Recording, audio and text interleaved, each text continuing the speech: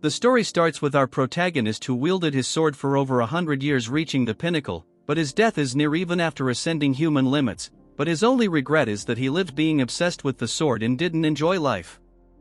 We now move on to a different scenario where a young boy is being severely bullied, and this white-haired monkey blames his mother and how because of her the clan is in ruin and he should consider himself lucky that they weren't kicked out. They are from the prestigious Tang family, but they have fallen because of the heavenly brilliance demon lord, literally looks like a TikToker without any filters. They faced this guy when he came to take Tang Jai. After fighting with all their might they managed to win, but as a result they had used all their resources, causing the clan to walk the path of downfall. Moving to our bullied boy, this white hair monkey is still acting almighty. As our boy tries to retaliate, this monkey becomes more aggressive. This is our boy's daily life after his mother attracted the attention of the pervert and ruined the clan, which resulted in harsh words directed towards his mother. After entering the house his mother is all worried, but our Chad tells her that everything is fine, but she knows that the other are bullying him. He tells her not to worry and rushes into his room. She asks him if he has eaten. He tells her he doesn't have an appetite. On the bed our Chad Yeon-myeong knows that it's not his mother's fault, but there's not really anyone he can complain to, and raising his voice will only cause retaliation like his father that got assassinated. If they leave the family there is no one who will protect them, and wishes if his father was still around. The next day this group of rubbish start beating Yeon-myeong. Just wait till he own them, I promise it's satisfying. As the intensity of the beating increases, the girl, let's call her Red Dog, takes out a set of needles and wants to test poisons on Yeon-myeong before the clan leader competition. Moving on to Ugly Gorilla, he sits on top of Yeon-myeong and holds him down as this ugly Red Dog starts her experiments and finds it fun that Yeon-myeong is suffering and his skin and reacting.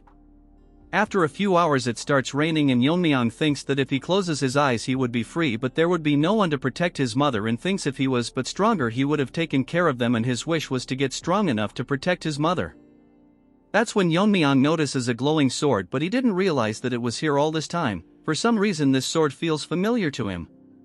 After getting a hold of it Yeon-myeong realizes that it was his sword and he had trained for over 100 years. And showcases the ultimate sword he had created in his lifetime, but because he was so focused that even after reaching the pinnacle he can't stop his death and wishes that if he gets a second life he could live a normal life. As he remembers his memories from his past life with his ultimate sword, he merges both his memories from his past and present life.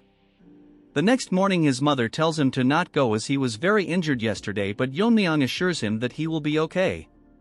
The white-haired monkey thinks Yeon-myeong is avoiding them. The hypocrite Ugly Gorilla tells him that if his mother doesn't want to see him in a sorry state he will come here. The monkey has decided he will beat him thoroughly even if he comes today. Wait a few seconds till our Chad own them. Yeon-myeong is here and the Red Dog falls from the tree pretending to be cute, but Yeon-myeong doesn't make a reaction. The monkey starts mocking Yeon-myeong and asks him why he looks unharmed. Yeon-myeong tells him that much won't hurt him, calling him by his name, shocking this mutz. They think Yeon-myeong has gone mad and the gorilla is ready to release his frustration. That's when Yeon-myeong starts calling them by their names, which offends this rabid dog, so she thinks of killing him or doubling the poison dosage. As gorilla tries to attack, Yeon-myeong grabs his head and buries his head in the ground, shocking the pathetic retards. As the fat gorilla gets knocked down, they start panicking as Yeon-myeong approaches them and tells them with these pathetic skills they want to compete. White monkey thinks Yeon-myeong is acting differently and charges towards him. Instead he grabs onto his hand and literally breaks it into pieces. According to Yeon-myeong, with these skills the clan leader's position is pretty much decided. Inside the hidden poison hall, it's where the clan leader resided and major family decisions were made, but because the clan leader's position has been vacant for a long time it has become the council room for the elders. They are discussing about the participants of the clan leader's position and if the Poison Phoenix's son will participate, as he hasn't announced his participation yet. Moving on to Yeon-myeong, he is dragging the Red Dog by her hair and the elders thinks of excluding him as he is being bullied and hasn't shown any retaliation. As Yeon-myeong drags the dog, the third elder tells him that although he is the son of the previous patriarch they cannot let someone unskilled participate that can lower the competition's level. Even if he is the patriarch's son currently he is nothing but a burden to the family. That's when Yeon-myeong barges into the room and the third elder warns him if he understands what he is doing right now. While our Chad tells him that he is aware, silencing the courtroom, then he shows the disfigured face of that Red Dog. What a Chad, he literally disfigured her face. Seeing this the elder is shocked and Yeon-myeong tells them that all this time he has suppressed himself but he has reached his limit so he won't endure it anymore. two dogs are barking how he can harm someone that's going to participate in the clan leaders competition. Yeon-myeong tells them that he is aware of the clan's rules and fight between participants is allowed. The third elder asks him if he is saying that he will participate in the competition, so what if he does, old hag? Yeon-myeong asks if that enough and tells him that ugly gorilla is buried in the ground and he has followed the clan's rules and repaid kindness twofold and revenge tenfold. Since he has proven his qualifications, they can't stop him, but a few dogs can't stop about how he exploited the competition to exempt himself from serious crimes, but the third elder allows him to participate since he is so confident. He tells Yeon-myeong that he'd better win the competition or else he will bear the consequences. In the evening his mother tells him why he is participating in the clan leaders competition. Yeon-myeong tells her that it's necessary, and seeing his firm face his mother won't ask him how he learned those technique or how he overpowered those kids, but she wants to know if he is confident about being the clan leader, which he replies in a cute manner, making her cry as she is proud of him. Yeon-myeong wants to continue protecting his mother, and if anyone disrupts his peace he will eliminate them. A month has passed by and Yeon-myeong's uncle tells Jae-hae how it's dangerous and Yeon-myeong shouldn't participate in the competition, but his mother praises him about how incredible he is, while his uncle agrees to that part, but his attitude had changed a lot. It's all thanks to him and his family that has been protecting Yeon-myeong. Bro, come on, he was almost bullied to death. Since the situation escalated he had to intervene, and Yeon-myeong is currently doing closed door training. All this time he has been enjoying his mother's meals and trying to fix his twisted chi veins, since he had already reached the peak once he can learn techniques anytime he wants. At the age of 12 his meridians aren't fully blocked, so he can easily regain his powers, so all he has to do is to eat well and grow properly. On the day of the competition he bids his mother farewell and leaves with his uncle. As he leaves she feels proud and thinks if his father was alive he would feel the same. Yeon-myeong came a bit early and his uncle is away due to the competition proceedings, that when a horde of dogs come barking telling Yeon-myeong how trash like him is participating with them, but as they think about disciplining Yeon-myeong he gets knocked out and they bark that Yeon-myeong used a hidden weapon, but after taking a second look it's a half-eaten rice cake. The group get enraged and decides to beat him up, but Yeon-myeong approaches them, tells them if they want to experience the pain. White Monkey faced firsthand. Hearing this they get nervous and all charge towards Yeon-myeong. What a bunch of losers. That's when Yeon-myeong's uncle notices a guy flying through the door and realizes it's a participant. He rushes to the scene to find all of them beaten to a pulp by Yeon-myeong as he eats rice cakes sitting on top of them. The elders are all enraged and can't believe so many participants are injured before the competition, so the Grand Elder thinks of modifying the competition rules. According to some participants, first they undergo 2 to 3 years of training, then they proceed to one-on-one duels. That's when both the girls realize that they both know confidential information. Pink Hair tells her that her father works in the general office. Before Black Hair could talk, Yeon-myeong's uncle tells them that he will oversee the competition. The competition will last 4 years. In the first year they will learn a practice suitable for them, then for the next 2 years they will be under the guidance of assigned warriors. As for the main competition, it will be a goo poison match. Shocking everyone as it is a method where 2 poisons are stored in a jar and only the more potent one survives. Basically it means that the competition will continue until only one person remains. They were supposed to have duels, but because there was numerous dropouts as such more incidents could occur, so they changed the method and everyone stares at Yeon-myeong. Then this old hag explains that this is not a child's game but a very important competition, that they will have to risk their lives. Look at their determined faces as this hag tells them that the winner will possess the entire Tang family. According to this hag, only a select few will survive, among them one of them is Yeon-myeong. At night on the Black Death Alliance territory, a mysterious man is discussing about the Tang clan and how they have been plotting recently. According to their spies, it was declared a few days ago when the future of the Tang clan left in carriages. Currently the state of their clan is such that their alliance leader can get rid of them anytime he wishes, but for now he is leaving them since he has some use. So this guy is thinking if anything happens to the kids it would leave a irreversible damage to the Tang family. Although they are weak, but they are still a clan to be wary about. So for now they have tracked them down and can easily kill them, but what if they kill them 4 years later at the climax of the tournament, which would be fatal, so for now they have decided to lurk in the shadows. According to them they have already planted a seed. As they walk to the competition venue, the supervisor tells them that they will be called by numbers instead of their names. Each group has 4 members and they are Group 7. The pink-haired girl is Yuri, the purple-haired one is Mirio, and the boy is Aijin.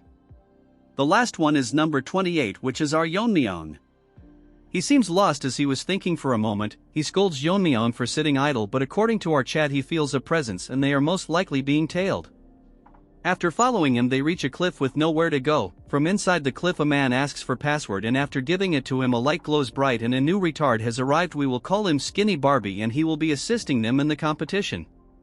Even they were once one of the top 5 clans, but that mega pervert invaded them and their clan fell, but because of the support of the Tang clan they managed to survive, so in return they prevent external forces from intruding in this competition. The members are shocked by how complex the formation is, while Mirio thinks something is seriously wrong with Yeon-myeong, as he not concentrating at all. Even back in the carriage the guard told them to introduce themselves to each other as they will be staying together for 3 years. They introduce themselves to Yeon-myeong and praises his courage as he disfigured the face of that red dog whose grandfather is an elder. Yeon-myeong in a rude manner tells that if it is his responsibly that the match turned into a goo poison match. Yuri tells him it's not entirely his fault and Mirio wants to argue, but they ignore her as Yeon-myeong is making a face that seems like he is actually enjoying all this, so if Yeon-myeong does something she will not let it slide. That's when the rest stop and find out that the Skinny Barbie is missing and they can't find him. Mirio realizes that they are stuck into this formation and thinks if the Skinny Barbie himself got lost. As she is thinking many things at the same time, we move on to that ugly duck. He is bragging about how without the caster there's no way to escape. He finds the Tang family elder pathetic that they would hold an entire group for a single kid. As they promise to double the support if he gets rid of Yeon-myeong, all this guy cares about is his family, and what the Tang clan does is none of his concern. That's when he notices a change in the formation and Yeon-myeong literally ripped it apart. Seeing this he gets scared and Yeon-myeong talks like a retard and tells him that he probably made a mistake so he should be careful. Skinny Barbie thinks to himself that there are no flaws, so how did they manage to escape? They ask Yeon-myeong how he did it and basically our Chad cuts it. Mirio tells them to stop fighting and stay together with the instructor, but this little dog ran away. Yeon-myeong finds it funny and that malnourished dog is running as fast as he can because he feels that Yeon-myeong can see through this formation. As he leaves the formation he thinks it's more than enough and Yeon-myeong won't ever be able to reach this place. That's when the supervisor Wajin stares at him intensely and asks this trash why Group 7 is not with him. This Skinny Barbie poops his pants as he is scared but tries to stay calm as he prepared for this kind of questioning. He tells him that Group 7 won't be participating as he waited for the participants but they never showed up. According to this joker they might have faced bandits or come across some wild animals. That's when the formation cracks and Wajin thinks it might be an intruder but it's actually Yeon-myeong. The trash can't believe that the Jeagle clan's supreme formation broke so easily and Yeon-myeong is happy to see him. Before they arrived Mirio can't believe that Yeon-myeong has such an astonishing skill, and if is it even possible to break the formation with a short sword. Yeon-myeong tells them that he didn't break the formation and it will close soon so they should hurry up and leave. Wajin asks them if they are the participants and they confirm it and figures out that this man is the supervisor and according to him Skinny Barbie told him that they were attacked. Yeon-myeong tells him that he might be mistaken and it's because of his help that they could find them easily. The others can't figure out why he is lying. According to Yeon-myeong he is under the Tang clan's commands so he will keep it just as a suspicion, but after the competition if he finds that they are involved he will eradicate the Jeagle clan from the root. Retarded Barbie makes an excuse and runs away. Wajin apologizes to them for the trouble they faced and officially introduces himself to them as a member of the Manhwa Brigade. According to Mirio the Manhwa Brigade disappeared a long time ago. They were a military force directly under the young clan leader of the Tang clan and each one of them is as strong as a great leader. The previous clan leader was Yeon-myeong's mother. Before she could talk Yeon-myeong tells him why they are not in the Tang clan. Years ago they fought a desperate battle against the Heaven's Brilliance Demon Lord to protect their master but they were easily defeated. Since they couldn't protect their master they consider themselves nothing but sinners. According to Wajin the first year is autonomous practice and according to their performance they can receive martial arts, scriptures and weapons. Yuri asks Woji if the legendary techniques the 10,000 heavenly flower rain that was lost fighting that mega pervert. That technique is only granted to the one who becomes the young clan leader of the clan. Although it's an incomplete martial art its essence has been passed down by the elders. Hearing about the technique Yeon-myeong thinks that it's similar to sword control and he can probably mimic it to some extent. The winner will receive the essence from the elders one by one. Since he is done talking they can do whatever they want. Yuri asks him where they will be staying and where they can sleep.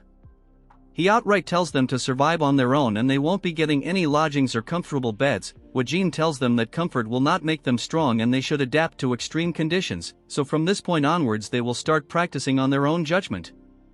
Yeon-myeong literally asks if proved qualified is it okay to live comfortably on a bed, since to him adapting to the forest's environment is unnecessary. Everyone including his teammates are shocked hearing him. Woo-jin thinks how can someone be so arrogant, but if he is the one that broke the barrier it's best to verify his abilities. Yeon-myeong's teammates are telling him to stop spouting nonsense. Woo-jin tells him that if he can pass the test he can stay in the manor inside the formation, shocking his peers, but if he fails he has to bear the consequences. Yeon-myeong tells them to start right away. The test is that the team members will surround him and throw hidden weapons, and it ends when he manages to block or dodge them within 5 steps. It will start the second Yeon-myeong blindfolds his eyes. As the members surround him, our group thinks if this is even possible. As they throw weapons from all sides towards Yeon-myeong, he counts them to be exactly 167 and takes out a dagger, and with a single exquisite slash Yeon-myeong manages to block them all, shocking everyone present on the scene. Woo-jin can't believe that he repelled all of them but realizes that he actually attracted all the weapons. Yeon-myeong asks him if he passed, but Woo-jin is in a shocked state. After coming to his senses he tells Yeon-myeong that he has passed the test so he can directly go to the manor. Mirio asks Yeon-myeong if he plans to leave his teammates behind. Guess what? He smiles at them and shouts about the meal they will give him. Mirio can't control her anger and Woo-jin thinks that the battle is already over before it even started. Yeon-myeong asks Woo-jin to make sure that every meal has meat included.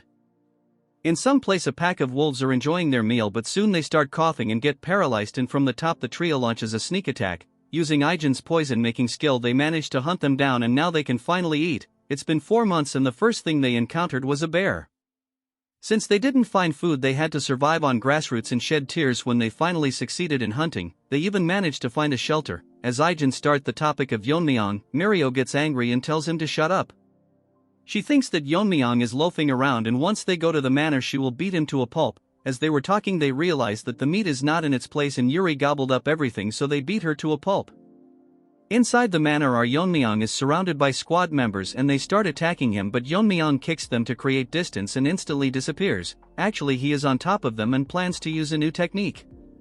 Yeon-myeong gets ready and throws 10 rings towards them simultaneously, but the attacks are not normal as they start hitting them one by one. Woo-jin can't believe that he can control them to the extent that it only nicked everyone's skin.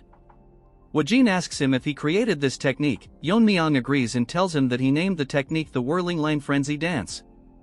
Woo-jin asks him that this technique will consume a lot of internal energy, so how can he manage it? Yeon-myeong tells him that he once asked manuals for eye techniques. Among the techniques there was Piercing Sky Eye and Current Flow's Eyes, but since Current Flow Eye was incomplete it was not recommended. Yeon-myeong tells him that he has mastered Current Flow Eyes, which is one of the oldest and most powerful techniques of the clan. He completed the art using the essence, and the technique allows him to shoot at the desired point with minimal internal energy. Woo-jin isn't surprised anymore after all he has seen. He tells Yeon-myeong that in 2 months the rest of his team will be here and they will face the same test he has undergone. All 3 of them have proven themselves, but they would only return after they have polished their skills. Hearing this, Yeon-myeong is actually happy and excited to meet them, but according to Woo-jin they use his face as target practice. In Yeon-myeong's past life his only connection was his master the Sword Ghost, but in this life he has friends and family and he wishes to see them soon. After 2 more months the trio is ready to enter the manor and Mirio is very excited to meet Yeon-myeong. Yuri wants to split his head and Ijin doesn't have anything to say. They are all fired up and start calling for Yeon-myeong, but since there isn't any response Mirio thinks if he ran away. Mirio turns back to see why Ijin is so quiet. It's actually because Yeon-myeong is with him. Seeing him they get shocked and Yeon-myeong asks them what they were going to do to his head. Yeon-myeong tells them they weren't serious about smashing head and they should instead show him how much they have improved. They tells Yeon-myeong that they are just joking. Mirio didn't even notice him before turning around even after their sense being sharpened after living in the forest. She can't figure out what he was doing all this time. Moreover, Yeon-myeong has grown taller and becomes exceptionally handsome. Mirio thinks that something is wrong with her head after seeing only animals. Yeon-myeong praises that even from his perspective they have grown incredibly stronger. It's just that they looks less impressive because he is here. Moving on to the Yahello family, they are holding a meeting and they are here to report on their groups. One of them tells him that Red Dog has grown exceptionally strong compared to others, but it's because she is burning with immense hostility towards someone. One of them says that they cannot exclude number 10 who passed the warrior's test in just a month. Skinny Barbie thinks they are impressive, but compared to Yeon-myeong they all seem quite ordinary.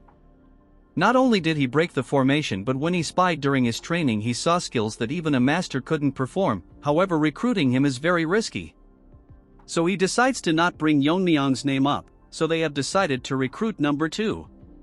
Since her face was disfigured, it wouldn't be hard to win her heart. If she manages to win and become the young clan leader, they can engage her with his nephew, which will officially make the Yahello clan the external family of the Tang clan. This will give them the power to intervene in the Tang family, and slowly but steadily they will take control and merge the Tang clan with their main house. Since number 28 is dangerous if he survives this, Barbie thinks of adopting him and tempt him with the position of young clan leader of the Yahello family. What a mutt. Living in the manor, they have doubled their training, but nothing beats the comfort of having a bed. As for Ijin, he barged into the room swearing to kill Yeon-myeong. Ijin brags about the poison he had made, putting his whole soul into making it. Yeon-myeong picks it up and literally drinks the entire bowl. Ijin tells him to spit it out, but Yeon-myeong makes a huge burp as Ijin falls to the ground.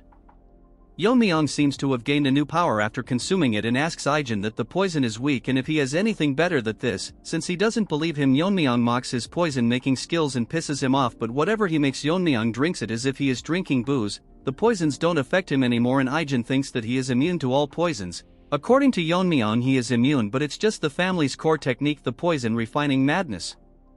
Yeon-myeong thinks it's funny if people that use poison die from it. The poison that entered his body had turned into internal energy, which depends on the type of poison he is consuming, but this stage is only attainable after profound realization. Weak poisons don't affect him anymore, so he needs to find stronger poisons. There are too many things he has to take care of, but he can easily take care of the elders. But if the Black Death Alliance leader or that pervert came, Yeon-myeong can't guarantee the outcome. Although he has no grudge with the Death Alliance, they divided the Sichuan city, so they cannot be ignored, and their leader is called a genius that destroyed 3 of the 9 factions. If it was his previous self, he could beat them with a flick of his finger, and thinks that if Ijin could make a poison few times stronger. Our poison boy is depressed that he can't create the Tang clan's 10 poisons. Yeon-myeong asks what it means, and Ijin explains that it's the 10 strongest poisons left by the ancestors. From the first poison to the 10th, the poison gets stronger the higher the number. The 10th poison was so strong that even transcendent beings can't survive through it. Hearing this, Yeon-myeong thinks of coveting it. He asks Ijin if he can make it, but all the formulas have been lost, so Yeon-myeong again mocks his poison. Moving on to Mad Dog, she is being suppressed by a guy, but he thinks something is wrong. All of a sudden he starts burning and soon turns into ashes. This is one of the 10 poisons that her grandfather gave her in case. With the help of this, she plans to get rid of Yeon-myeong and get her revenge. Another 6 months have passed and now they have been training for 1 year. So now Wajin will select a temporary team leader, but by the 3rd year they will officially elect a leader. The leaders from each group will participate in the Gu Poison match. Since it's a life and death situation, it's best that the most outstanding member becomes the team leader. Yuri just got to know that not everyone has to participate in the Gu Poison match, so they decide to appoint Yeon-myeong not only as a team leader but a winning contender. Wajin appoints Yeon-myeong as the new temporary leader of the group. Since no one has any objection, he tells Yeon-myeong to come forward and collect the elixir called the Heavenly Heart Pill. This is a special pill that is made of rare herbs which can significantly increase internal energy depending on the user's level. The members are jealous why they are giving him such a precious item. This is because the clan has high expectations from the team leaders. Before Wajin could finish, Yeon-myeong tells him if there is anything else and if there is anything other than this elixir, since he doesn't need something like this, shocking them. Instead, our Chad wants poison, and the strongest among them something like the Tang family's 10 poisons. Yeon-myeong received a lot of weapons because he couldn't get the poison, so he requested for them instead. Mirio tries to punch him as to why he gave up the pill. Yeon-myeong tells them that he didn't actually give up the pill a few hours earlier when he was receiving the weapons. Yeon-myeong was disappointed that he didn't get the poison and asks Wajin what he is going to do with the pill. He says that he will return it to the Medicine King Hall. Yeon-myeong figures out an interesting idea that if the team members combine together and defeat the temporary leader, they can re-elect a team leader and reward them the Heavenly Heart Pill. Wajin even thinks this is a good idea since investing into the future of the Tang family is good. Hearing all this from Yeon-myeong, they rush outside to bring weapons, but actually Yeon-myeong won't comply, as once he becomes the young clan leader he will ensure that they all get a Heavenly Heart Pill. They tell Yeon-myeong to come out to fight them. A lot of time has passed and it's almost time for the tournament. Ijin has lost a total of 172 times. Moving on to the girls, they have already given up and all their time passes by seeing Yeon-myeong's handsome face. Our Chad tells Ijin to admit defeat as he will be the young clan leader, even before he has met the other teammates. Yeon tells everyone that Yeon-myeong is officially the team leader and tomorrow the goo poison match will begin. He further tells him that in other teams there were disqualifications and even deaths, but compared to them all members of Team 7 are safe. All the members have grown as strong as them, and finally tells Yeon-myeong that all this time the use of poison was forbidden, but in the goo poison match everything is permitted except the 10 poisons and such that Yeon-myeong should give it his all. The next day Ijin hands him a case full of the deadliest poison, and even a single drop can kill a person, and warns him not to treat it as his lunchbox. Ijin tells Yeon-myeong to promise them that he will make it out alive. Yeon-myeong lets himself get hit by Ijin and assures that he will be the last person to land a hit on him. Moving on to Red Dog, she is ready for the battle. Previously the Yahello family contacted her and offered to give her an advantageous position. She asks him in return what it is that they want. This rat tells her that their family has weakened a lot, so they would like to join forces with the Tang clan so they don't lose all their sovereignty. She tells him what he will do if she rejects him, so this sly rat tells her that he is here to build trust and asks her what it is that she wants. Her only dream is to kill Yeon-myeong and avenge herself. All the teams have appointed their leader, but we don't want to waste our time. Seeing the beautiful scenery, Yeon-myeong thinks this a perfect day for someone to die. Yeon-myeong finds the goo match venue vast, but the skinny Barbie is peeking on Yeon-myeong. Seeing him up close, he thinks they are wasting potential, but it's best to eliminate him. Yeon-myeong stares right in the sky as if he is seeing right through the formation as he instantly opens the sky because he felt an unpleasant gaze. According to Yeon, no one is allowed to interfere in the goo poison match, but the Yahello family has been sticking their nose from the beginning, but Yeon-myeong will leave them be as he can question them after the match. Skinny Barbie is extremely tired out as Yeon-myeong not only saw him, but if he didn't withdraw fast enough he would have been blinded. The bigger problem is that his swordsmanship can rip apart the space, which is unheard of. Finally, after 4 years, Barbie has figured out that Yeon-myeong is not someone that they can handle, so they must stop him by all means necessary or else he will seek revenge on them. One of the team leader is severely injured. All she wanted to do was join the force and provide for her impoverished parents and plan to withdraw, but she came across a crazy dog that wants to kill, so there's no way she can give up. That's when the dog used his nose to track her down. Although she is fast, her internal energy is not that great. She tells him that they are all from the Tang family, so he doesn't need to go so far. This ugly dog tells her that he doesn't consider himself one of them and outright beheads her. Yeon-myeong runs towards his surroundings and finds an cave to ascend to the transcendent level as his body has grown. The two condition for reaching transcendent realm is to attain enlightenment, which he already did in his past life, so Yeon-myeong breaks all the barriers he placed on his meridians. As poison spreads around his body, his internal energy skyrockets as his bones break and he undergoes metamorphosis. Although it's painful, Yeon-myeong manages to break through. To test his new powers, he uses his fingers to cut down a mountain, and his usage of internal energy has decreased significantly. Moving on to that crazy dog, he is bullying that fat gorilla. This guy bullied Yeon-myeong, but karma got to him. This guy is an orphan that was raised by the Grand Elder as his own grandson. This guy is monstrously strong that he couldn't even touch him. Even in this situation, he is thinking about Yeon-myeong and starts laughing. Seeing this, the dog gets curious and he tells him that there is someone who is more scarier than him. So to make himself scarier, this retard tell him that he is a spy from the Black Death Alliance. Since Fatso now knows about his identity, he has to kill him, but all of a sudden his body freezes and his body starts bleeding as Yeon-myeong comes from behind and greets this Jeonjil guy, but he can't remember his face. After this arrogant loser got smoked by Yeon-myeong, we now see his past. We don't want to know anyways, but someone told him that with his monstrous talent and pretending to be an orphan, he will easily be adopted, and during the family head selection, if he kills the successors and returns to the family, he will be recognized. How generic, but watch the video, it gets way better. Moving to the present, filterless TikToker feels like his organs are melting, but he can't figure out how Yeon-myeong did all this without noticing him. The fat gorilla Jeonjil can't believe that the person standing in front is Yeon-myeong. Our chat asks him what that half-dead dude is called. He is literally called Ganja. I have nothing more to say. Yeon-myeong had felt an anger before coming to this mountain and thinks it was this guy. Suddenly Yeon-myeong moves his hand, a needle comes out from his neck. The Jeonjil guy figures are that Yeon-myeong poisoned him, but can't figure out what kind of poison uses such a small needle, but Yeon-myeong ignores him and asks him if he has seen the other participants. The fat brain tells Yeon-myeong that they should first detoxify this Ganja dude, and he thinks that if Yeon-myeong shows vulnerability while detoxifying, he can kill him. Obviously that's in his dreams. Jeonjil tells Yeon-myeong that he has changed a lot, but gets nervous as he feels that Yeon-myeong only has resentment towards him. Yeon-myeong tells him that if he had that, he would be lying on the ground. All of a sudden this dumb bulldozer apologizes to Yeon-myeong for what happened earlier, but Yeon-myeong doesn't care about the past. This guy didn't think that this would solve things from the past. Yeon-myeong probably left him alive as he is to dumb. While they were talking, the ganja dude all high tries to sneak an attack on Yeon-myeong and tells himself that since he is going to die he will take Yeon-myeong with him.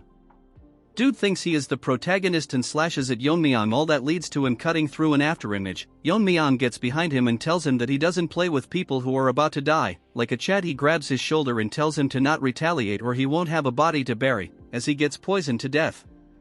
Ji-Angel is shocked that as always Yeon-myeong overpowers his enemy even if he is one of the top contenders, but what's more confusing to him is that final technique was from the black and white sword school, but Yeon-myeong neutralized it easily. Yeon-myeong tells him that it's just him that's left, so how should they determine the victor? Ji-Angel is smart enough to surrender and Yeon-myeong allows it, but he can't find a way to get out, so Yeon-myeong rips apart the formation. This is outright savage as he tells him to get out from here. Afterwards he instantly vanishes from the place. In some other place we see hundreds of men practicing swordsmanship and see a worm die in his hand which was transplanted into that ganja dude, so basically he is dead. Although he was an illegitimate child he had with a servant, his talents were out of this world compared to his siblings, so if his wife found about it she would lose the position of heir, so he intended to kill him multiple times. That's why he left him in the Tang clan with a different identity, but as a father he couldn't do anything, so he will avenge his child and tells all his disciples to assemble and tells them that they are going to destroy the Tang clan soon, and from today onwards no one with the Tang clan name will return alive from Mount Gongsan. This is where the competition is happening. At night Yeon-myeong thinks to himself that after running day and light he didn't encounter a single human, so no matter how vast this world may be it's too hard to believe. As he gobbles up the meat, Yeon-myeong didn't expect that they would deliberately fake it so they couldn't approach, and if that's the case the remaining survivors are from the Yahello family, and figures out the entire plan they were scheming is such he has to pay the price for his crime. Yeon-myeong stares at the sky to find it stunning and sleeps as he wonders about his mother. That's when that red dog found Yeon-myeong. What a timing, but this retard can't recognize Yeon-myeong and she was supposed to meet the last survivor or Yeon-myeong. She can't figure out his identity, however is regrettable that she has to kill someone so handsome. As he spreads the poison distribution gas and uses the 10 poisons of Tang clan, Yeon-myeong suddenly grabs onto her neck and asks her if she is cooperating with the Yahello family. Our Chad tells her that while everyone was competing she found a safe place and tried to sneak onto the last person alive. As the dog gets hungry for a bone she figures out that our Chad knew that she was coming. Yeon-myeong tells her that if she wants to breathe she better answer him, gender equality at its peak. Yeon-myeong thinks of killing Red Dog since she won't answer. As for her, she mistakenly dropped her sword, looks more like a dagger. Our Chad figures out that she is Red Dog, but she can't figure out how he knows her name. Yeon-myeong is so merciless that he tells her that her personality didn't change one, so he should probably destroy her entire face. Moving on to Skinny Barbie, he is scared that the mission failed and Yeon-myeong managed to defeat opponents with higher levels. This guy played too many games, he literally destroyed your formations. Number 10 managed to defeat all his opponents but got owned by Yeon-myeong, but this Barbie is in doubt if Red Dog can defeat our boy, and if Yeon-myeong wins it's over for them. That's when he notices a source of light in the formation. It's that crazy dog's father, let's call him Minion. According to his friends they had bought in a total of 300 people, although it's excessive, but this guy isn't so dumb as he thinks the survivors will be more cautious so they should be careful. His friend asks him how's the spy he planted doing, but he failed, so he is very concerned about it. Our Skinny Barbie sneaked into their conversation and according to him this guy is crazy strong. He figures out that if they didn't have a spy how would they know the location, so he should contact the family and security forces. All of a sudden an idea pops up that he can kill Yeon-myeong with their help. Moving on to our boy, Red Dog thinks that she will die so she can only survive if she uses the Red Dragon's poison. As she takes it out Yeon-myeong notices that the dagger is coated in some substance. As he gets distracted she tries to throw it onto Yeon-myeong, but our Chad grabs it and tells her to answer him what this is. After making a face like that he figures out that the dagger was coated in it. So he put Red Dog onto the ground and gets ready to feed it to her. Nano Machines, you have a new competitor. Yeon-myeong wants her to experience the poison. As he gets ready to force it into her mouth she tells him that it's a specially formulated drug and he thinks that this poison is special. Dude wants to drink it as if it's wine. If he consumes it everything will be easy for Yeon-myeong. She tells Yeon-myeong to spare her, but he gets all serious and asks her if she colluded with the Yahello family, and if she hesitates to answer he will feed the poison to her. She tells him everything they planned including the marriage proposal. Hearing this Yeon-myeong figures out that they are trying to strengthen their family through this offer. As he thinks of what to do with the Yahello family, he drinks the poison. Shocking red dog, these faces are so funny. She can't believe he is consuming one of the 10 poisons of Tang family and starts laughing as Yeon-myeong's face starts burning, and she literally goes crazy laughing like you guys who do the same hearing my lame jokes. She brags about how she is the only person who can neutralize this and whatnot. She can't understand why the grip strength hasn't decreased, but Yeon-myeong gets normal and finds it very spicy. What was this, a bottle of Naga sauce? She thinks that it's absolutely impossible for someone to survive after consuming it, as it contains the blood of a legendary being and a single drop of his blood could kill 1,000. Before she finishes her speech, Yeon-myeong buries her head into the ground and kill her. Rest in peace, red dog, you will be remembered. After consuming the poison, Yeon-myeong feels that he has learned the martial art of the sun, and as he was about to leave he notices a sun when it's midnight now. Suddenly many changes occur and Yeon-myeong finds himself in some other place. It's probably the work of Skinny Barbie. Yeon-myeong uses his senses to find many presences, and according to him there are a bit over 300 people. Since the prey has walked in, Yeon-myeong thinks of freeing his hand, dips his needles into the poison Ijin made. Skinny Barbie informs Wajin that there are intruders, as there was a spy among them who revealed their location. He then tells him that how there were over 300 troops led by the Dark Moon leader Mak Inhu, but we will still call him Minion. Wajin can't figure out why they are in Sichuan and how can they find this palace which is hidden by the Seven-Lock Phantom Formation. Our musclehead tells him that they should hurry up, but this skinny retard tells him that how they entered the inner world of where the poison match is happening, so they made it impossible to intervene, so they have no choice but to rely on the kids. Moving on to Yeon-myeong, he has slaughtered hundreds of them with his poison needles. Minion finds his child and gets devastated. His ally tells him that it looks like Crazy Dog was killed with a poison needle without any struggle, so he died one-sidedly. This hypocrite talks about honor when he wanted to kill a clan's foundation, so he loses his mind and tells his disciples to search for anyone from the Tang family. As all the groups gets dispatched, he swears to not leave anyone alive. Bro, this old loser is fighting some kids and acts high and mighty. The disciples talk to themselves about how the leader is acting weirdly, and the Tang family is not to be underestimated as they killed Ganja in a single strike. Unfortunately, as they were talking, one of them gets poisoned to death with the same poison needle. They get ready to battle, but soon notice that hundreds of poison needles are raining down from the sky as they all get poisoned to death. The poison Aegean made lethal enough for foot soldiers, as he uses his inner energy to call back all the needles. Man, this was sick, not gonna lie. A scout tell Minion that all the groups dispatched got annihilated and all of them were poisoned without any struggle and killed the same way. More scouts come and informs his the same thing, and now Minion is nervous and their number has significantly decreased. According to his friend, in an hour of searching they have already lost more than 100 of their men. As such, he figure out this was possibly done by one person. Minion is scared enough to pee in his pant and thinks without a doubt that it's the work of a master from the Tang family. Minion gathers up courage and leaves the command to his friend as he plans to face the enemy himself. His friend thinks in an hour or two the sun will set, and if they can't find the intruder before that they can get annihilated, as they are the only ones suffering, so he tells everyone that they will leave in an hour. But bad luck, Yeon-myeong is sitting in a tree waiting for them. But this monkey can't believe that he didn't feel a presence until he talked. He tells everyone to dodge but looks behind to see everyone dead as Yeon-myeong asks him if he is the leader. Even on high alert, he didn't sense Yeon-myeong coming down from the tree, but he is too young to be a master. Yeon-myeong uses his chi to call back all the needles. Dude is outright badass. This guy thinks he is Einstein as he tries to figure out how strong Yeon-myeong is, and what he did earlier was a technique and it probably consumes a lot of inner energy. He tells Yeon-myeong that he has never seen him, but our Chad tells him it doesn't matter what he thinks or does as he is going to die anyways. This monkey uses a technique and directly transforms into Super Saiyan 4 and charges towards Yeon-myeong, but to his surprise with a single palm Yeon-myeong stops it and mocks him by saying if that's all he has got, and this monkey loses his mind. In a flashback we learn that once the Black Death Alliance took down one of the 9 factions, so this monkey willingly joined them, so as a reward the leader decides to refine the palm technique for him. His technique, Peak Shaking Palm, was renamed. This black leader thinks since he improved it should be called Heaven Quake Palm, but he can't believe such a technique was bested by a young kid.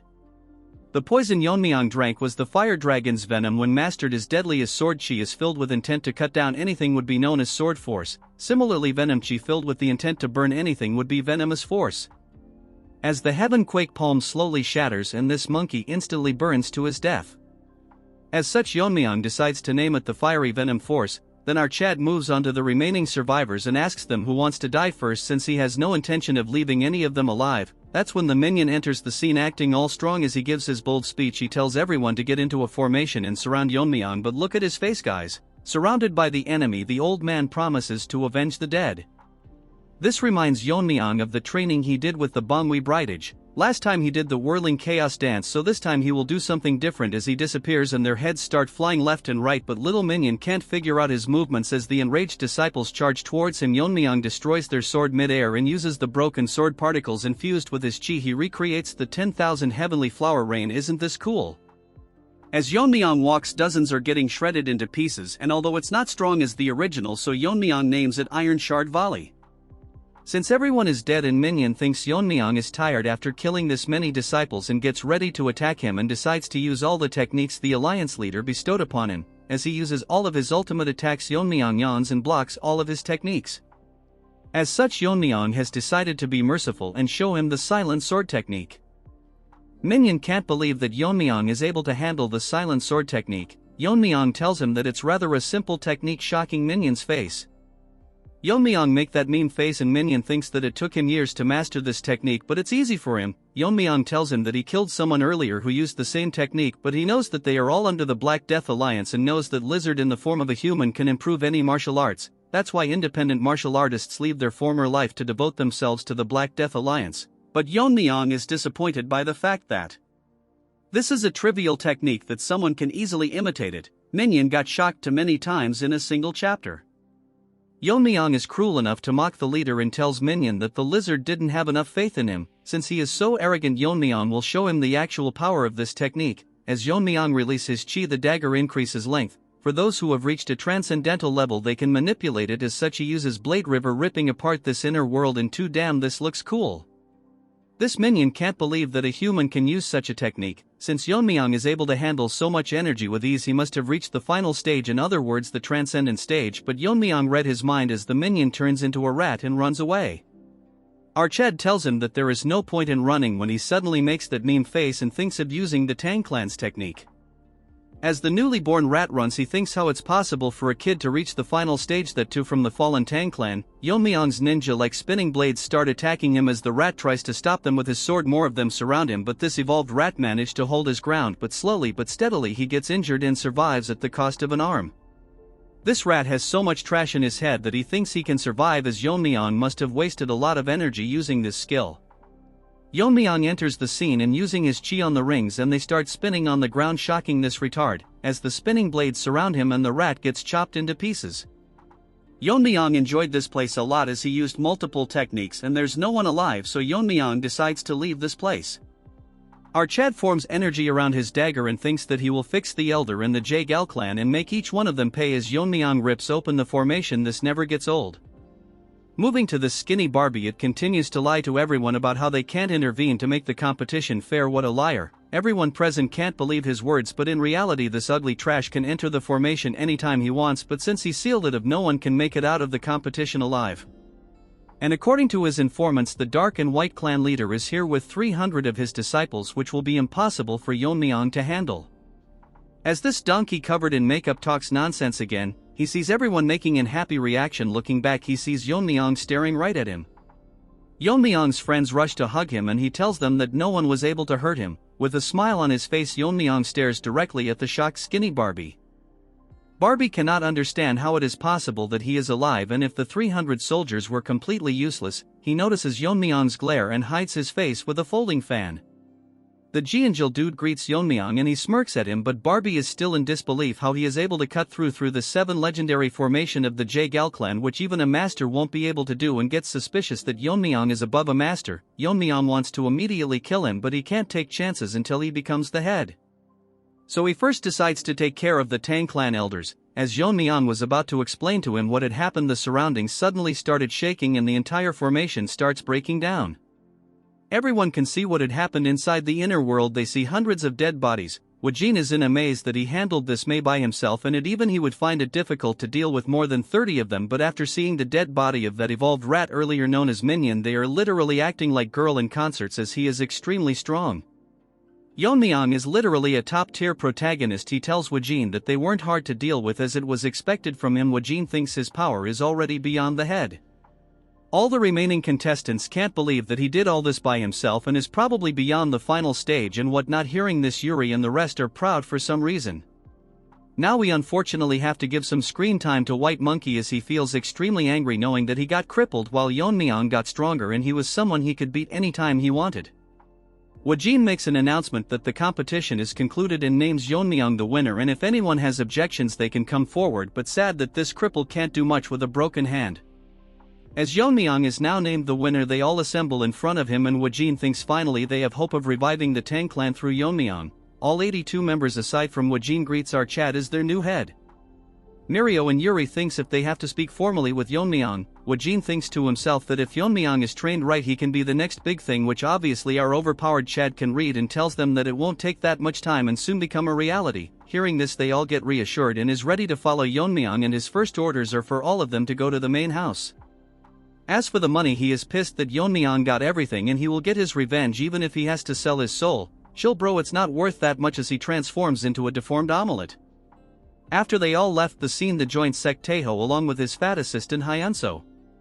They were nearby but can't believe that more than 300 people have been killed, but they think that no matter what, the younger generation are monsters, as with even a number less than 100 in the mountain they could do it. But this Taeho thinks something is wrong, that such a thing happened, but none of them were aware as over the year the Tang clan sent them valuables in honor of the tournament. Hyunso thinks that the Tang clan's blade technique declined very much, but when Taeho tells him that it was done by a short blade, shocking this fat panda. According to his analysis, these people were dealt in seconds sand, so all of them were killed by one person, so he must see this person and decides to go to Sichuan. Hyunso is worried that while going to Sichuan if they come across them, but Taeho is confident as he has reached the top. Remember, Revolved Rat also behaved like this and got owned by Yeon-myeong. Hyunso thinks that it is best if they first visit the family, so this Taeho dude agrees to it. At the moment the Black Death Alliance is in the south while the demonic cult is in the west, and for the joint faction they are currently in a tough spot. So his master wanted to meet the Tang clan master, who was in a similar situation. As he leaves spilling rubbish, if I narrated more of this boring trash you guys would leave. Moving on to the main house, the ugly ginger was scribbling trash on paper when one of them informs him that the competition is over and all the participants are back. He thinks the competition ended faster than expected, but with Red Dog having the poison it wouldn't be too hard to win the competition, but the informants burst his bubble and tells him that among them he didn't see Red Dog. Moving on to the main gate, the guard are discussing about who will win the competition as they notice our Chad leading people, and everyone is gathered to know who the winner is, but before that all the women present are going crazy seeing our Rizgod. They thought most of them would be dead, but a lot of them managed to survive. Seeing Jeonjil happy, a few think that he is new head, but sadly many of them didn't survive the competition. Seeing them, Yeon-myeong thinks that his mother would also be worried about him, but he is more worried about what he should do if she doesn't recognize him. Yuri takes this opportunity to show Yeon-myeong her father, who has relived to see his daughter being alive. Yeon-myeong asks her if she is asking him to take care of, well, she doesn't deny, but he is very skilled, but he didn't get promoted because he didn't suck up to anyone. Yeon-myeong finds this as an opportunity to make people who are on odds with elders his own, but he doesn't know much about Aijin and Mirio. The current head of the Tang clan, let's call him Crippled Chicken, greets everyone, and this skinny Barbie starts smooth talking him, and this Crippled Chicken praises him how their formation helped the Tang family and they were comfortably able to host the competition, but little does he know that it broke. Since he is done greeting, he tells everyone to go meet the elders and the warriors are dismissed so they can rest. Woo-jin apologizes to them, but they will not go to the elders' house, shocking this to house animals. The chicken star questioning Woo-jin, but as the person of Yeon-myeong he tells him that as per the family rules they were supposed to visit the stealth and poison hall rather than the elders' house. This crippled chicken gets pissed and tells Woo-jin to disperse or else her will punish them for protesting, shocking everyone, and according to Woo-jin they are clearly showing that not to talk back to the elders. Yeon-myeong intervenes and asks him if there is anyone who has more power than the family head, and after asking for his identity Yeon-myeong tells him that he is the winner of the competition. This chicken goes back to its den and informs its masters that the winner is called Yeon-myeong. This ginger-faced can't accept that Yeon-myeong won the competition and thinks about how his grandchild can lose even after having the red dragon's poison. The Grand Elder is confused how his disciple that he personally recognized and before the competition he was sure that Yeon-myeong was not as strong as him, so he is growing every day as they speak. As these retards talk about what to do, they come to a conclusion that they should meet up with Yeon-myeong directly. The third elders asks Chicken why he didn't bring them here. Earlier Yeon-myeong told him that only the head can order the heir, and since that position is vacant it doesn't mean the elders can order in their place, as this crippled Chicken tells Yeon-myeong that he hasn't been officially declared the heir yet. Hearing this, Yeon-myeong releases his inner energy, almost making this chicken lay its eggs, and as such everyone will follow him to the poison and stealth department and wants this chicken to inform the elders that their reign is over. As the crippled chicken shakes in fear, he repeats the words Yeon-myeong told him. The elder gets so pissed he destroys a table and tells everyone that Yeon-myeong hasn't been selected as the official heir, so they can question his attitude and strip him of his qualifications, so they will go to the poison and stealth hall and all elders assembles their private force. Since our Chad challenged the authorities of the elder and misbehaved, they will show him who the master of the Tang family is. Yeon-myeong's uncle can't believe that he won the competition. He felt his aura as a kid, but now it has surpassed him, and he thinks his sister would be happy hearing this. That's when an old monkey is shocked that Yeon-myeong won the competition. He is that white monkey's father, and 3 years ago he threatened Yeon-myeong that he would make him and his mother pay for what he did to his son's hand. Yeon-myeong loses his mind and tells him that he is here and is waiting for this old trash to demand compensation from him. Before he speaks, Yeon-myeong tells him to think carefully before speaking or he might cripple his son's other hand. Wajin is in awe after learning that Yeon-myeong is the son of the Poison Phoenix. Yeon-myeong tells him that what he wants to know our Chad will tell him once the time is right, because the Tang clan faced that TikToker, but he used so much filters that he managed to behead the Tang clan leader, making his soldier more courageous as they push forward disregarding their poison techniques. Wajin asked the help of the elder, but they rejected them as their fall would lead to the clan's downfall. If they helped even a bit, the damage would be greatly reduced, but after winning the battle they blamed it all onto Yeon-myeong's mother. So she must have faced a lot of difficulties raising Yeon-myeong. He tells the others that they must remember who the mother of their current master is. It's as if they have been given a second chance. That's when Wajin hears a noise. It's the voice Yeon-myeong has been waiting for, as the elders are all here with their forces and wants to meet Yeon-myeong after defying the council. Wajin is nervous as he didn't expect that they would gather all their forces. He doesn't want to hear anything and wants to meet Yeon-myeong. Our Chad comes to meet them at stairs at their comedy, as he tells Yeon-myeong that he dared to claim the future leader of the family without their permission. Yeon-myeong tells him that he has already won their competition and currently he is verifying the fairness at the Stealth and Poison Hall, overseeing the competition. As such, what more does he need? All the elder are protesting because of the way he is talking to them.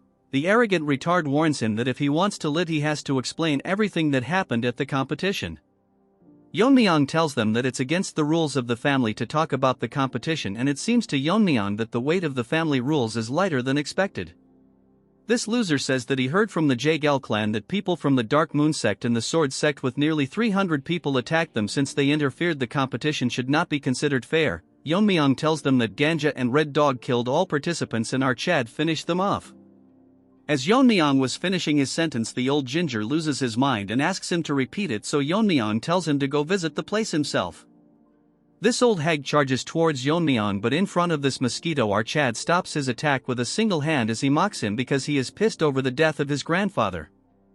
This old retard can't believe that Yeon-myeong managed to block his attack so easily until he has surpassed the internal strength he has cultivated for decades. The trash tries to attack again, but Yeon-myeong shows him the bottle of the red dragon's poison. The old trash asks him where he got it and Yeon-myeong drops it to the ground and it starts burning the ground, and Yeon-myeong tells everyone that it's the Tang clan's top 10 poison.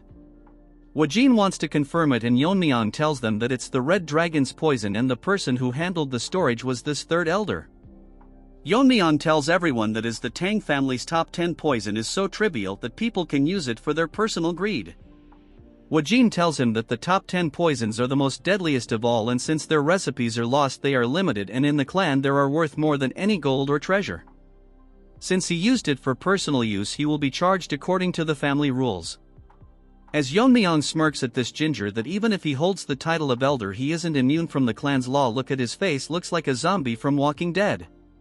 As such, Yeon-myeong will give him an honorable death as he burns him into ashes in front of everyone present in the family, and none of them have the right to judge the seat of the family head, so Yeon-myeong will decide what is right and what is wrong.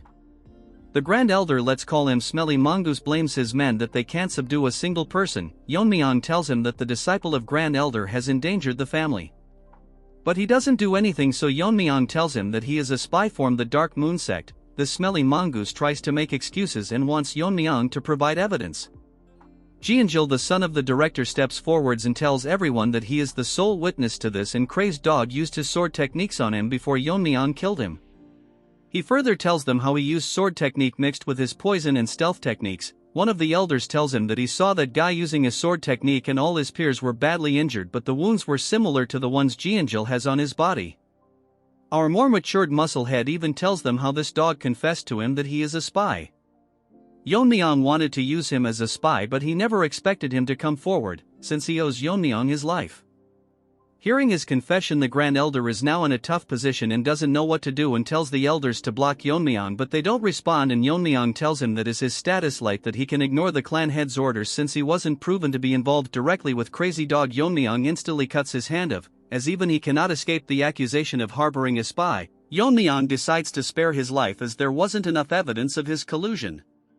Yeon-myeong's swordsmanship was so fast that he couldn't see it, but this mongoose hit a poison, which is very strong, although it's not as strong as the top 10 poison. It's colorless and odorless. Yeon-myeong drinks poison as if it's a protein shake. Nevertheless, as the poison spreads in the air, this smelly trash thinks he has succeeded in his plan.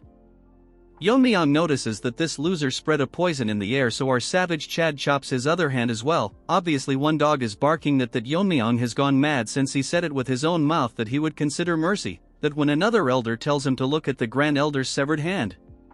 The object near his hand is a poison bottle. Yeon-myeong finds it disgraceful to the family that the Grand Elder would try to poison the head of the clan, so according to the clan's rules and because of his crime he will be deemed as a traitor and gets executed in front of everyone, and warns everyone that all of them are not above the Tang clan's laws.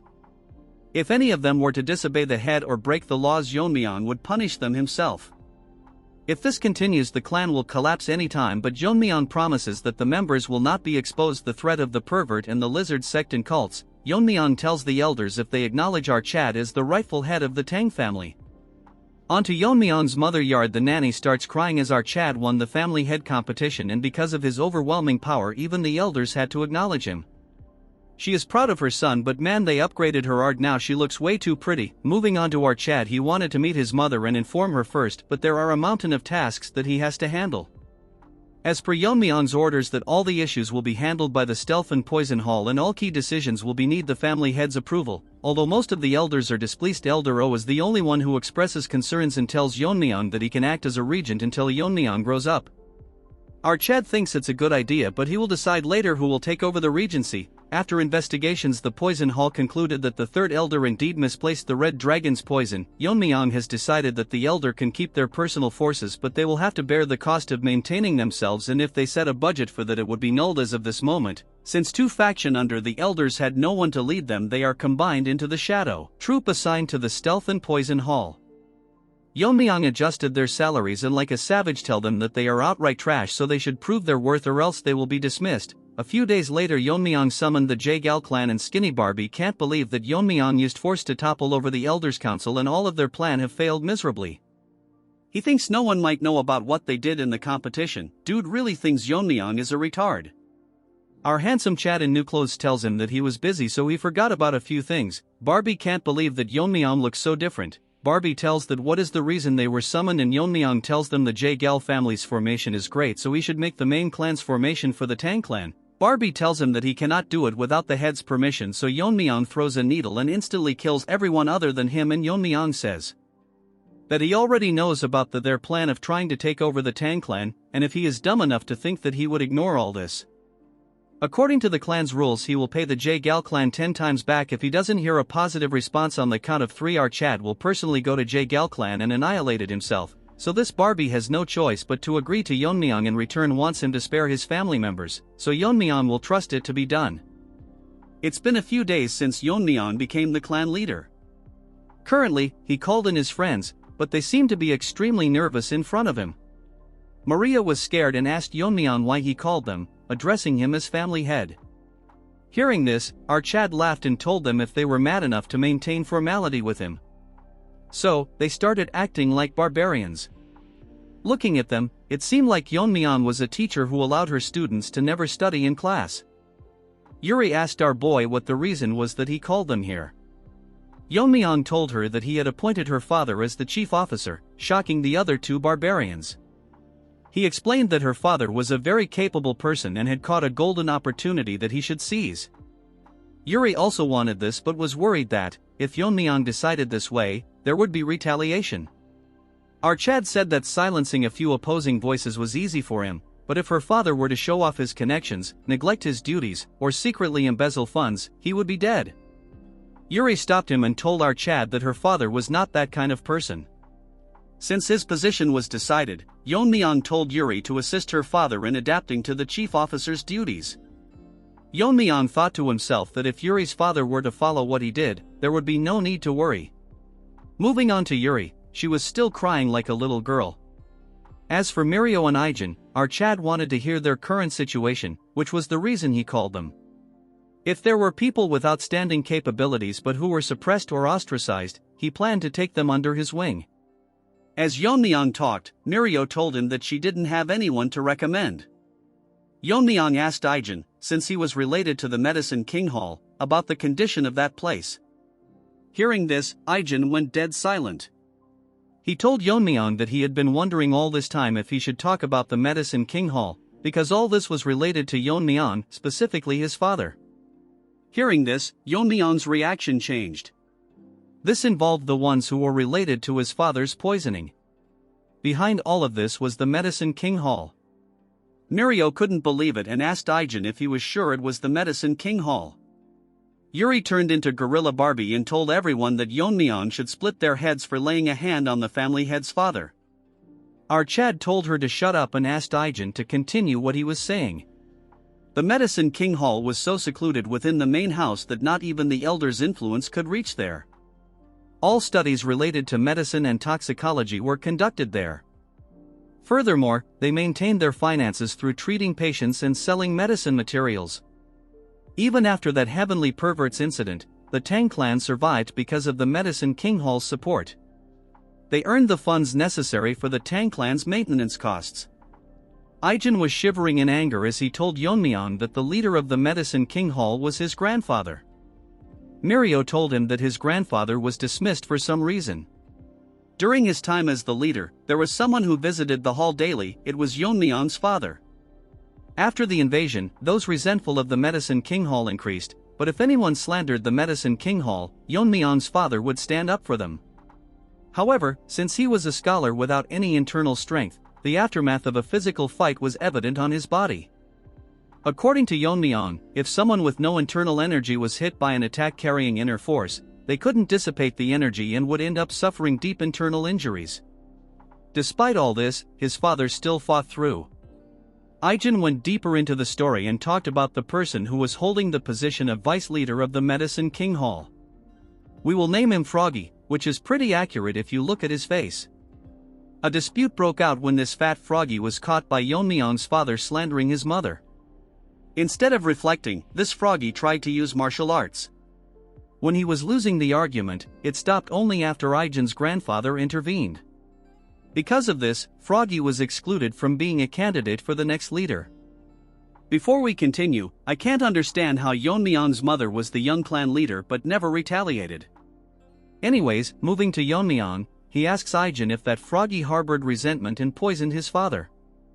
Ijin starts crying and tells him that after poisoning Yeon-myeong's father, Froggy killed Ijin's father and poisoned his grandfather. Furthermore, this frog imprisoned him. Hearing all this, Mirio is shocked that all of this happened and none of it was made known. Ever since his grandfather was poisoned, he has not been in his right mind. So even if he explained the situation, no one would step forward. That's why Ijin entered the competition, knowing that during these 3 years they wouldn't kill someone who knew the truth about this incident. As Ijin cries about wanting to see his grandfather's condition, he admits he is too afraid to go there. He apologizes to Yeon-myeong, saying it will be hard to find the talents he seeks in the Medicine King Hall. Yeon-myeong asks Ijin why the vice leader is still keeping his grandfather alive and says it would be better to silence him by killing him. As Ijin cries, he tells Yeon-myeong that, according to him, there is a secret division in the medicine hall that even the elders aren't aware of. Inside, there is an inner pill made from a mythical creature that lives in lava. It looks like a Pokemon to me, and I can't help but appreciate this unique art. It is called the 10,000-year fire carp. Hearing this, Yuri is shocked, and Mirio can't believe that it exists. Yeon-myeong is confused, as usually an inner pill is just an item that enhances internal strength. Aijin says that 100 years ago, there was a tale that the lesser lord of the fiery sun palace took the inner pill of a 10,000-year fire carp and ascended to the fire realm. He explains that the inner pill contains extremely strong poison, and if it is consumed without neutralizing the poison, 9 out of 10 times it leads to death. If the poison is removed forcefully, the effects are lessened. Hearing all this, Yeon-myeong asks if there is anyone who could neutralize the poison, aside from his grandfather, the former leader. Aijin tells him that Froggy's goal is to consume the inner pill and reach the fire realm. Afterward, he plans to lead his followers out of the Tang clan and become the head of his own sect. Everyone present in the room is shocked to hear that a 2-foot frog is planning all this. Yeon-myeong thinks this guy is stupid to believe that consuming the inner pill and reaching the fire realm is the pinnacle of power. The fire realm is one where he would not receive true enlightenment. It is, in fact, a realm below the transcendent realm. The 3 years Archad spent with him, Aijin never showed his worries after all that happened and instead smiled in front of everyone. Yeon-myeong thanks Aijin for telling him everything he has gone through and asks him if, by purging the current members and curing his grandfather, the Medicine King Hall would be able to function properly.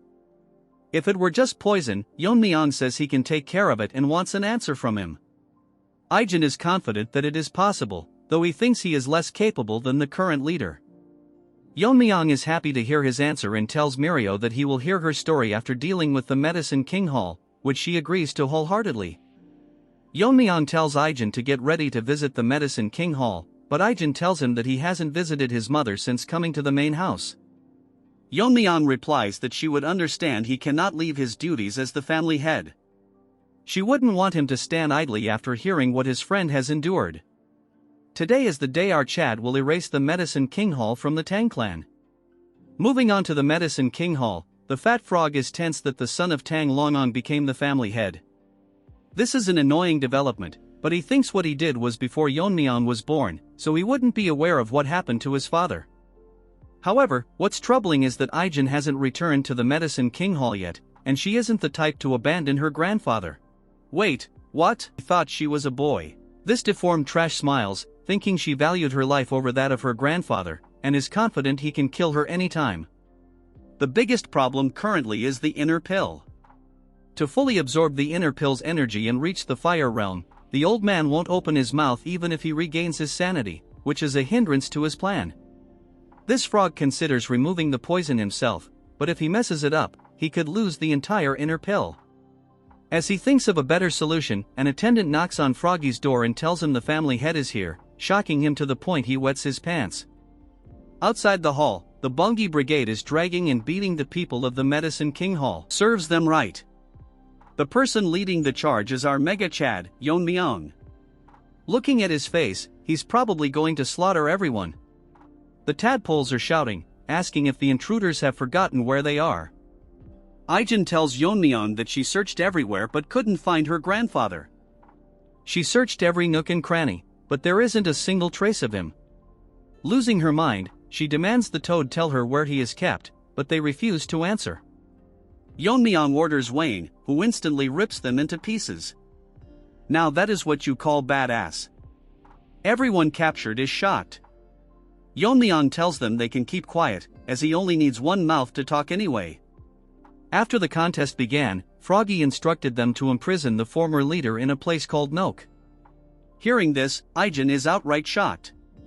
Nook is a place made to isolate those suspected of being infectious. Due to its cold and damp environment, it worsens conditions, and it was eventually closed. Yeon-myeong decides to go there with Aijin and Ain, while ordering Wayne to clean up here and wait at the entrance. As they go inside, Yeon-myeong starts slaughtering everyone present. The tadpoles beg for mercy, but he doesn't stop. As they go down a narrow cave, Yeon-myeong thinks Snake is a fitting name for this place. After reaching the entrance, Aijin starts crying, wondering if they are too late. Yeon-myeong reassures her that he is still alive, as he has found him using his otherworldly senses. Upon finding the prison, Yeon-myeong tells Aijin to step aside and chops down the prison gate. His grandfather's condition has worsened, and they probably used the mountain subduing poison. Yeon-myeong tells her to calm down, reminding her that they came here to save her grandfather. Aijin informs our boy that, aside from the mountain subduing poison, they also used the Thunderbolt idiocy poison. This poison directly affects the brain and is meant to make one an idiot rather than kill them. While not particularly strong, it penetrates the brain, making antibodies ineffective. Without early intervention, there's no way to treat it. But to our Chad, this is an easy thing to handle. Yeon-myeong tells her to hold her grandfather down and places his hat on him. Our Chad injects his inner energy into the old man's body, and the poison-devouring frenzy begins to devour all the poison within him. Aijin notices her grandfather's hand moving. Yeon-myeong thinks it's best to just absorb the poison, as his poison-devouring frenzy has already devoured extreme poisons many times before. The old man's complexion starts improving, and when Yeon-myeong finishes devouring all the poison, he tells the old man to rise. The grandfather opens his eyes and sees his granddaughter. What's funny is that he initially misunderstands Yeon-myeong as his father. They explain everything to him, including the fact that Yeon-myeong is now the family head. Yeon-myeong is happy to have taken care of his father's old friend. The old man starts crying, moved that he was saved by a child who never even saw his father's face because of his fault. He speaks to the late Tang Yeon-myeong, saying that if he were alive, he would be proud of his son. Despite his age, he vows to devote himself to serving the family head. Our perfect protagonist hands him his coat and tells him he's here to arrange his position as the leader. Yeon-myeong tells him it's time to head out, as people are waiting to see him outside. That ugly frog is making even uglier faces, unable to believe the old man is standing firmly. Realizing that this was done by the family head, Froggy starts panicking. He thinks to himself that a direct confrontation would be bad, as Yeon-myeong slaughtered the elders without hesitation. This dumb frog tries to threaten Yeon-myeong, claiming that the Medicine King Hall is the one earning all the money for the clan and that without them, the clan would collapse. Yeon-myeong coldly thinks that Froggy doesn't understand the situation he's currently in. Turning even colder, he asks if that's enough for Froggy's last words. Our Chad asks the old man if he has anything to say. The old man ignores the frog entirely. Froggy tries to hop away, thinking he'll die if he stays here. But just as he moves, his body stops. He's been struck by a poison needle, expertly thrown by Aijin, proving she's more than qualified to replace him. As Froggy falls to his demise, Aijin calmly takes back her needle. Seeing him dead, the irrelevant trash tries to flee, but the Bong Brigade starts slaughtering them as Yeon-myeong had ordered them to destroy everyone. Everyone among the clan is shocked that the medicine hall is gone and everyone there was killed. A bunch of ugly TikTokers act as if they are some specialists talking about how the Tang clan survived thanks to the medicine hall. And getting rid of them is outright dumb. Now we move on to our Chad. Staring at the inner pill, take a closer look. This looks like a Ferrero Rocher. Aijin's grandfather tells Yeon-myeong that if this pill is left out, someone like Frogface might appear again to steal it, so he will deliver it our boy once the poison effects have worn off. Moving on to Yeon-myeong, his mouth is watering like a dog staring at a big bone. He tells the old man that he will just take it as it is. The old man looks confused and tells him that if he is not going to use it immediately, it would be best to keep it here. In the eyes of Yeon-myeong, the poison of this pill is so strong that it's viable to the naked eye, so there is no possibility that he will get rid of something so precious for you all. He is talking about the poison, not the pill. Yeon-myeong places his hand on top of the pill and starts absorbing the poison. As Yeon-myeong absorbs the poison, he thinks that the poison is extremely potent, which is expected of the inner pill of a spirit that lives in lava. Compared to the demonic fire dragon poison, this is nothing. So if an ordinary man were to took it in an unrefined state, the power of the poison might have burned them from the inside. More importantly, this is such a powerful poison, but compared to the 10 poisons it is nothing, so our Chad thinks it's best to look more into the 10 poisons. Looking at the pill after the refinement process, Yeon-myeong feels the power of the spirit and it is now ready for consumption. Yeon-myeong goes to his mother's new chambers and knocks on the door. As his mother gives him permission, our Chad enters to see his mother waiting for him. Dear artist, make a female protagonist on par with his mother. She never thought that she would be able to come to the main house again, and she is lucky to have a child like him. Yeon-myeong tells her that this place originally belonged to her, so of course she should be here. Yeon-myeong takes a closer look at her and thinks that although she is still pretty, however, it looks like she worried a lot about him all this time. She loses control of her emotions and runs towards our Chad, hugging him, and she is relieved that our Chad has safely returned. Yeon-myeong thinks to himself that in his past life all he could do is reflect on regretting until death came to his door, because he had no one to share his happiness even after reaching the end. Since his past life was full of regret, he plans to protect this life and live it to the fullest. Yeon-myeong asks her if she met the Bangui Brigade. Earlier they came in to help her move things and started crying. Well, that was touching. She asks Yeon-myeong what's in his hand. Our Chad tells her that this is something he brought as a gift for her. As he shows it to her, she gets shocked to see that it's a 10,000-year firecart pill. She instantly recognized so all she has to do is use it. She thinks this will help Yeon-myeong more as he is the one who is going to lead the Tang clan. Our Chad laughs at her and tells her that he no use for the inner pill. Yeon-myeong holds her and tells her that the pill can't increase his strength anymore. As he releases his inner energy, his mother gets shocked, more because Yeon-myeong reached the fire realm and our boy confidently confirmed her question. She is happy that her son reached the fire realm, which she should be praising, but if someone realizes it and attack the Tang family. Yeon-myeong tells her that he wants her to live a very long life, including his father's share, so he wants her to watch over him. Since the pill is dissipating, she should hurry up and consume it. She thinks she was worrying too much, and even if her son is in the fire realm, it's natural for a mother to protect their child. So she tells our Chad that since he bought it for, she won't reject it.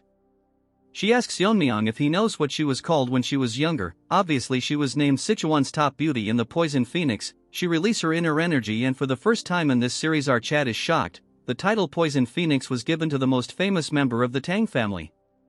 Even she thinks that it's been a while she has seen him, so shocked. Although she might not be as skilled as Yeon-myeong, she thinks she is also pretty impressive. Artist, you better make the female protagonists better or give the present ones a glow up.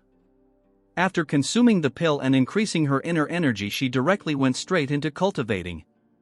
Yeon-myeong was actually shocked for a moment, because although he thought she was hiding her powers, but not the extent that she would be one step closer to the fire realm, all while practicing on her own. As for her, she is consuming the pill's energy. A fire realm master is able to detect the smallest of movements, so there's no point hiding their power in front of them, but she manages to hide it from our boy, which shocked him even more. She has already reached the state before enlightenment, as such she is absorbing the spirituality of the inner pill, so according to Yeon-myeong she might also be able to overcome the limit. As such she is likely to face a problem. Although the method of absorbing the inner pill is simple, all the person has to do is take the spirituality of the inner pill and absorb it into the body, then all they have to do is internalize spiritually and repeat this process until all of it is absorbed. Yeon-myeong's mother thinks if it will be even possible to absorb such an absurd amount of energy. Even now the spirituality of the pill is slowly disappearing. So she is now worried what to do now, because at this rate the pill will disappear before she absorbs even half of it. A hand enters her spiritual space at Yeon-myeong's hand as he tells her that enlightenment doesn't come from overthinking, so she must observe her surrounding and analyze and mainly imitate it. That could lead her to gaining enlightenment.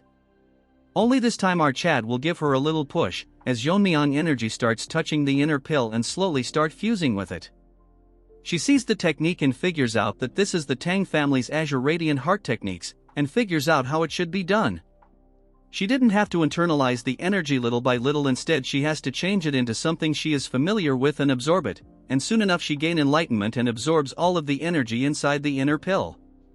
As such Yeon-myeong confirms everyone that as she has successfully absorbed it, she has reached the fire realm.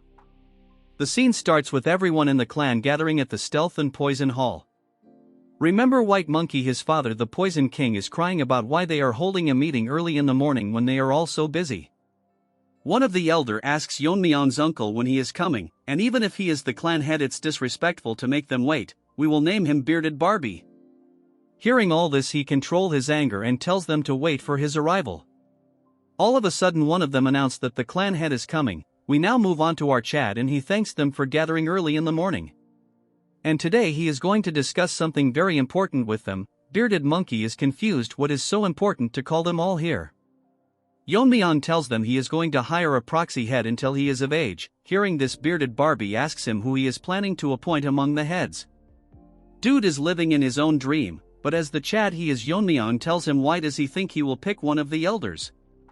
Shocking him, I cannot believe that this Bearded Barbie thought they would be temporary head after all they did to them. All of a sudden someone enters the meeting room. Yeon-myeong uncle looks at the entrance and gets shocked. As for the elders, they are pissing their pants because they can't believe she is here after decades. Yeon-myeong thinks she is the one who was most deserving of the position. After she was held responsible for the invasion, the Council of Elders dragged her down from the position of the head. She tells everyone that she has seen a lot of familiar faces and she will stop holding herself back. I am wondering how good they have to draw the female protagonist to match her beauty. She apologizes to everyone for being late. The night before the proxy appointment, during the bath, she feels glad that she has ascended to the fire realm. But the biggest problem is that she is unable to get used to the gunk that's leaving her body. Because of this, she even showed her disgraceful side to a servant. Anyways, the biggest issue is that she is still not used to her newfound strength. After ascending to the fire realm, she finally understood Yeon-myeong better, and that he has reached the highest state in the fire realm. Currently, according to her knowledge, only the leader of the Black Death Alliance has ascended to the fire realm. To reach a realm similar to him, what must have her son gone through during the competition? She thinks that after the bath she will be able to talk a lot of things with her son for the first time in a while. Moving on to Yeon-myeong, he congratulates his mother for reaching the fire realm. She gives all the credit to our boy and tells him to have a seat. They have a wholesome conversation until she asks Yeon-myeong how he reached the fire realm, and still she cannot believe that he reached this state at this age. Yeon-myeong is not sure how to answer her, since it will be hard for her to believe that he reached enlightenment due to the memories of his past life. Yeon-myeong thinks of using the competition as an excuse, telling her if she know about how one of the 10 poisons got smuggled out. She tells him she heard about it and the winner of the commutation was awarded the fire dragon poison. Guess what, he tells her that and she goes blank. While he wasn't lying. Moving on to our boy, he tells her that even after talking it he is fine. He was addicted to poisons during a battle, so he reached enlightenment from absorbing the poison, which helped him reach the fire realm. Hearing all of this, his mother cannot believe all of this, but after thinking she gets convinced, and Yeon-myeong is relieved that she accepted it so quickly. She changes the topic and asks Yeon-myeong that when she was bathing, the servant who was helping her told her that Yeon-myeong was getting rid of the Medicine King Hall. Yeon-myeong thinks it's best to be honest with her since it's also related to his father. Yeon-myeong explains to her what they did, and after a long conversation our Chad tells her everything. She had her suspicious and feels bad for Ijin as she had suffered so much. She requests Yeon-myeong and explains to him that she lived into the family as if she is dead because she was scared of losing her only child after losing her husband. However, she has had enough, and if he allows it she will protect him from now onwards, even if she is not as strong as him. Moving to the present, everyone is shocked to see her and cannot believe that she still looks the same. A few thinks that she probably ascended. Seeing her, Yeon-myeong uncle is very happy as he shouts and tells everyone to congratulate his mother, as she will be the new head of the Tang family. Bearded Barbie turns into a turd and cannot believe that she is being promoted to the head and not a proxy. She thanks everyone and tells them although she is the head, it's only temporary until the true head, her son, comes of age. Hearing her, Yeon-myeong uncle starts crying while the rest are releasing hot cake in their pant, especially that bearded Barbie. Since she is entrusted the position of the head, she plans on fixing the base of the Tang family that was ruined. Since then her actions were unconventional. The first thing she did is remove the name of the Medicine King Hall, which was collapsing, and renamed it. Tang Hoil, Ijin's grandfather, was appointed as the head surgeon while Ijin was appointed as the second in command. Moving on to Yuri's father, he was appointed as the general manager and was ordered to start a full-on investigation. He immediately found the elders' embezzlement books and recovered so much money that it was enough to sustain the clan's maintenance for the time being. Moving on to white-haired Monkey's father, he was removed from his position, along with most of the elders who embezzled the clan's money. Even for the people who were not elders but was related to embezzlement was removed from their posts. All of this changes happened in a matter of days, and thinks his mother is really an amazing person. While saying all this, our Chad is enjoying the beauty of the Tang family. Because of the involvement of his mother, the clan's internal problems were all solved. At first he wanted to live an ordinary life with his mother, but began to get surrounded by many things. There are now people who he calls friends, guards who follow and trusts him, and the hundreds of members of the Tang family. He has now so many people he has to protect. Our Chad looks so good, we demand a beautiful female protagonist. There was once a time when it was hard for him to keep his body healthy, since he was resentful that why he was even born. His goal is to grow stronger, that no one can harm the Tang family. Whether it's the Black Alliance or that pervert or whoever it may be, they will never be able to hurt the Tang clan. We now move on to the Black Alliance, where the lizard is thinking about the Tang clan when a woman tells him that the twin sword trash, the one who invaded the test, was defeated by the current head. This eyeless trash with ugly bangs elaborates how he was famous and well known for his strength, so she requests the leader to destroy the Tang clan. The lizard tells her why should he do that, and the ugly bangs just won't shut up, telling him at the same as challenging him. Lizard gets pissed because of this. Chatterbox tells this ugly Barbie that he disobeyed his orders and attacked the Tang clan. Even if he managed to come back alive after doing something, he would still be punished. It's interesting to the lizard that the head managed to kill that irrelevant trash, because he was someone that wouldn't lose so easily. So he summons his guards and tells them to invite the Tang clan head in the upcoming Sichuan meeting. Yeon-myeong is having a conversation with his mother. He thanks her for all the hard work she has done on the internal arrangements. She felt nerve-wracking after taking charge again after so long, but she isn't sure if she did well enough.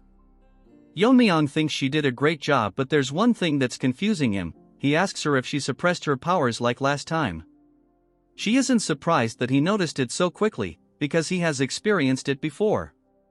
However, to Yeon-myeong this is still an impeccable suppression. He asks her since she has reached the fire realm, she doesn't need to hide her powers anymore. Our pretty mommy tells him that it's not just about hiding powers. What she performed is the family's secret technique, the vein sealing concealment. She also hopes that Yeon-myeong will also learn to hide his abilities. Since she is pretty, we will let it slide. To explain this to our Chad, she has to explain him quite a long story. As the founder of the martial art and the ancestor of the Tang family, she has to tell Yeon-myeong about him. In a certain village in Sichuan, a plague broke out. Although most died of famine, in this case it was the opposite, as people were dying. Dozens of bodies were cremated without proper funerals, for the fear of the plague spreading. Everyone in the village had already caught the plague, and were just waiting for their time to die.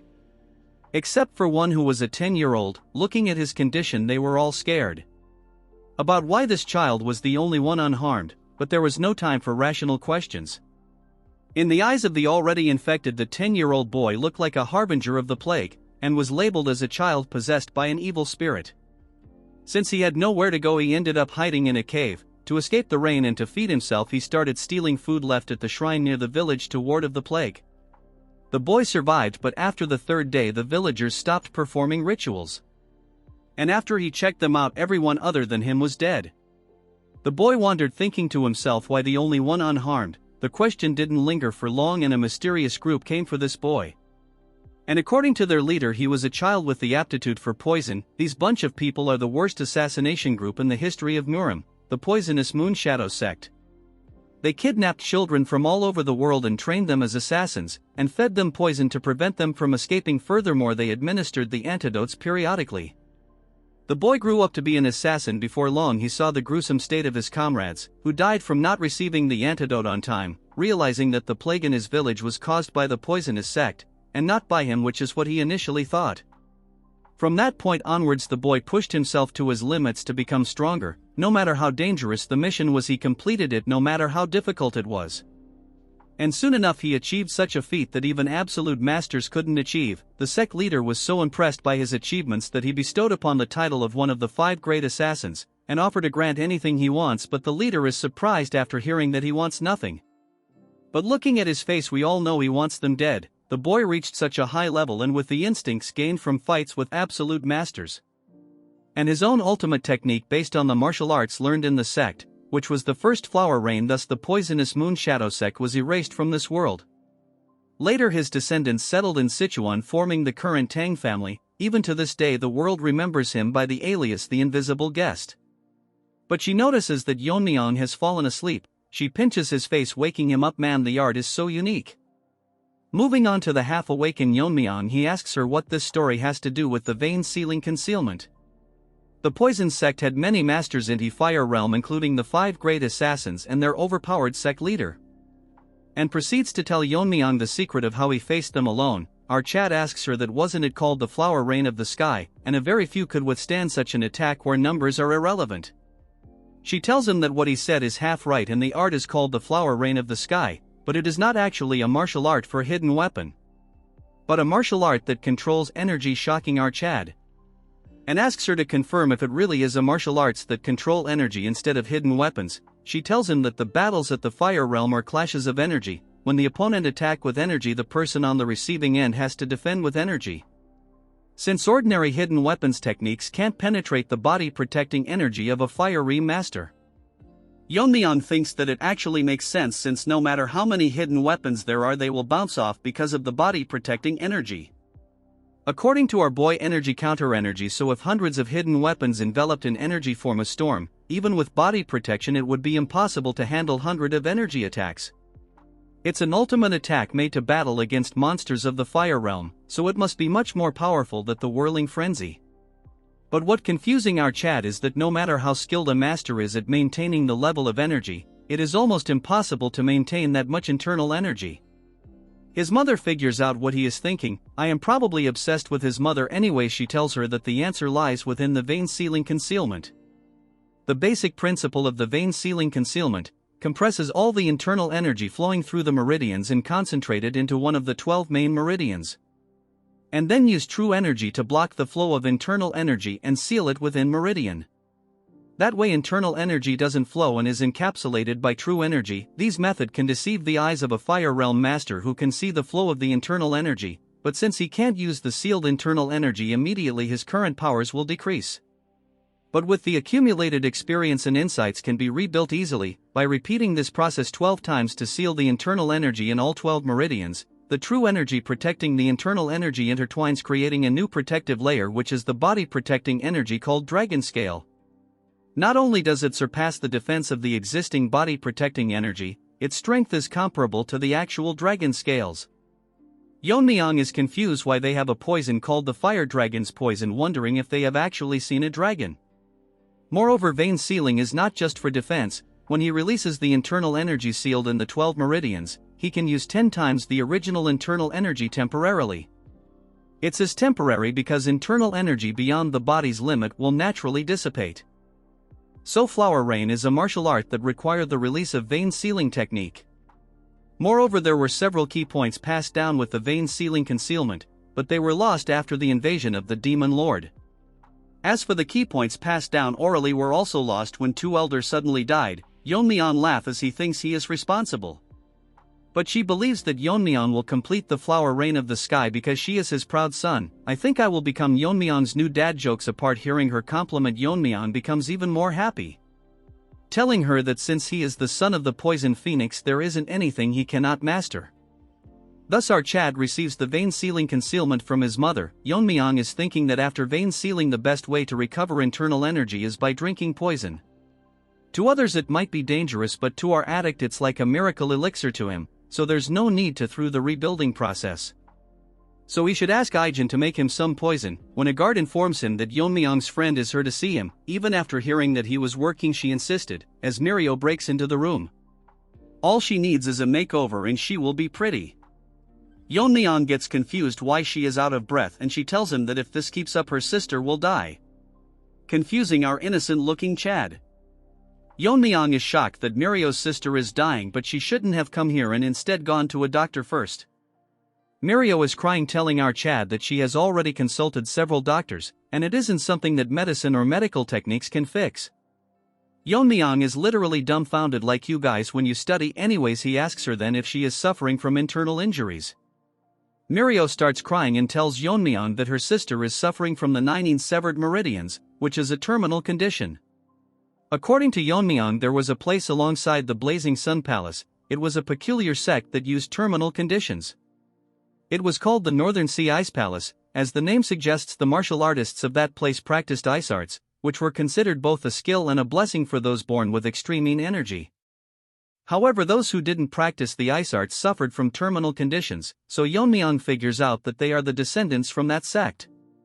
According to Mirio, they are descendants of their descendants. Long ago their descendants settled in Sichuan, and married into the Tang family, which was the most powerful family at that time. Learning ice arts can free one from terminal conditions, but this is the Sichuan Tang family, which deal with poisons and hidden weapons. So there are no practitioners of ice arts or related information here. The martial art of the Ice Palace has been passed down from distant ancestors, have been long lost. This condition is a hereditary condition that appears once every few decades, which is unfortunate. Yeon-myeong thinks there is a way out of this when Mirio tells him that they have reached her house. which is literally covered in ice. Going inside, Mirio starts crying because her conditions worsened since she left the house. Her sister has completely turned into ice.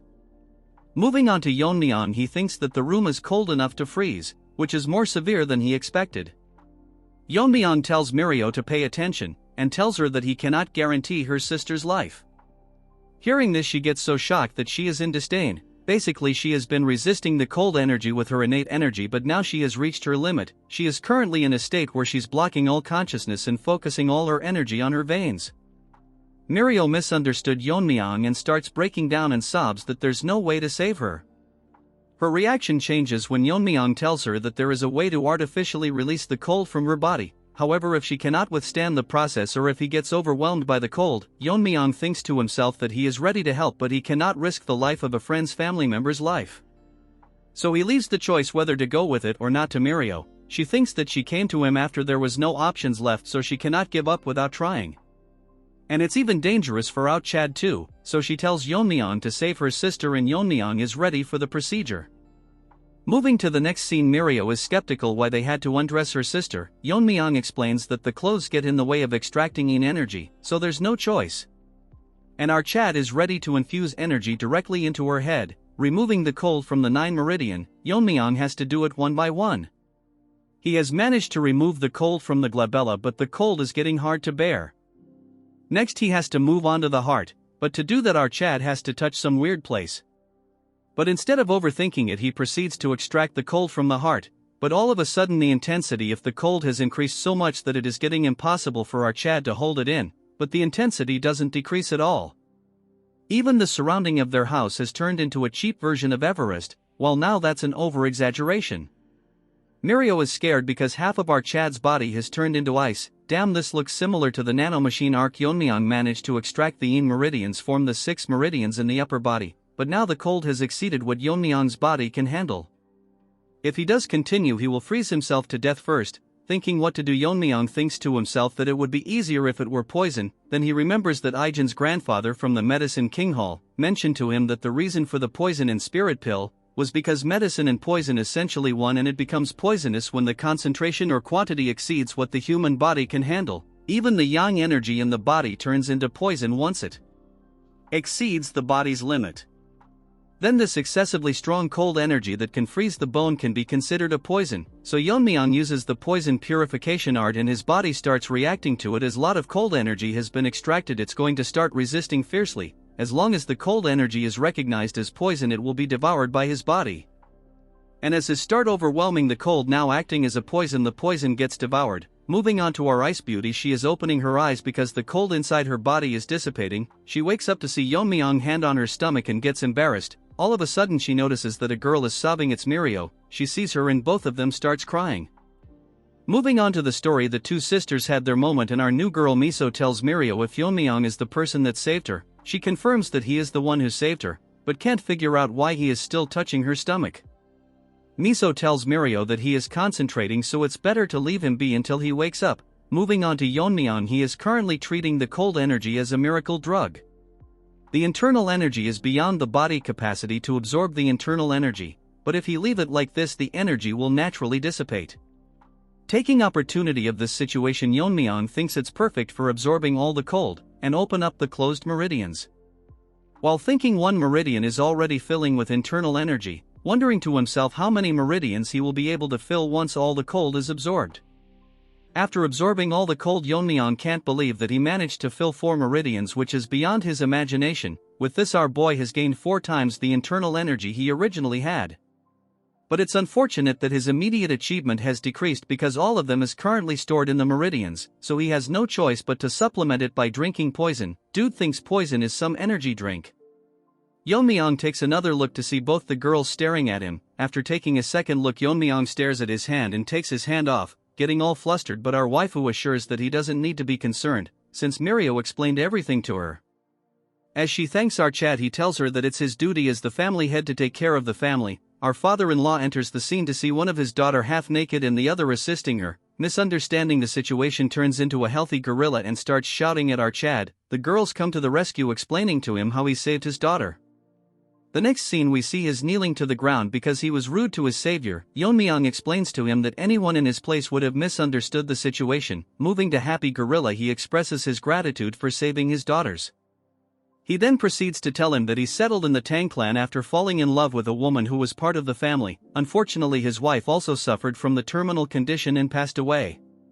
He spent all his savings searching for a cure to save his daughters, but it was all in vain, so he just can't control his emotions. From now on, if Yeon-myeong needs anything, he will always rush to his side. We all know what he wants is his daughters. Moving on to Yeon-myeong, he asks him why it's so quiet inside the trading company. Our gorilla explains that after the Tang family got weak, the Black Death Alliance took over. Since then they have rarely gone outside. Yeon-myeong tells him that they will discuss about it later. That's when he notices someone calling for him. It's out, two girls, and would you look at our waifu. Damn, the artist did me justice this time, I can't deny. She thanks our Chad for saving her life, and this is a favor that they will never forget. Seeing her talking, our Chad gets flustered. Mirio thanks our Chad and tells him that they will repay him for sure. As our Chad leaves the scene, Miso asks Yeon-myeong if he will be alright, since he seemed bewildered, so she wonders if something went wrong while he was treating her terminal condition.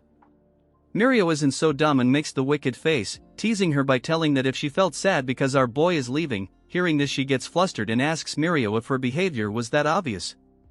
Our emo girl is such a bully that she tells her that she was very obvious and it's a natural reaction. Even if it was other beside her, they would have a similar reaction. Mirio tells her to not worry, since according to her she has never seen a person more beautiful than Miso. As for Yeon-myeong, she thinks that although he didn't say anything, his reaction said it all, and he is surely conscious of her. Moving on to Yeon-myeong, he is wondering about a normal family. The next moment he dreams about marrying Miso, having a child and raising him to be a martial artist, seeing them get married and have grandchildren.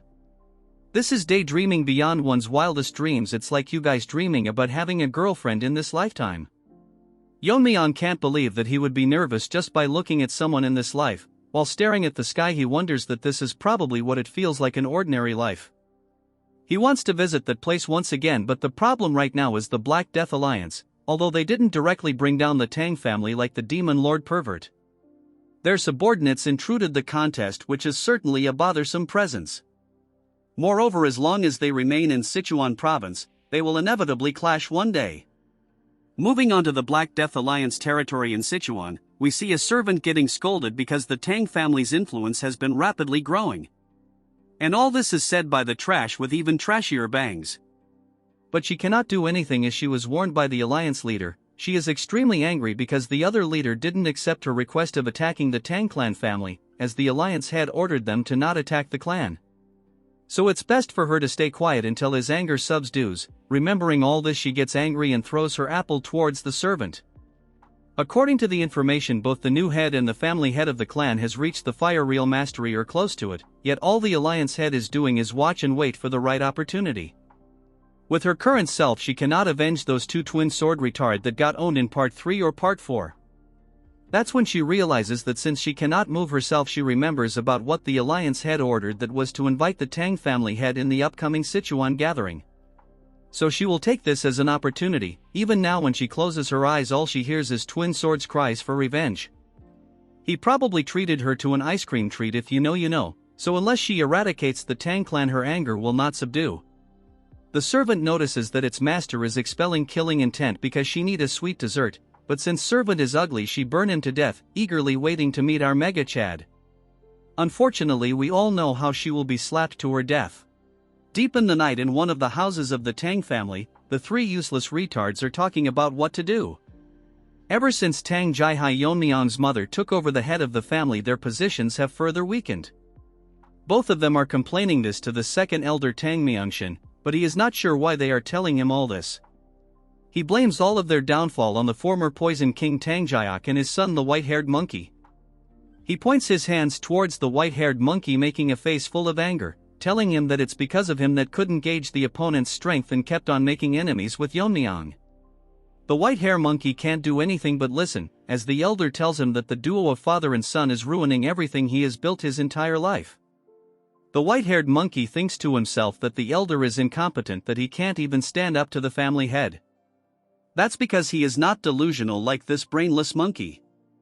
Hearing all the insults, he daydreams of healing his arm and take revenge on Yeon-myeong. I mean, there is a limit to how delusional someone can be. Tang Jiak asks the elder what plan the elder has, since like the other elders it's hard for them to maintain their forces. Hearing this, the elder clenches his hand and tells him that he is aware of their situation. He makes a face full of anger and tells them that it is best for them to leave the family.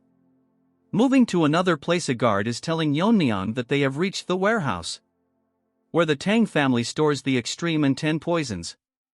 As for Yeon-myeong, he is thinking in his mind to him and that this place was originally managed by the third elder, but due to his neglect it was transferred to Orchard along with the poison hall. The guards who are guarding the warehouse see Yeon-myeong and greet him, so Yeon-myeong thanks them for their hard work. One of them tells Yeon-myeong that before he goes inside he should take a pill. Seeing it, Yeon-myeong tells him what it is. The guard tells him that this is a poison-repelling pearl, which will block the toxic air inside the warehouse, and just holding it inside his mouth will filter most poison and keep them from invading the body. Yeon-myeong shocks the guard by telling him that he doesn't need it. Our Chad makes an excuse and tells him that since it has to be held in the mouth, many people including the third elder have probably held and sucked on it. The guard tells him that it's cleaned after every use so he can use it. Yeon-myeong tells him that it's not required since he can't get poisoned. The guard is adamant and Yeon-myeong gets very angry since poison is his main source of food. Dude was doing just his job but got a beating instead as Yeon-myeong orders the other guard to open the door for him. Going inside the warehouse, it is maintained very well with everything properly organized. Walking further into the room, the air is filled with extreme poison as Yeon-myeong thinks that organized, probably because this is where they store the 10 poisons. Yeon-myeong now knows why they were so worried before letting him in without the pill. If an ordinary person entered without the poison-repelling pill, they would have died instantly. Though Yeon-myeong's inner energy has decreased due to his meridians being sealed by the poison vein simulation technique, even the concentration of poison is increasing further down, but to someone like him who has mastered the poison refining heart technique, it is as pure as clean area. As Yeon-myeong breathes in the poison, his inner energy is increasing, but it is still not enough to make him use his martial arts like earlier. So Yeon-myeong is thinking hard and figure out that he should consume something equivalent to the 10 poisons. According to the family regulation, he can use the 10 poisons for consumption. He thinks that he can find the recipe and tell Ijin to make it for him. That's when he notices something on the wall. Yeon-myeong thinks something is strange, so he uses his inner energy to see that the airflow in the middle of the room is distorted, so it's more like a formation has been placed there. Our Chad decides to check it out, and after placing his hand on it, Yeon-myeong thinks that it's strange that there is a formation in the Tang family poison storage. The thing is that it doesn't seem to be done by the Jegal family. To confirm his doubts, Yeon-myeong takes out his dagger and infuses it with his inner energy. He makes a strike and splits the formation in half, but he gets shocked to see what behind the formation. There is a long passage blocked by talisman with the word prohibited written on it. After carefully looking at them, Yeon-myeong figure out that this is not the work of the Jegal family, but it was made by the magician's formation. According to Yeon-myeong, in his previous life his master has connections with several magicians. Like his master was obsessed with the sword, a magician is obsessed with sorcery, ultimately seeking master sorcery and transcend human limits to become immortals. Yeon-myeong had a bad memory where he was thrown into a formation created by a magician, in the form of training by his master. According to him, it was a place full of beasts whose names even he didn't know. Magicians are typically selfish and only engage in things that interest them, but that still doesn't answer his question why there is a formation in the Tang family. His master in his previous life told him that magicians are inherently selfish creatures, and are always obsessed with spirits and demon, only seeking immortality. Yeon-myeong asks him how he managed to have a relationship with them. He makes a straight face and tells him that he beat them every day for no reason, so they begged him to have a conversation. Moving to the present, Yeon-myeong thinks there is not anyone in this family like his master, so there is probably something in the Tang family that piques the interest of a magician. The poison is so strong that it is leaking out even after being sealed with hundreds of talismans, so inside there is something with incredible poison power. Yeon-myeong is glad because he originally intended to write down the recipes of the 10 poisons if he could, but this is more interesting currently. As our Chad goes further inside, a voice from the deepest ends senses that someone has entered the seal. It's not an inconspicuous time and it is not aware how much time has passed, while that doesn't matter as long as our Chad releases him. At the end of the passage, Yeon-myeong finds a few of the 10 poisons that were said to be completely lost, but in reality it was hidden here all along. Beside it there is a huge jar wrapped around in talismans which seems ominous to him. Yeon-myeong places has to feel a strong rebound. The force created was tremendous, so it seems that it's harder to break than most formations. However, to our Chad it not very difficult as long as he cuts through each one of them with accuracy. As he cuts through the talismans all around the room, he think of cutting the ones placed on the jar, as Yeon-myeong does a set of multiple moves to cut them all down. His inner energy has decreased due to the poison vein simulation technique, or else he would have finished all this in a single strike. None of it matters now as our Chad managed to cut down the ones surrounding the jar. The poisons around the jar has gotten much stronger now that the talismans have been removed. As Yeon-myeong places his hand to open the lid, inside there is a mysterious monster, shocked to notice that the power of the talisman bounded to him have died down, so now he can see the day of the light. Yeon-myeong gets wary as the jar explodes, making a huge explosion. Luckily Yeon-myeong managed to dodge it in the nick of time, or else he would be injured. The thing inside charges towards our boy, startling our boy, as it is faster than what he had expected. He gathers energy to attack and have the first strike before it gets here. But before he could do anything, it goes past his hand like wind, telling our Chad that he has a sharp reaction. As a rewards for releasing him, this trash will kill our Chad without any pain. Hearing this, Yeon-myeong turns behind and asks him who he is. The trash proudly tells Yeon-myeong that he is the pinnacle of poison, the blue-horned white snake. Little does this snake know he is a lottery to our boy, as he can have unlimited poison as a drink now. As the snake wraps around Yeon-myeong's arm, he is confused why it's calling itself the poison of extreme suffering, which he proudly agrees and makes an assumption that Yeon-myeong managed to block the spread of the poison by sealing the vital point in an instant, which is impressive, but he won't hold for long. Poor Snakey makes an arrogant face, telling Yeon-myeong how he will slowly melt his arm. That's when he realizes something changing, as the poison-devouring frenzy inside Yeon-myeong's body activates. The skull starts devouring its poison, and the poor snake gets scared as he can believe that Yeon-myeong has the poison-absorbing aura.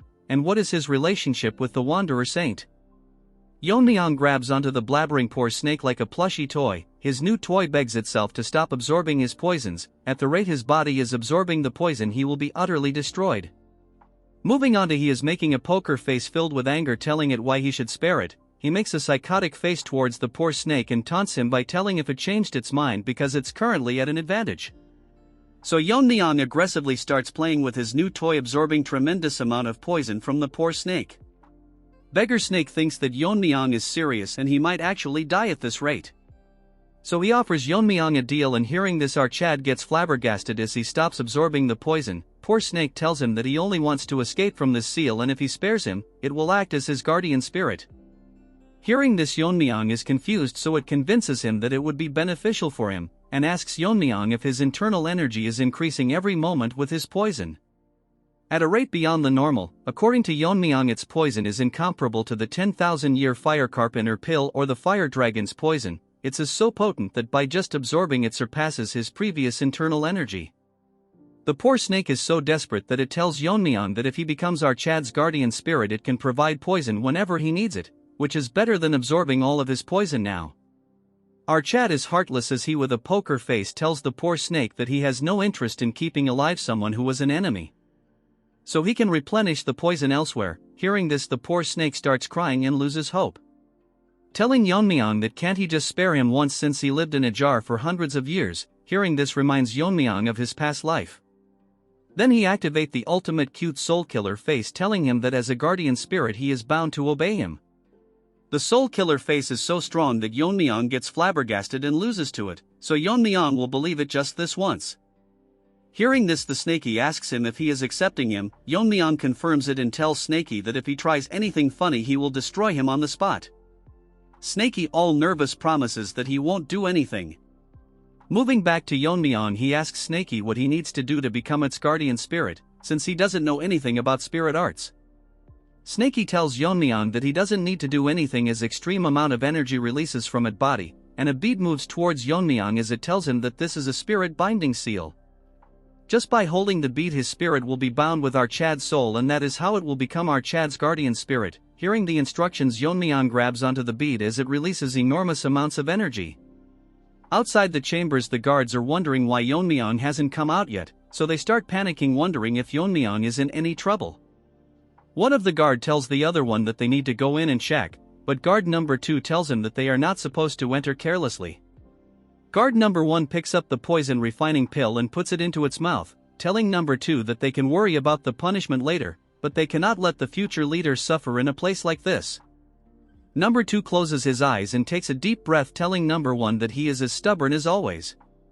He opens one of his eyes to see a very bright light excluding from the poison chambers. Number 1 thinks that something is happening inside and it's causing huge vibrations. As the light intensifies, number 1 and 2 starts panicking, calling for Yeon-myeong and if he is safe. Our Chad come out of the chambers as an aura is surrounding him. Back at the chambers, after Yeon-myeong made Snaky his guardian spirit, he got the guardian spirit aura and dragon scale. Unlike the usual guardian spirit aura, this one feels like a tangible outer layer, thanks to him absorbing the poison of our Snaky, which helped him fill all 12 meridians at the same time, so he considers himself lucky. Blood wanted to kill the snake a few minutes ago. He needs to suppress his aura and control the output, or else he will gain overwhelming attention from everyone. From Yeon-myeong's aura a small part arises and our Snaky manifests itself, telling our Chad that does he need to be concerned about the people below him, and the Wanderer Saint flaunted it openly. Since Snaky needs some training, Yeon-myeong gives it a hard flick, telling it to not reveal itself recklessly. The autonomous cute Snaky tells our Chad that unless he reveals it himself no one can see him, and with an aura as strong as our Chad there would be no one who would dare to attack him. Yeon-myeong thinks that still it's too eye-catching and he somewhat wants to live a ordinary life this time. Our smart Sneaky asks him that what he meant by this time? And he is speaking as if he died and came back to life. Yeon-myeong doesn't make a reaction and Snaky asks him if there really is a way to do that. Yeon-myeong looks at it and asks him what he means. Snaky tells Yeon-myeong that there is a reason why he is given such power, just like his previous master the Wanderer Saint, and those with power are followed by destiny. Hearing this, Yeon-myeong asks Snaky if he was exploited back then. Hearing this, Snaky starts sweating, telling out Chad that his previous master was even more inflexible than him. The previous trash master worked Snaky to the bone until his dying days, then he summoned an exorcist to seal him in a jar, because he deemed our cute snake too dangerous. Yeon-myeong figured out how all this was connected to the exorcist, and he was a highly ranked spirit. As for Snaky, he is getting angry just thinking about him. Such a strong spirit is wanted by many exorcists, so the ancestor helps seal him. Yeon-myeong thinks if the ancestors is like his master, intimidating exorcists to get the job done. What struck our Chad's mind was that Snaky told him that there is a reason for his existence, and if it's as related to awakening memories of his past life. As he was in his thoughts wondering, a guard brings him back to reality and barges into the room, as Yeon-myeong shoves Snaky into his body as the guard tells him to come out immediately. He informs out Chad that in Sichuan near the main house there is an attack by the evil faction. Moving on to that place, we see Fatso in the entrance exam catching his breath. A huge groups of thugs are mocking them by telling where they are rushing off to. He is not aware why esteemed gentlemen from the Orthodox sect have come here, but this ugly red-haired trash tell them that they should have known that Sichuan is the territory of the Black Death Alliance. Old man tells Fatso that he will hold them off while he runs, but Fatso tells him that in his current condition it would be impossible. This red-haired dog is a palace lord and he is here with hundreds of members. In Fatso's current condition it will be hard to handle him. This smelly monkey tells him that since they have reached the capital of Sichuan they must be seeking help from the Tang clan, but their leader has isolated the Tang clan. Blood is daydreaming too much. He tells them that he will capture and offer them to the leader and he might be granted the ultimate martial art, so they should be prepared to lose a limb. That's when our Chad enters the scene. The guards tell Yeon-myeong that the two people are martial artists from the Justice faction, so he figures out that their opponent is from the evil faction. He orders the guard to escort them to the clan since they have come as guests. The Fatso is happy that martial artists from the Tang family are here to help, but there are only 4 of them, so even if their spirit is formidable it's impossible to face against hundreds. Yeon-myeong tells Fatso to step back since his partners is in no state to even stand. Wajin takes care of the injured man and Fatso asks him should they not be helping the ones up front. But Wajin smiles as Fatso blabbers about how there are over hundreds of martial artists. Yeon-myeong tells them that although he appreciates the help he is in no need of it. Moving on to the monkey, he is angry on Yeon-myeong for blocking his way.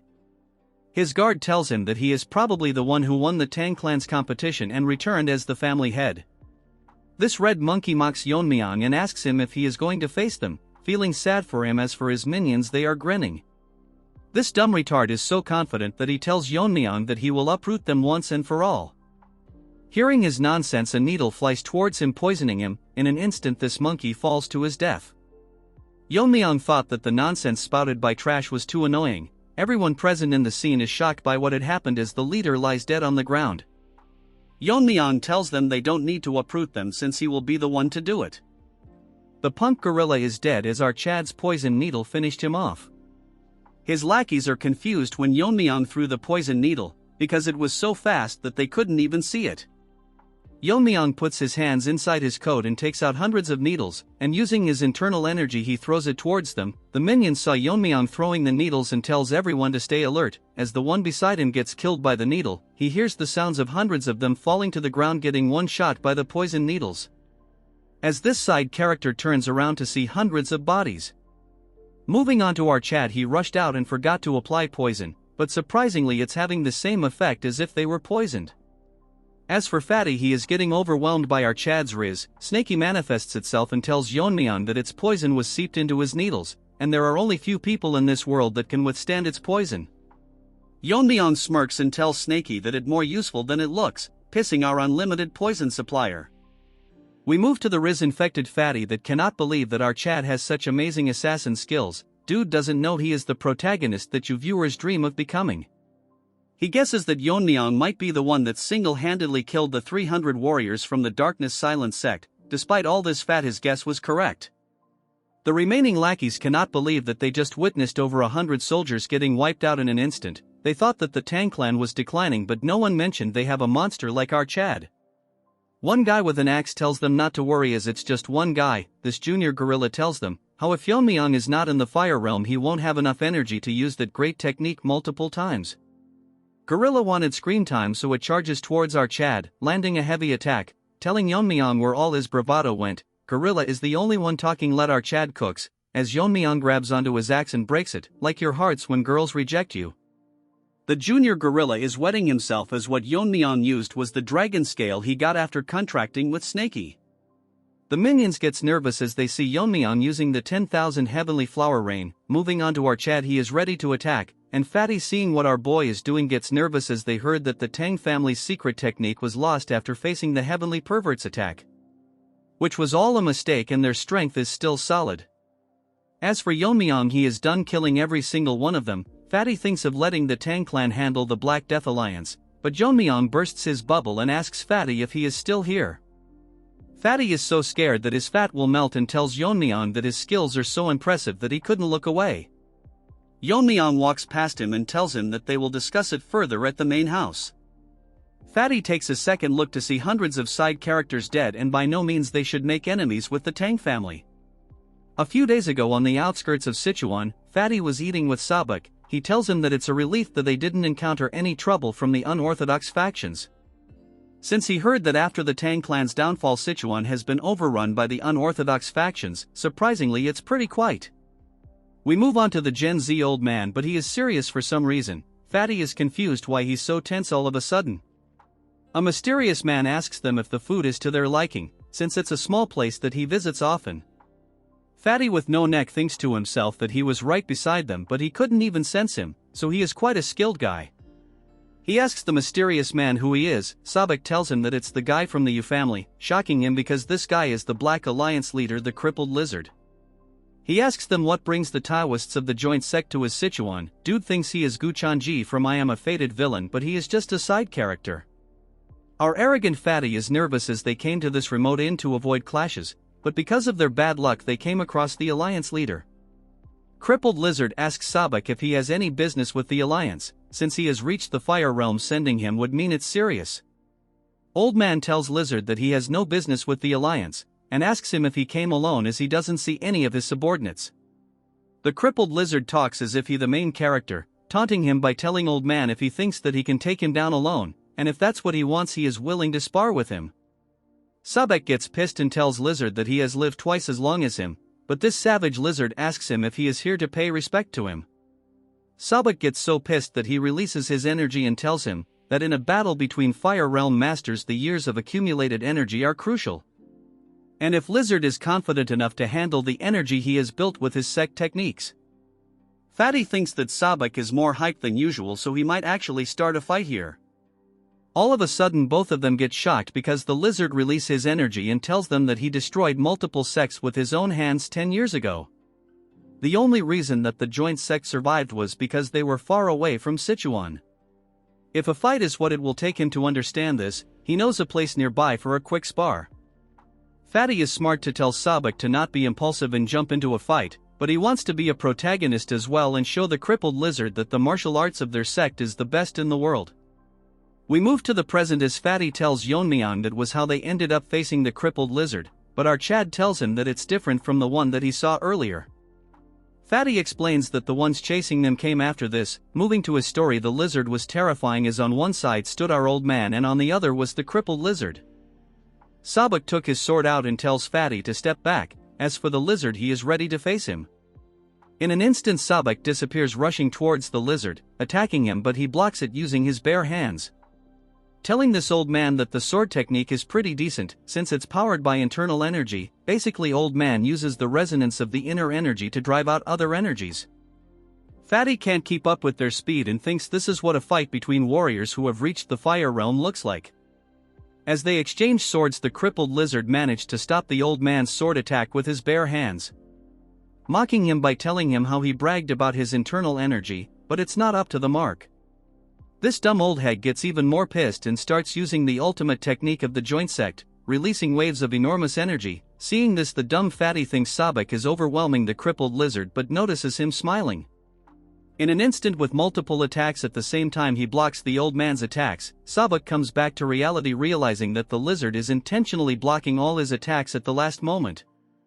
It's as if he is testing his, even though he is from the unorthodox side. Since that's the case, he will go all out, using the full power of his secret technique. As for the lizard, it managed to figure out his technique. The secret technique lands, it causes a huge explosion as strong as an atomic bomb.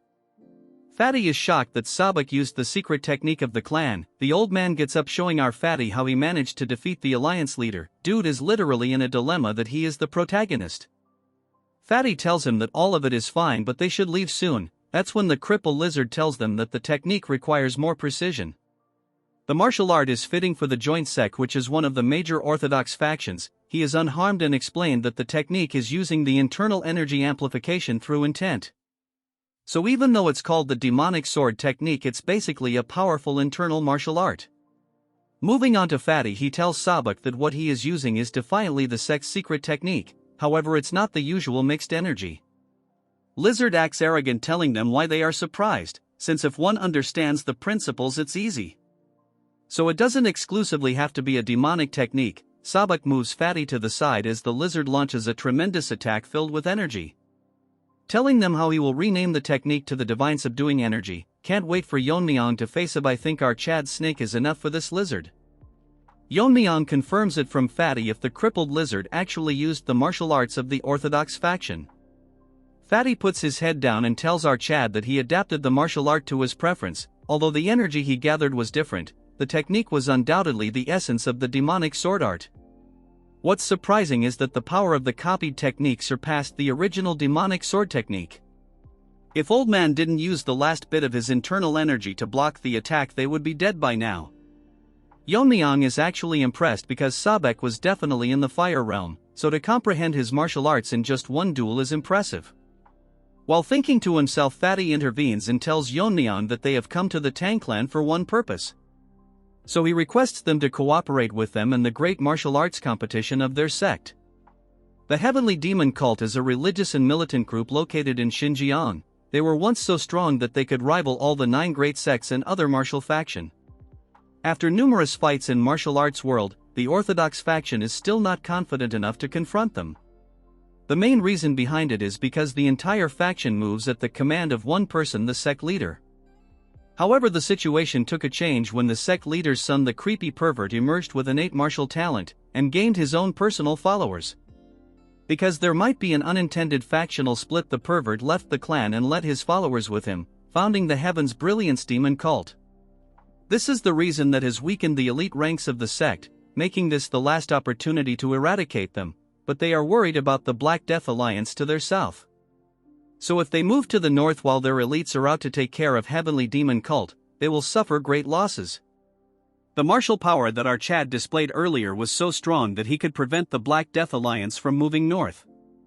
So it's his humble request that while the Tang family stops the Black Death Alliance while they eradicate the heavenly demon divine cult.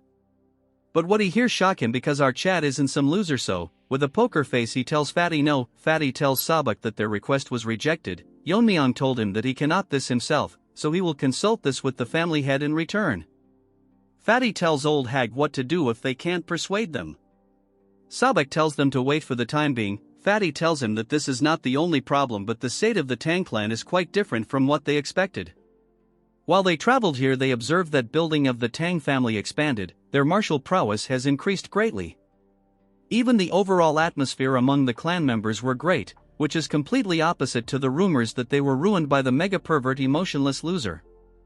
Sabak gets into character and tells Fatty that he noticed it, and figures out that there must be a driving force that revived the clan.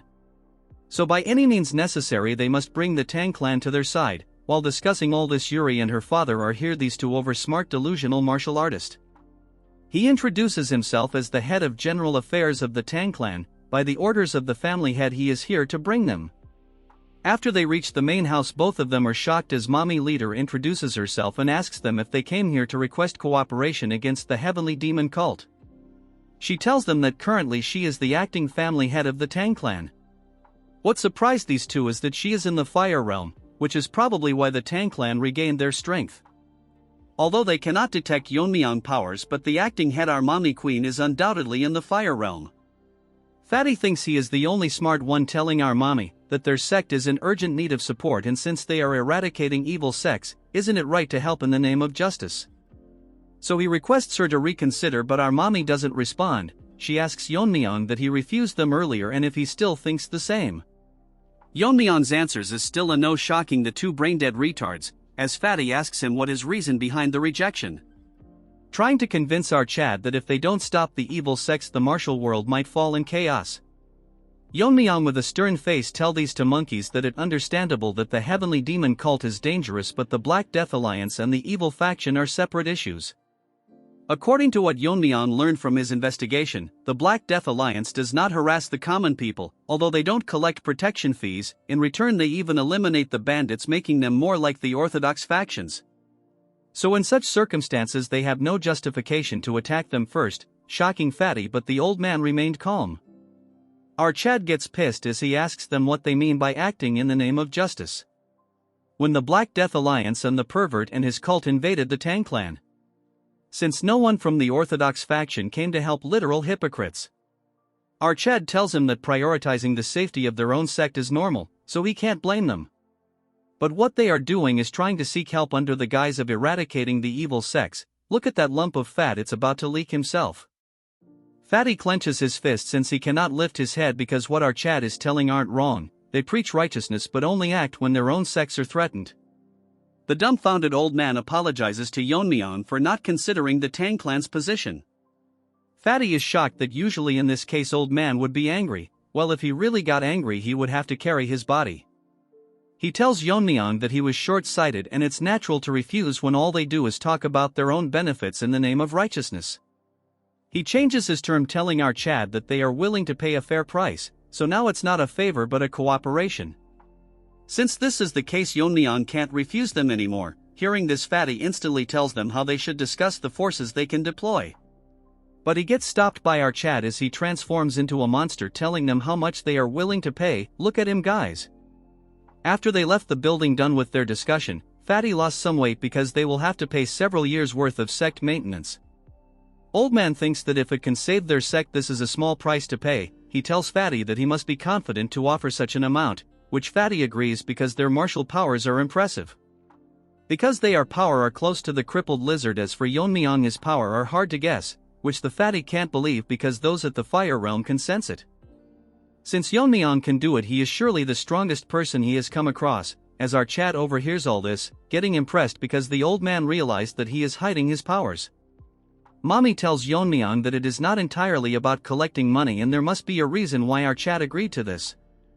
Yeon-myeong tells her that the Black Death Alliance good deeds to the Taoist, but he cannot trust them. Mommy tells Yeon-myeong that orders has been maintained in Sichuan after all the major sects fell. Yeon-myeong tells her that it's all because of that crippled lizard. The only reason they classified as an evil faction is because they didn't join the orthodox faction. They're more like bandits because they ignore righteousness and only pursue their personal gains. The current order in Sichuan is temporarily maintained by crippled lizard. If things go slightly wrong in their rule, they push out their business competitors and plant spies to invade or bring down other clans. So although their nature didn't change, the current order is only maintained by lizard. If he were to disappear one day, the evil faction under his would go crazy. Mommy finally understood his point, so she asks him what his current plan is. Hearing this, Yeon-myeong smiles and tells her that it's simple, so all they need to do is prevent them from going north. Mommy is not sure if they are strong enough to block the Death Alliance since she is not aware of Yeon-myeong's current strength. Our Chad with a straight face tells her that since they cannot block them directly, he will block them internally. Hearing this, Mommy cannot believe that he is gonna infiltrate the main base. Our mommy, I mean my mommy, never mind, she is nervous how he will sneak in. Yeon-myeong tells her that recently they sent an invitation themselves. Hearing this, Mommy gets confused. Unlike the previous competitions, the gathering is now a tournament where the young master of the evil factions face each other. Yeon-myeong will attend the gathering and confirm their true nature, and if they don't eradicate their evil nature, he will kill every one of them. In some other place inside a carriage, a man is telling someone that when they reach the Tang clan, the person should not do anything to offend the family head. It's that skinny Barbie. This time he bought her niece, and if what he said about Yeon-myeong is right, while his hand keeps shaking, she will do anything to win him over. Well, she is cute and an actual Barbie. She is the young lady Yeonjeong. We move to the poison hall, where Ijin comes to meet Taeho and asks him if he is here. Since she brought him his meal and herbal medicines, Sabek tells her to come inside. Someone tells me how she looks like a girl. She asks him how he is currently doing and the current situation of his internal energy. He tells her that thanks to her he is now much better. Making a face full of happiness, he tells Ijin all of this because of the medicine her grandfather provided. Hearing this, Ijin is delighted. When he first saw the medicine and the food, he was traumatized because not only did it contain herbs, but also poisonous plants. Look at his face, it looks like he is consuming turd freshly released. Now that was a disgusting remark. What he didn't expect is that after eating it, his power level went over 9,000 and he became a hairy version of Nappa. This even surprised Ijin's grandfather who made the medicine. Because of how fast he was recovering, that hot fresh turd was maybe good. If this goes on like this, he will soon recover enough to be able to return to his sect. Ijin is happy to hear. That's when Fatty tells them that it is very noisy outside and asks Ijin if something is happening. She tells him that it might be because the Jaegal clan has arrived. Hearing this, Fatty is nervous and confused. The Jaegal clan and the Tang family have had a close relationship for a long time. That's why they supported them during the recent contest. This time they are here to set up a defensive formation in their outer grounds. Fatty is contemplating about not knowing much about formations, but it will be very costly, and if the Jaegal clan is well off. Instead of all this, dude should weigh himself first. Sabek asks her if the Tang clan is covering the cost. She directly tells him that the Jaegal clan is covering for everything with a smile on her face. While the duo of Fat Monkey and Gen Z are confused, she tells them that according to the family head they were very cooperative. Sabek thinks they might have found the weakness of the Jaegal clan. Now we move on to your favorite skinny Barbie. He is wetting himself from the thought of what our Chad might just do to him. Now we move on to the main hall. Bro, I don't want to move so much, already overworked by self. Anyways, the duo of uncle and niece are outside the main hall, as he asks Yeonjeong if she will be able to leave a good impression on them, and she assures him. She is then move on to show her huge collection of clothes she brought. If you know can't get demonetized, and how there is not a man who will not fall for her beauty. Looking at her skinny, Barbie thinks that she resembles his sister who was called a beauty in Hubei, so capturing a young man's heart won't be too difficult. Someone tells me who the hell draws those mothers. They all look too good to be a side character. Over a decade ago the pervert attacked the clan to claim his sister, and because of her sacrifice the clan barely managed to survive destruction. This dude has mental issue for sure. Please be wary that he not the Black Alliance leader, as some might confuse it. Driven by the shame that something is 50 and rotten got to taste her cooking, she killed herself probably because they didn't add enough meat to the dish. So no matter what, he cannot allow such a tragedy to befall the family ever again. If she develops a strong relationship with the Tang clan, they can maintain their lineage. He looks at her and thinks that the future of their clan now solely depends on her. That's when Barbie hears a voice telling them that she heard the Jaegal clan was a great help to them. Both of them are shocked for some other reason. but I would only act this way if I can pair up with our mommy.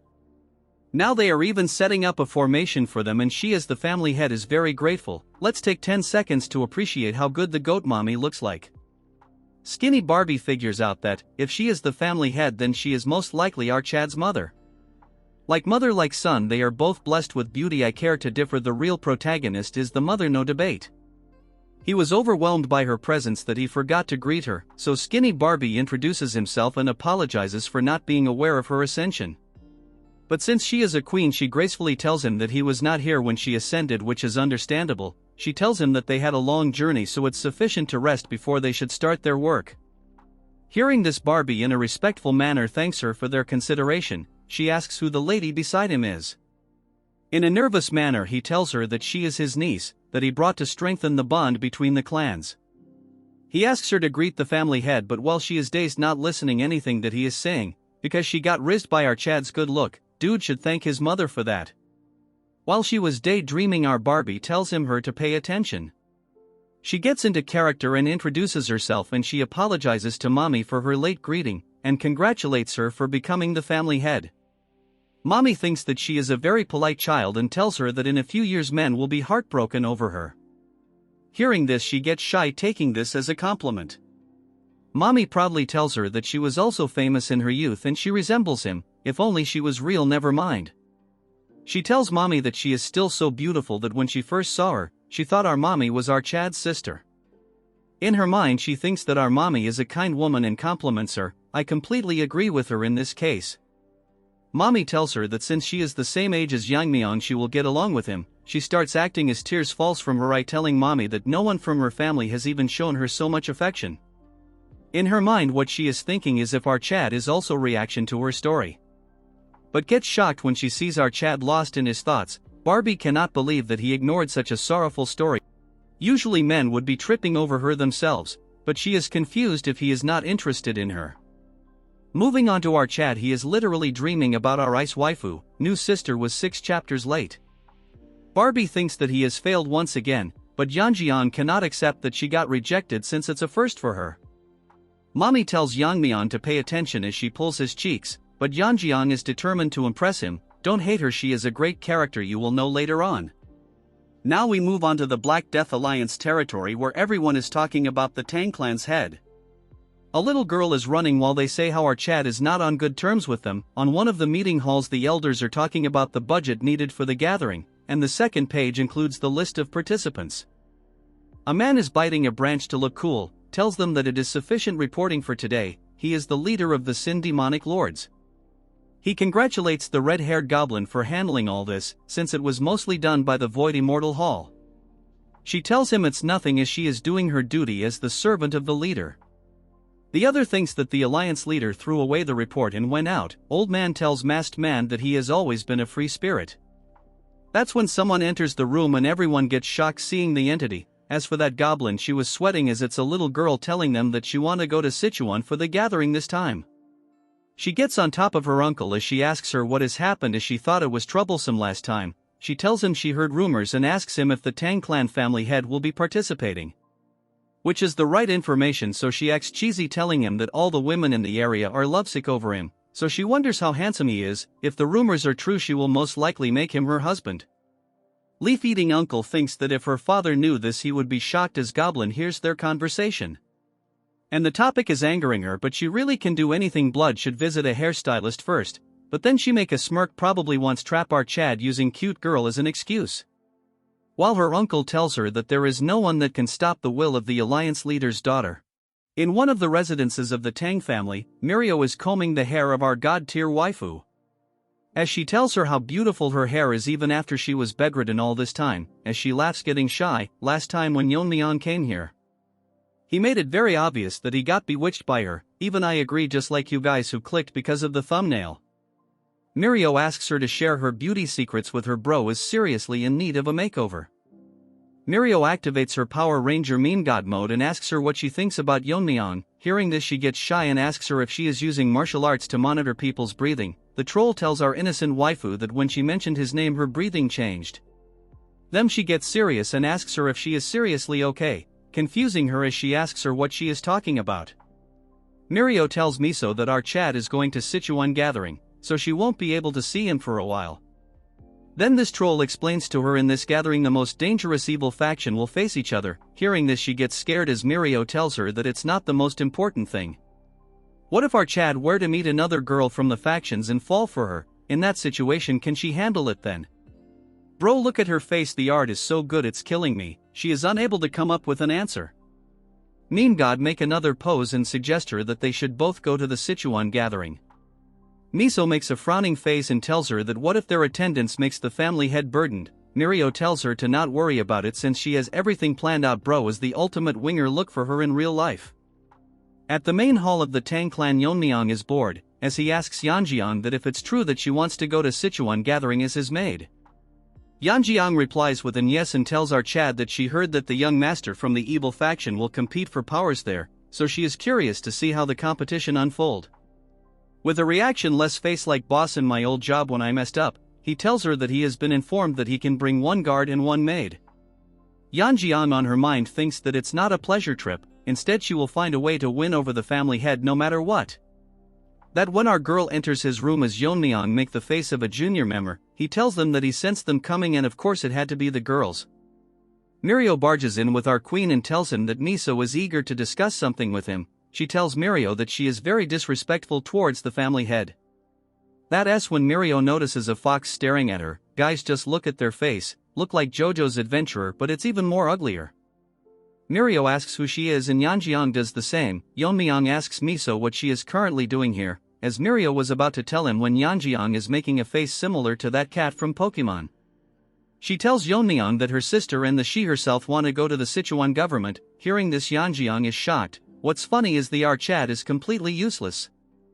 What they plan to do is Mirio become his guard and Miso will accompany them as his maid, since he can only be accompanied by one guard and one maid. Amidst their meeting, Yeon-myeong is dumbfounded what nonsense Mirio is spouting. From her eyes, Mirio has a close relationship with Yeon-myeong, but the biggest concern is that Miso is so beautiful that she is almost as beautiful as Yeon-myeong's mother. No one, I repeat, on one can beat mommy. Moving back to Yeon-myeong, she is losing her mind because if Miso were to accompany Yeon-myeong it will ruin her plan and position. Our Chad shocks everyone in the room, is shocked as Yeon-myeong tells Mirio that he can take her as his guard. As for Miso, he cannot take her with him, since he already has someone in mind for the maid position. Hearing this, the delusional Yeon-myeong thinks if she is the maid, while Mirio tells him that if Miso doesn't go, Mirio will not accompany him. Since that's the case, Yeon-myeong planned to choose another warrior from the clan, pissing Mirio even more. Miso tells her Mirio to stop as she starts getting emotional and then literally starts crying, telling Mirio that if the family head doesn't want it, it's better not to force him. I am sorry mommy, I might get diverted. What the hell was that? Mirio loses her mind, telling the junior meme god to go outside with her since it's time for a lecture. To Mirio, he is an amazing person not just because of his martial art but also because of his judgment and decisiveness. Then as she is his senior when it comes to posting memes, she shows him his true face, telling him how he can be so cluelessness, making it obvious why she is acting like this. She wants to know why Mirio cannot go, and if he doesn't have feeling for her, it's like he is pushing away an opportunity right in front of him. Yeon-myeong shocks her by telling her that it's not a pleasure trip but it could instantly turn into a battlefield, since he doesn't know what might happen during the confrontation with the evil factions. If Mirio were to come along, she might get exposed to a danger that he can't protect her from. Mirio is scared as he tells her who would be responsible if she were to get in trouble. What's more troublesome is that they are going to the Black Death Alliance territory, so he might even have to face their leader. Considering she is still in her recovery phase and is not fully strong yet, it would be hard for her to handle. Moving back to Mirio, she thinks what he said is right, so she has no choice but to agree to her. Yeon-myeong thanks her for understanding his situation. Bro is like the ultra-rare protagonist who is almost perfect. Dude is not a simp unlike others. Mirio sweats as she tells him that she is still going as Yeon-myeong, but our troll asks her that she told everyone that she wouldn't be going either. She gets pissed, telling her that she cannot let a fox guard the hen house. She is talking about Yeon-myeong. As for Yeon-myeong, he cannot talk over his boss. As for the Pokemon kitten waifu, she thinks that someone is talking about her.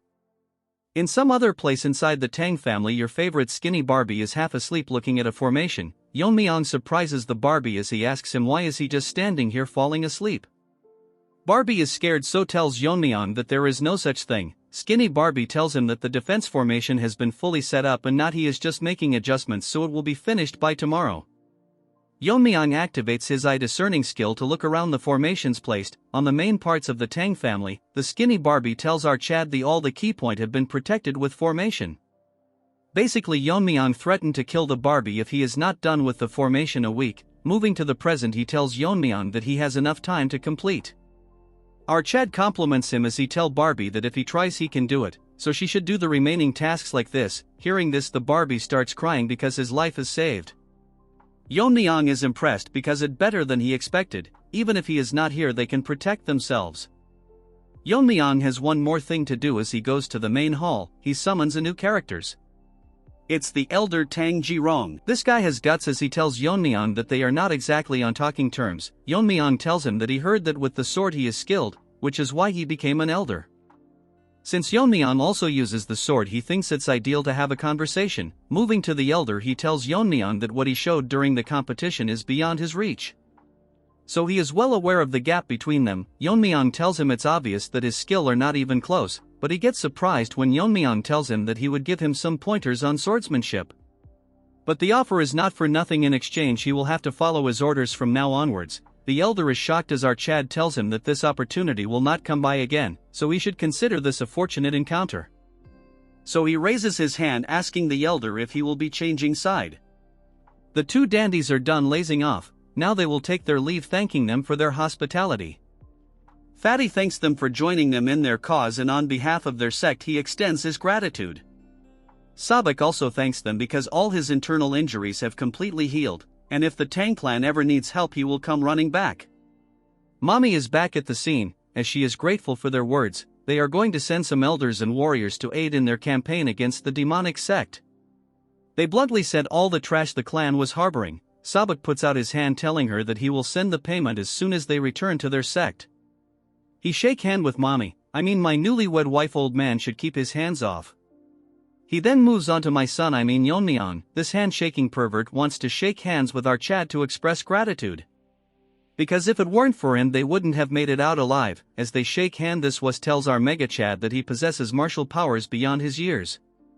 And before long he might surpass him. What nonsense is this ant talking about? Anyways, he gets owned by the overwhelming powers suppressed by our Chad, making him feel like the ant he is. Bro popped his pants. Just look at his face as he starts sweating. Fatty notices a change in his outlook and tells him why his face has turned pale and if he is alright. Since Ant has to stay all strong and whatnot, he tells him that it's because he is reluctant to leave. With a shivering voice he tells Fatty that they should go back to their sect. What he saw was not an illusion, but it's hard to believe that a human can possess such power. It might just be a guess, but Gen Z uncle thinks that the rise of the Tang clan might not be because of the family head but our Chad Yeon-myeong. As they leave, my wife tells everyone that the motto of the clan is that they will repay kindness twofold and grudges tenfolds. This is the rules that the main family values loyalty above all. Since they have agreed to assist the Fatsos' sect they must face the battle together. And because of the vigor and beauty of my wife they get pumped up. I married her. In this episode's jokes apart, the group of pigs that are still in the clan are having a hard time contemplating the situation they are in. From the look of it, these losers will try to kill Yeon-myeong or cause a problem for the Tang clan. With everything set in place, she wishes them good fortune in their battle. Later that day, Ijin hand over our Chad a full stock of energy drinks, I mean the fiery poison. Ijin is curious why he always carries this poison only, since there are many other poisons. Yeon-myeong tells her that it's because she is familiar with it and there's no poison like it. Basically what he means is that this is Yeon-myeong's favorite flavor. He bids her farewell since his companions are waiting. She is chilled because it's him, but he gotta make it out alive. Out of nowhere, Snaky manifests itself, getting curious as it is hard to believe if he is really as young as he says.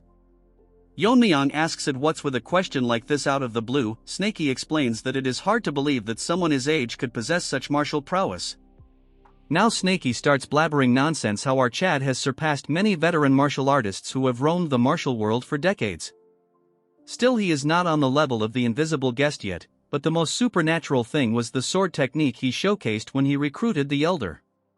It was so advanced that it was levels above the swordmasters he had faced alongside the invisible guest. Yeon-myeong is smart, so he makes up an answer, telling it that if there are people like the Black Death Alliance leader who can comprehend martial arts at a glance, then why cannot a Chad like our boy exist? So it's best for Snaky to put aside his unnecessary. All Snaky thinks is that our Chad is definitely not a dragon. Afterwards he goes to the main hall, where his group of side characters are waiting while Mirio asks Yeon-myeong where he went. Yeon-myeong tells them that he went to Ijen to get some poison, but he is not aware of the third person accompanying them. The masked dude greets our Chad, introducing himself as Jang Gil, and he is here to guide him and ensure he is safe during his journey. Yeon-myeong with a smile on his face tells him that he will be counting on him. That's when my wife enters the scene asking our son Yeon-myeong if he is going to leave now. Seeing her, the side characters get shocked just like someone seeing their crush, but since our real main character Jill, she tells them it okay as there is no need to be so formal. She suddenly tells Yeon-myeong that the wind is picking up, so whatever oath Yeon-myeong chooses in life, she will support him, but he shouldn't push himself too hard. Yeon-myeong tell her to not worry since she should be aware whose son he is. Hearing this, my wife gets shy, proudly telling him that he is son of the Poison Phoenix. Well, he is my son from now onwards. She then moves on to the side characters telling them to stay safe and take good care of the family head. Like some robots in charge, they tell her that they will carry out duties. Hearing this, she bids them farewell. Look at her again, this is for sure going to be my wallpaper artist, definitely did me justice. In the heart of Sichuan Tang, we move on to our squad as Mirio tells Yeon-myeong that it really feels like a festival, but it wasn't like this the last time she came. Hearing this, Yeon-myeong asks her if she has been here before. Mirio proudly tells Yeon-myeong that she came here a few times when her dad was still running the trading company. Mirio gets into her character telling him how it was a huge company back then. Once the evil factions took over, the business has shrunk a lot. Hearing all this nonsense, Yeon-myeong remembers that her father mentioned it before. Our Chad thinks that if the clan expands, it would be financially smart to have a trading company, since they cannot rely on the elders' embezzled funds and the medical wing's profits forever. Now it is becoming clear to our Chad he will need to deal with the evil factions. Yeon-myeong tells Mirio to come see him with her father. Hearing this, Mirio asks him what is the reason. Our Rizgod tells her that he is planning to help him start running the trading company. Hearing this, Mirio gets extremely happy, telling him that he cannot back out now that he has said it. Later that day, in some place in the town where a dwarf man is chilling by himself, he is actually dressed because today it is going to be another slow day. His dream is to find someone who knows how to appreciate swords. That's when he hears a voice calling for him, our Chad asking him if the place is open for business since they cannot hear any sounds of hammering. Yeon-myeong, the new Naruto look-alike, tells him that he is here to look at swords. Little man thinks that our Chad has an unusual look about him, so he welcomes him with open arms, telling him that the swords are inside so he is free to take a look. He showcases his collection, trying his hardest to not brag about how good they are compared to other shops. Mirio asks him why he is in need of a sword. According to Yeon-myeong, it better to carry a weapon even if it is just for show. Yeon-myeong analyzes the sword by tapping on it. The quality of the blade is in excellent condition and even the level of sharpness is impressive. Yeon-myeong tells Shorty that he has a right to boast, shocking him, because he cannot believe that he knows how to evaluate swords. Although the sword lacks beauty, the sharpness make up for it, which is proof that the forging and tempering was done with great precision. Shorty cannot believe that Yeon-myeong analyzed sword just by tapping it and glancing at them a few times. Yeon-myeong tells everyone present to pick one sword that will suit their taste. Hearing this, Shorty gets inside, telling Yeon-myeong to wait right there and not move. After a while, he brings in a huge case and drops it to the table, telling our Chad to open it since it's been a while he has met someone who appreciates swords. Opening the box, Yeon-myeong is shocked because this is the demon-slaying sword. The demon-slaying sword that the blacksmith showcased is shiny enough to reflect the image of Yeon-myeong. As for his sidekick Mirio and Yeonjeong, they are amazed by how extravagant it looks. Yeonjeong is someone who has no expertise when it comes to swords, but even she can tell in a glance how amazing the sword is. The Shorty tells them that the sword was not crafted by him but his master, who was an expert in his work. Unfortunately, he passed away from illness, so he took over and relentlessly worked on the sword and finished it. While telling this, he is very proud of this achievement, and asks Yeon-myeong what he thinks of this sword. He can proudly say that the sword is worthy of being called a masterpiece. Even to the eyes of our Chad, this is an amazing sword that it is good enough to be on par with the sword he used in his past life. He can feel the sharpness radiating from it constantly. Yeon-myeong tells Shorty that it is a brilliant sword, however he doesn't need a sword of this caliber. This shocks the blacksmith, so he asks Yeon-myeong if the sword didn't meet his expectations. Yeon-myeong sighs and tells him that it's quite the opposite. he should be proud of the sword he has created, and our Chad is thankful that he showed it to him. This is the reason he thinks that the sword ID too much for him. The real reason is that a sword of this quality would only draw unnecessary attention because of how well it's crafted, so a simple sword suits him better. Yeon-myeong tells Shorty that he will pick the one that he picked up earlier. Hearing this, the blacksmith gets disappointed, telling him that if that's what he wants he has no choice but to comply. That when a group of brain-dead nonsense third-class characters enter the scene, I guess even trash needs to be given screen time. Seeing them, the Shorty makes an unexpected reaction as if he is scared, calling the man in front young Master Yun.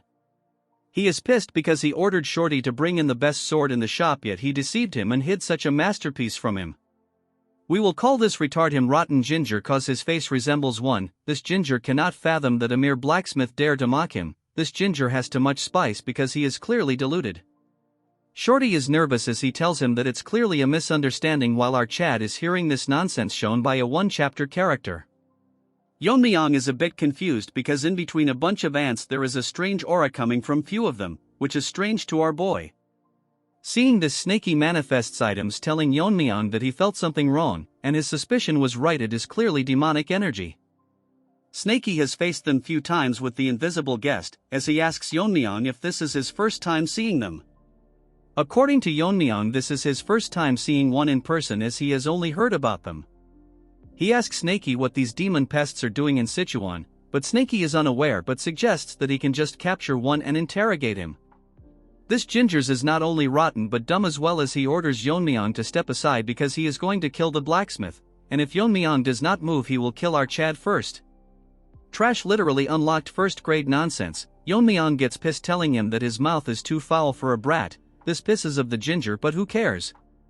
With a finger flake he knocks this ugly ginger out. All this talk and bro is this week. Seeing him fall to the ground, his guards make a reaction as if an old granny has been killed. Yeon-myeong tells Ginger that at his level, no matter how good he is with the sword, he won't be able to use this sword properly, so he should come back after 20 years of training. Seeing our Chad acting cool, Mirio is shocked, as for Yeonjing she is acting as if she fell from the sky. One guard starts barking like a dog, telling Yeon-myeong that how dare he lay hands on the grandson of Nam Jin-soon, the lord of Hyunyang sect, which is protected by the Black Death Alliance, warning Yeon-myeong to not expect to live after what he did. Can we move forward? Just how much nonsense can this side character spout? This nonsense pisses Yeon-myeong off as he tells them that he doesn't care about his status, and asks them what's their connection to the demonic sect. Hearing this, they all make mixed reaction, as there is one in between them that looks like the boss who will be one shot by our Chad. Yeonjing asks Yeon-myeong where they came from, as she and our so-called guard Mirio is scared. We then move on to the ginger as he looks back nervously. This third-rate copy of Bayon, this he is something, as he is angry that Yeon-myeong called their sect with a slur, and if our Chad doesn't value his life. The guards tells this was to stay behind them, but instead their head goes flying around. Seeing them dead, the ginger now loses all its flavor, falling to the ground. Many demonic soldiers pop up from the ground as the leader tells them that from now onward they, the Heavenly Moon Brigade, will be taking care of this ginger. The rest of his previous guards gets killed. The ugly punk is amazed by the fact that Yeon-myeong saw through their concealment that was perfect. Moving on to Yeon-myeong, he doesn't care. As for his subordinates, all of them are crying, and his useless guard Mirio is amazed by just what is happening, but what shocked all three of them further is when Yeon-myeong tells them that with the stench of the demon turds reeking from a mile away he could see them from a mile. Yeon-myeong should switch professions and become a roaster, since he tells him that if he was trying to hide his identity, the least he should do is cover his face properly. Mirio thinks that he has gone crazy to roast someone on their looks. As for the bald head, he is holding himself from attacking, telling Yeon-myeong that even after seeing every one of them getting killed he still doesn't feel the sense of urgency. Yeon-myeong asks Shorty to lend him a sword, and he takes a hold of the masterpiece, as Yeon-myeong tells him that if it's urgency he is talking about, it's them that should worry about it instead. Our roaster Yeon-myeong tells them that from where he is standing, them and the ones they killed are all same to him. This pisses Bald Head so much that he orders his minions to escort the young master, as he is seriously going to kill out Chad. Yeon-myeong wasn't wrong when he called him ugly. Dude looks like the fresh turd my dog just released while I was writing this script. One of turds grabs onto Ginger, but Yeon-myeong gets surprised when the young master does not recognize them at all. According to Yeon-myeong's observation, this brat probably is not aware of their identities. That's when a voice curses our Chad. It's that ugly fart that is pissed and attacks our Chad for ignoring him. With no reaction, his face Yeon-myeong blocks his attack, and because of the strong exchange of sword a mini explosion occurs. Ugly Fart thought that he was faster, but still he got knocked back, as he stares at our Chad, who was unfazed even after the exchange of their swords. All of a sudden his world starts spinning and he thinks of counterattacking, only to find himself dead, while all his subordinates watches his head rolling around. Mirio and Yeonjeong are shocked to witness what just happened. Ginger has almost turned into a paste. While Yeon-myeong is standing in front of the headless body, bro has immaculate drip. According to Yeon-myeong, after swinging the sword, he can definitely feel that it is a masterpiece. The weight distribution between the hilt and blade is near perfect, and it's razor sharp without a drop of blood staining it. He tells Shorty that it is truly a masterpiece and he is who carried his legacy as someone amazing as well. Hearing this, Shorty starts to tear up. In a flashback we can see Senior Shorty making this sword, telling Junior Shorty that every valuable object will eventually find its rightful owner, so the sword he is crafting will find its master someday. So no matter what happens, he must give this sword to the person who can appreciate its worth. Looking at Out Chad, he thinks that he has finally found its rightful owner. Moving on to Yeon-myeong, he asks them if any of them wants more, and suggests them to all attack at once. The next moment this group of nonsense charges towards our Chad, telling him to not underestimate them. Yeon-myeong smiles at them and with a single slash he rips through half of them, then like dancing in water with a set of extremely delicate and fast movements he kills them all with single consecutive strikes. Seeing this, Ginger has decides to turn back into a human. Shorty is also short of words. The girls are shocked and Mirio is getting tired from being surprised, and it's amusing that she was not aware when our Chad learned swordsmanship. In some other place where someone is walking with his two legs, this is the nonsense most narrators use to make the video unnecessary long. The person who is walking thought to himself that everything is going smoothly and effortlessly. This pizza face thinks to himself that the losers from the Black Death Alliance, these bastards, is completely unaware that he is from the Heavenly Demon Divine Cult. By the way, he is the second son-in-law of Black Death Alliance Hyunso, Nam Jin Soon, but we will call him Pizza Face. Blood is so delusional that he thinks about how his son has the talent befitting the bloodline of the Yun family. This Pizza Face with no sauce is so proud that he thinks that among his peers there is no one who can match him. He clenches his fist in delusion, confident in his pimp son that in the Sichuan assembly, if he can showcase his amazing strength and get into the Black Death Alliance leadership, it will be the first step towards weakening their powers. What a joke! As he smiles, he thinks that by the time they realize what's happening, the demonic path will already have arrived in Sichuan. This Pizza Face is delusional like you guys. In case of you guys you dream about having a girlfriend. A one-armed ant breaks into his pipeless delusion. Pizza Face asks him isn't he one of the member of the Heavenly Moon Brigade who was supposed to guard his son. The one-handed ant tells him that his young master is being attacked by an unknown entity. Hearing this, Pizza Face starts melting, about to lose his mind. We now move on to our Chad, who is busy chopping these trash-like vegetables, showcasing his drip.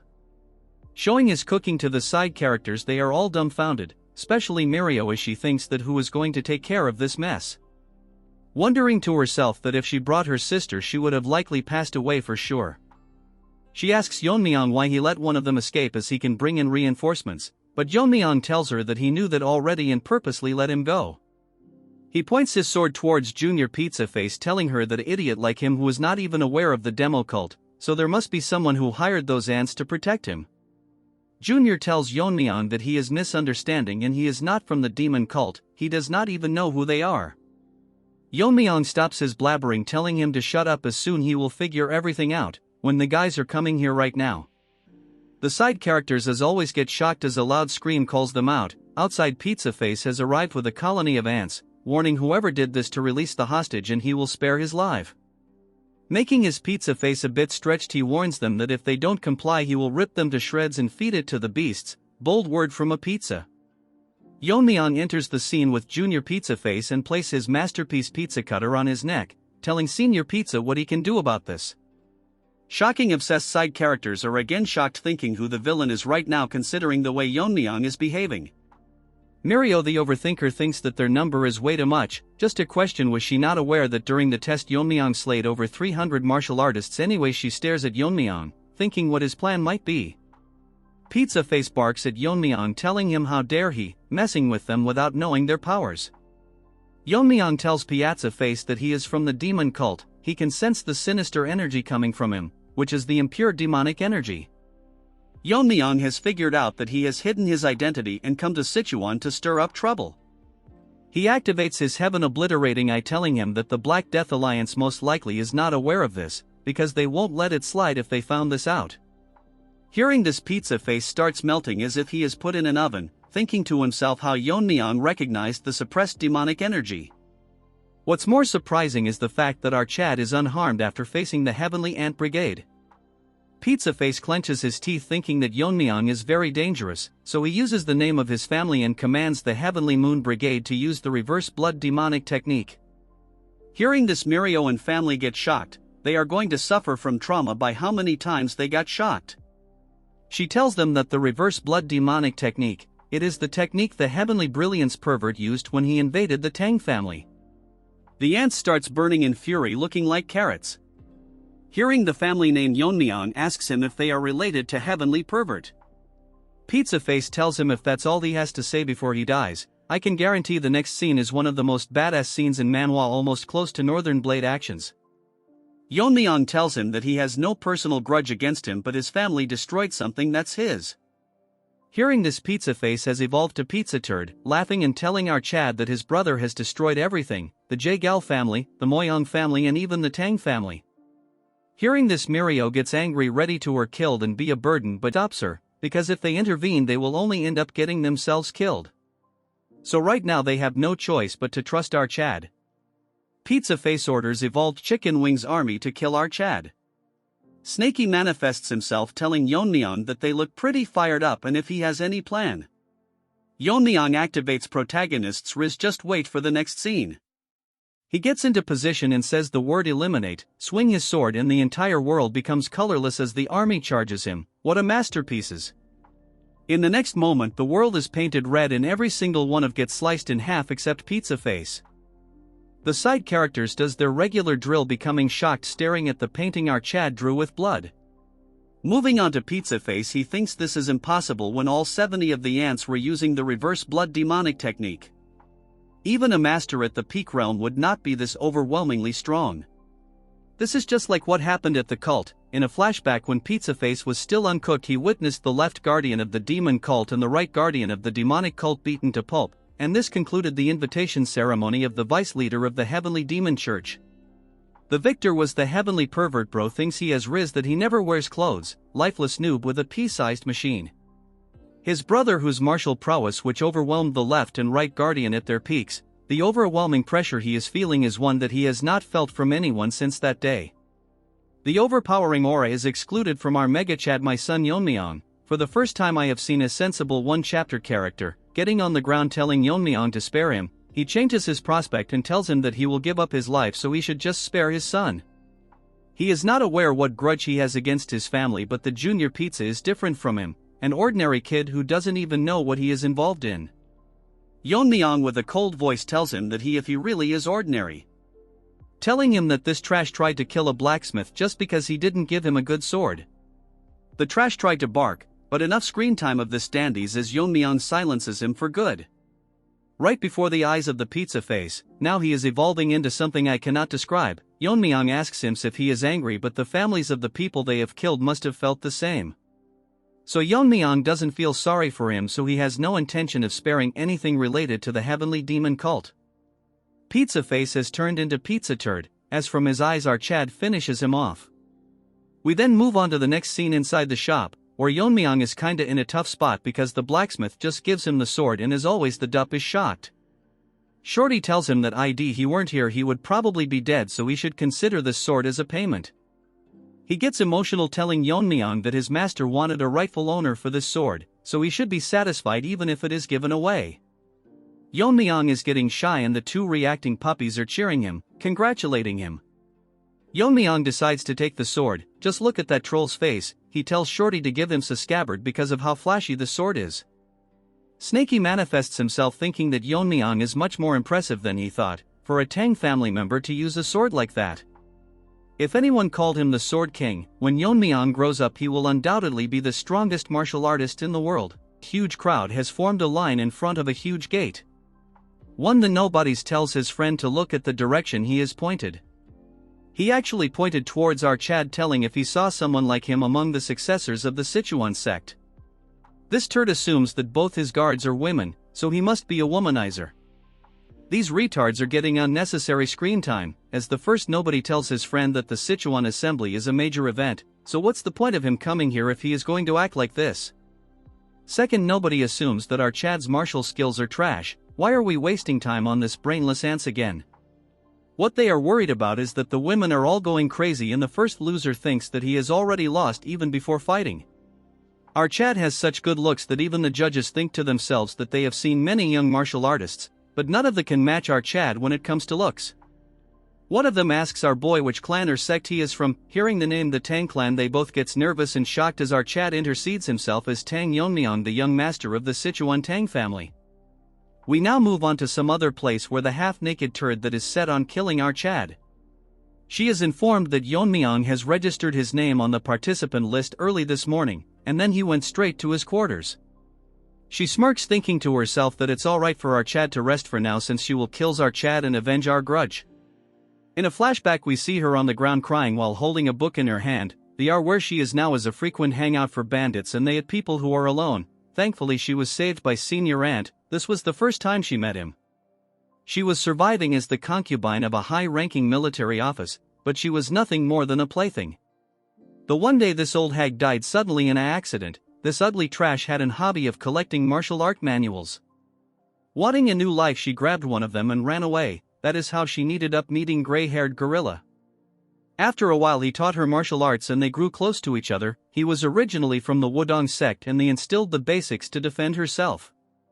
After mastering her basics she started practicing the manual she had stolen. It was Red Lotus Flame Art, but misfortune won't leave her alone as from that point onwards, her body began to weaken day by day as she had contracted an incurable disease. Realizing that she doesn't have much time left, she left gray-haired gorilla, because she didn't want him to see her in a pitiful state. A lot of time passed and she learned that Gorilla had become the head of the Darkness Silent Sword, and was quickly gaining power. On the other hand, she was dying and the constant pain made her wish that she just end her life, but her regrets won't let her die and her last wish was to just see Grey Gorilla once.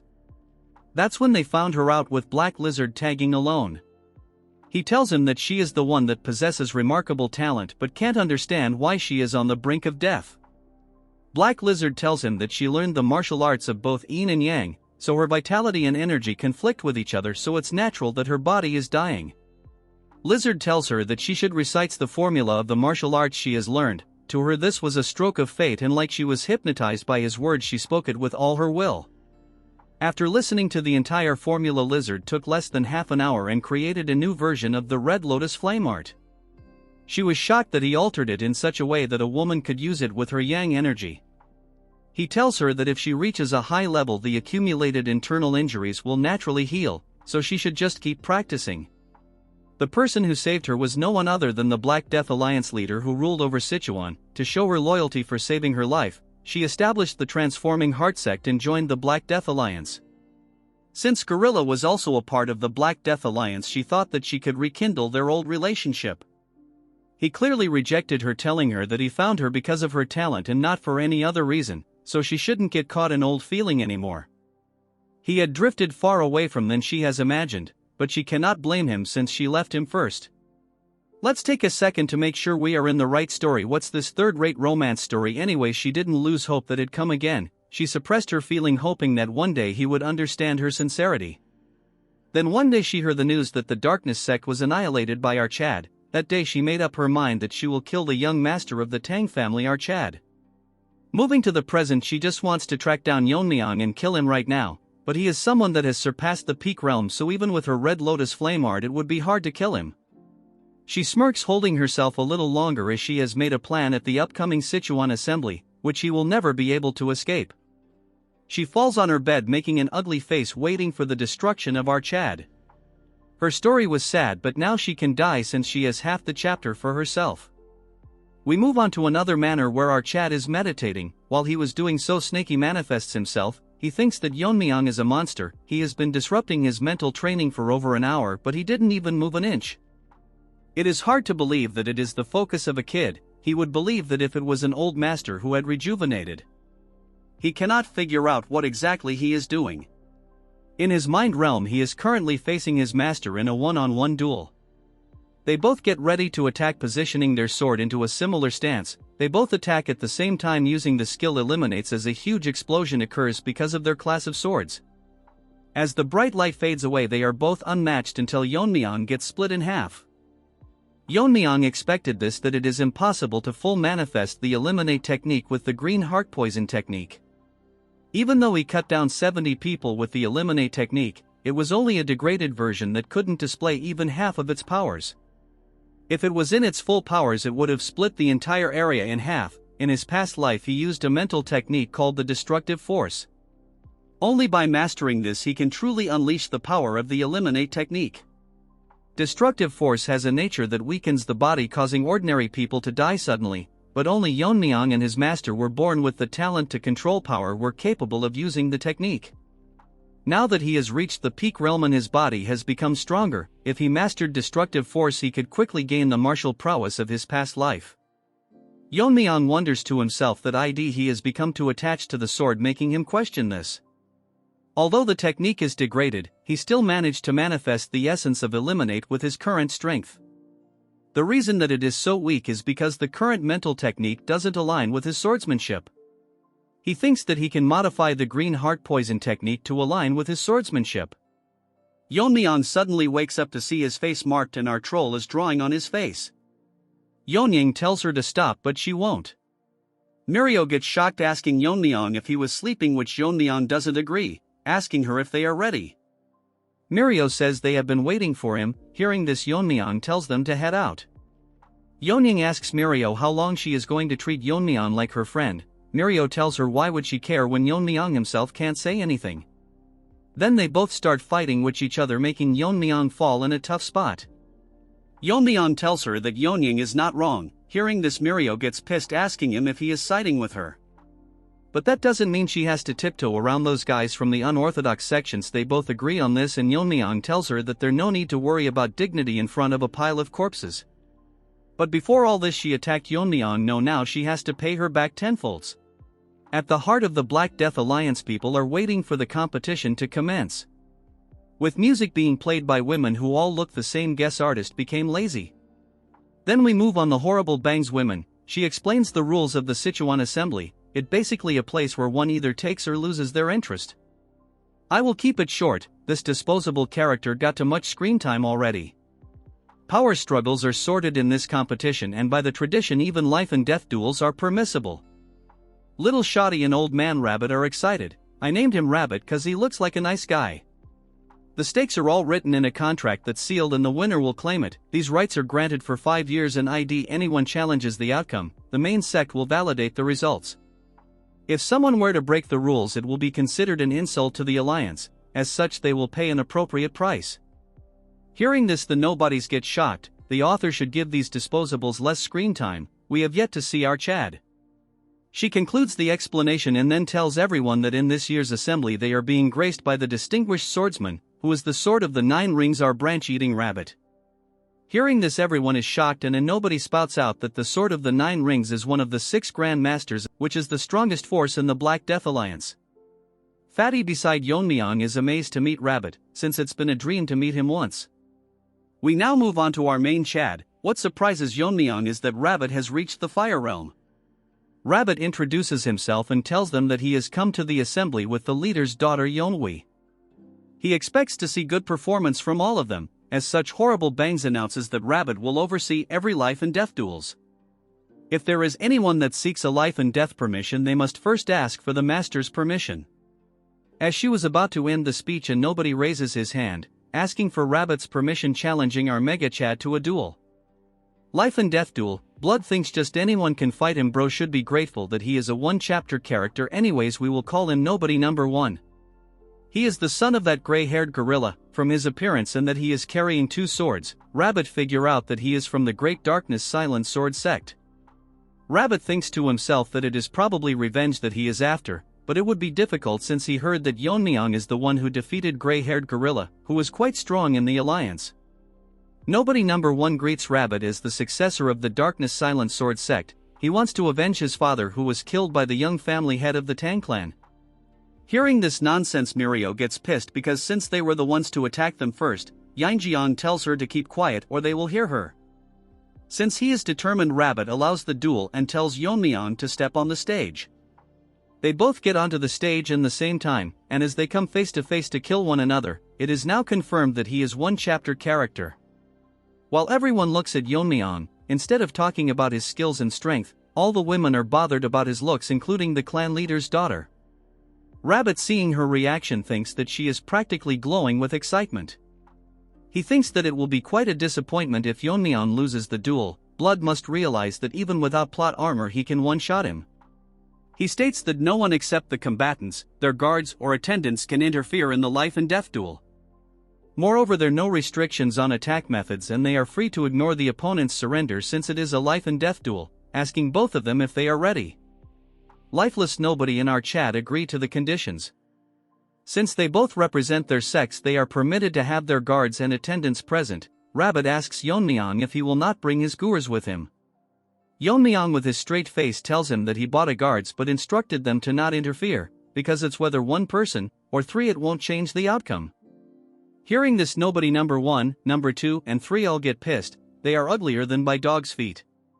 Hearing this, Rabbit finds it quite bold as he announces the fight to start.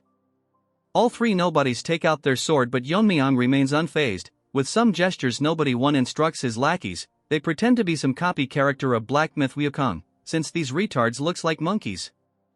The sword energy they were excluding makes everyone shocked, because it is the signature dark sword energy of the great silence sword sex master.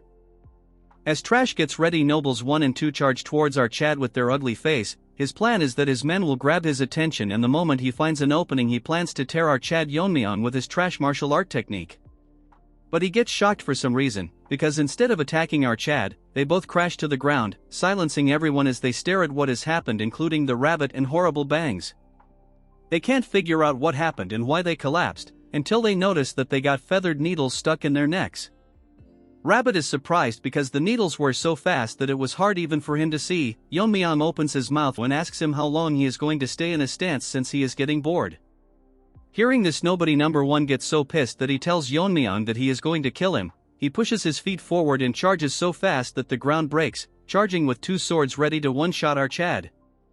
As he slashes, his sword disappears, shocking the disposable character. He notices that Yeon-myeong is standing behind him, telling him that among the people who attacked the Tang clan during the competition, there were 2 people who used sword energies like him.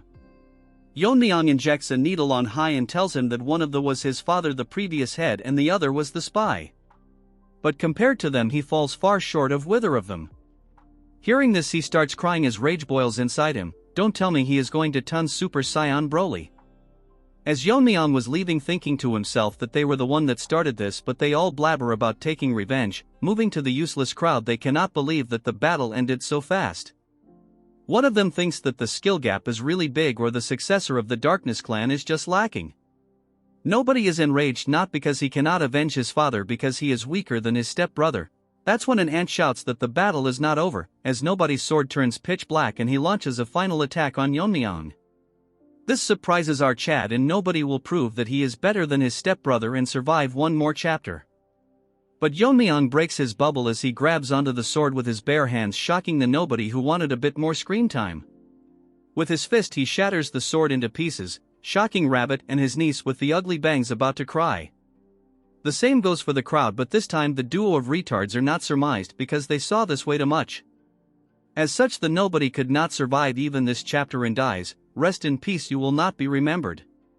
Yeon-myeong intended to take it easy on him, but it surprised him that even after being hit by his poison needle, that numbs hearing and paralyzes the body, and exhibits such a skill while facing his death. Rabbit attracts Yeon-myeong's attention as he finds it remarkable that our Chad showed him a blade technique at a crucial time like this. He heard that the Tang clan trains their hands to handle sharp weapons or wear gloves, but he didn't expect them to block a sword energy with his bare hands. If Blood saw Yeon-myeong's sword skill, he would beg to be his disciple. Yeon-myeong thinks to himself that he blocked it because of the dragon scale armor, but there is no need to reveal it, so he tells him that the clan has that sort of thing. Rabbits find it a fine display and acknowledges the fight, announcing our Chad as the winner.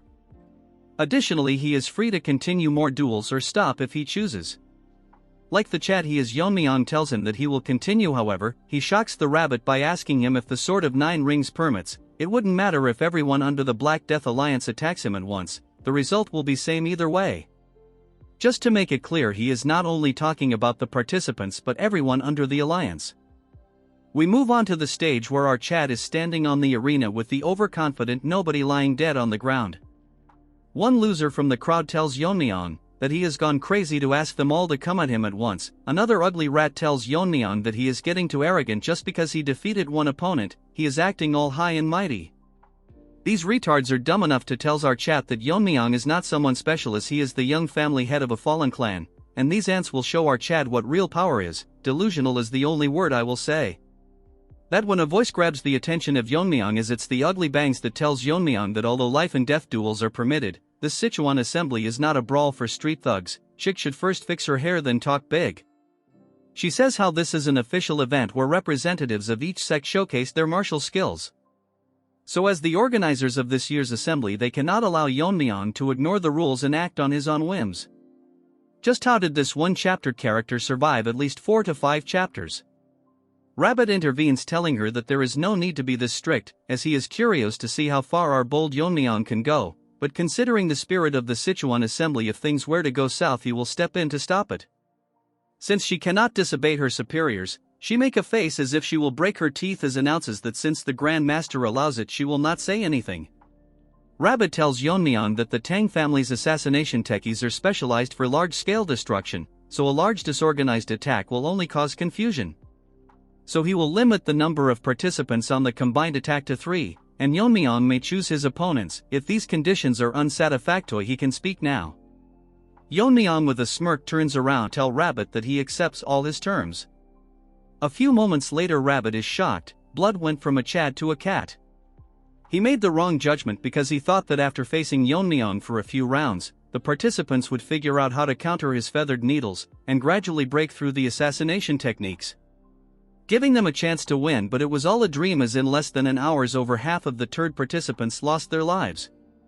What's surprising to him is that Yeon-myeong only used his feathered needles and the blade catching technique, yet none of the challengers could even put up a fight. He is now concerned because, judging by Yeon-myeong's internal energy, she should not be so strong, but he cannot understand how there is such an overwhelming skill difference. At the current rate the entire Sichuan assembly will be jeopardized, as the remaining participants are quitting, running away with their lives.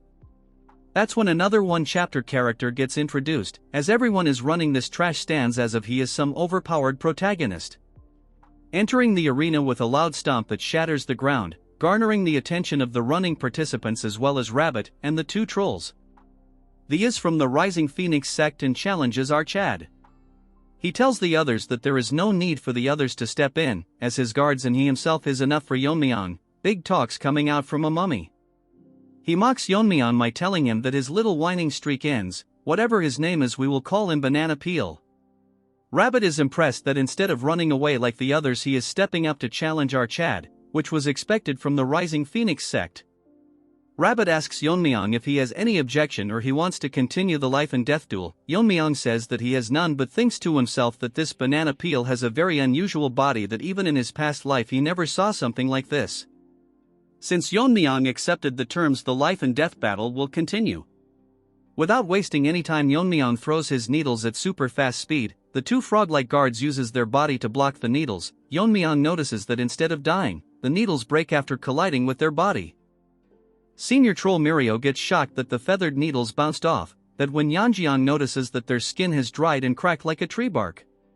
Disgusting to think they copied one of my favorite character Groot into a third-rate villain.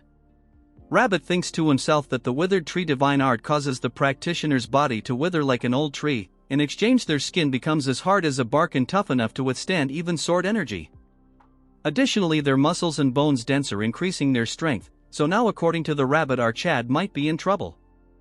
As the Banana Peel tried to strike our Chad in less than a second, dodges his attack and gets behind him. His movement was so fast that for a second even the Rabbit couldn't keep up with his movements.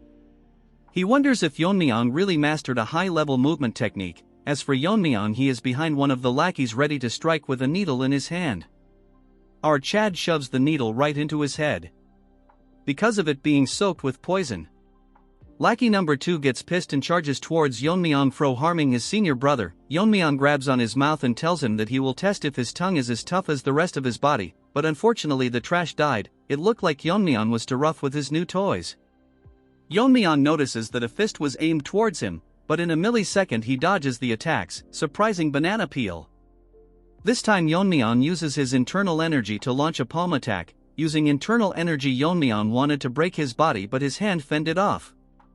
The trash tired to attack Yeon-myeong, but instead our Chad grabs him by the neck. With a smile on his face he says that he will give him brownie points for his body being tough.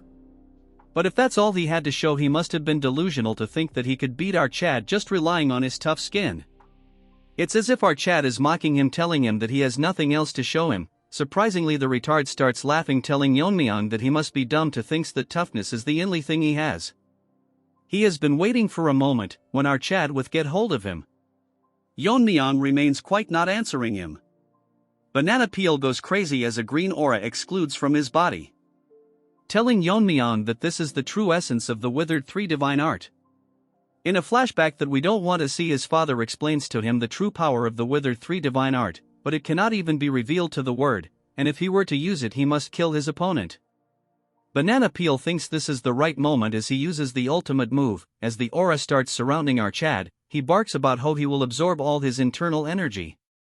Yeon-myeong sighs and tells him that he better stop what he is doing or else he will be doing something unusual. But the Banana Peel has lost its mind already. I feel bad for him. Yeon-myeong has an almost infinite internal energy, so blood is gonna explode. We start with another flashback where the father of Banana Peel was wandering to increase his powers. He encountered a potato in Tibet. The senior potato recognized junior potato's potential and taught him the martial arts known as the withered tree divine art. Although the technique's advanced form has been lost and was limited to external applications, this martial art was perfect for junior potato because he specialized in catching blades with his hands. However, this guy wanted true mastery and joined the Black Death Alliance. After Lizard looked through the martial arts, he figured out that the lost part was not very difficult since every martial arts name holds the essence of its technique. Moving to the present, the Banana Peel proudly states that the name wasn't simply given because the body withers like a tree.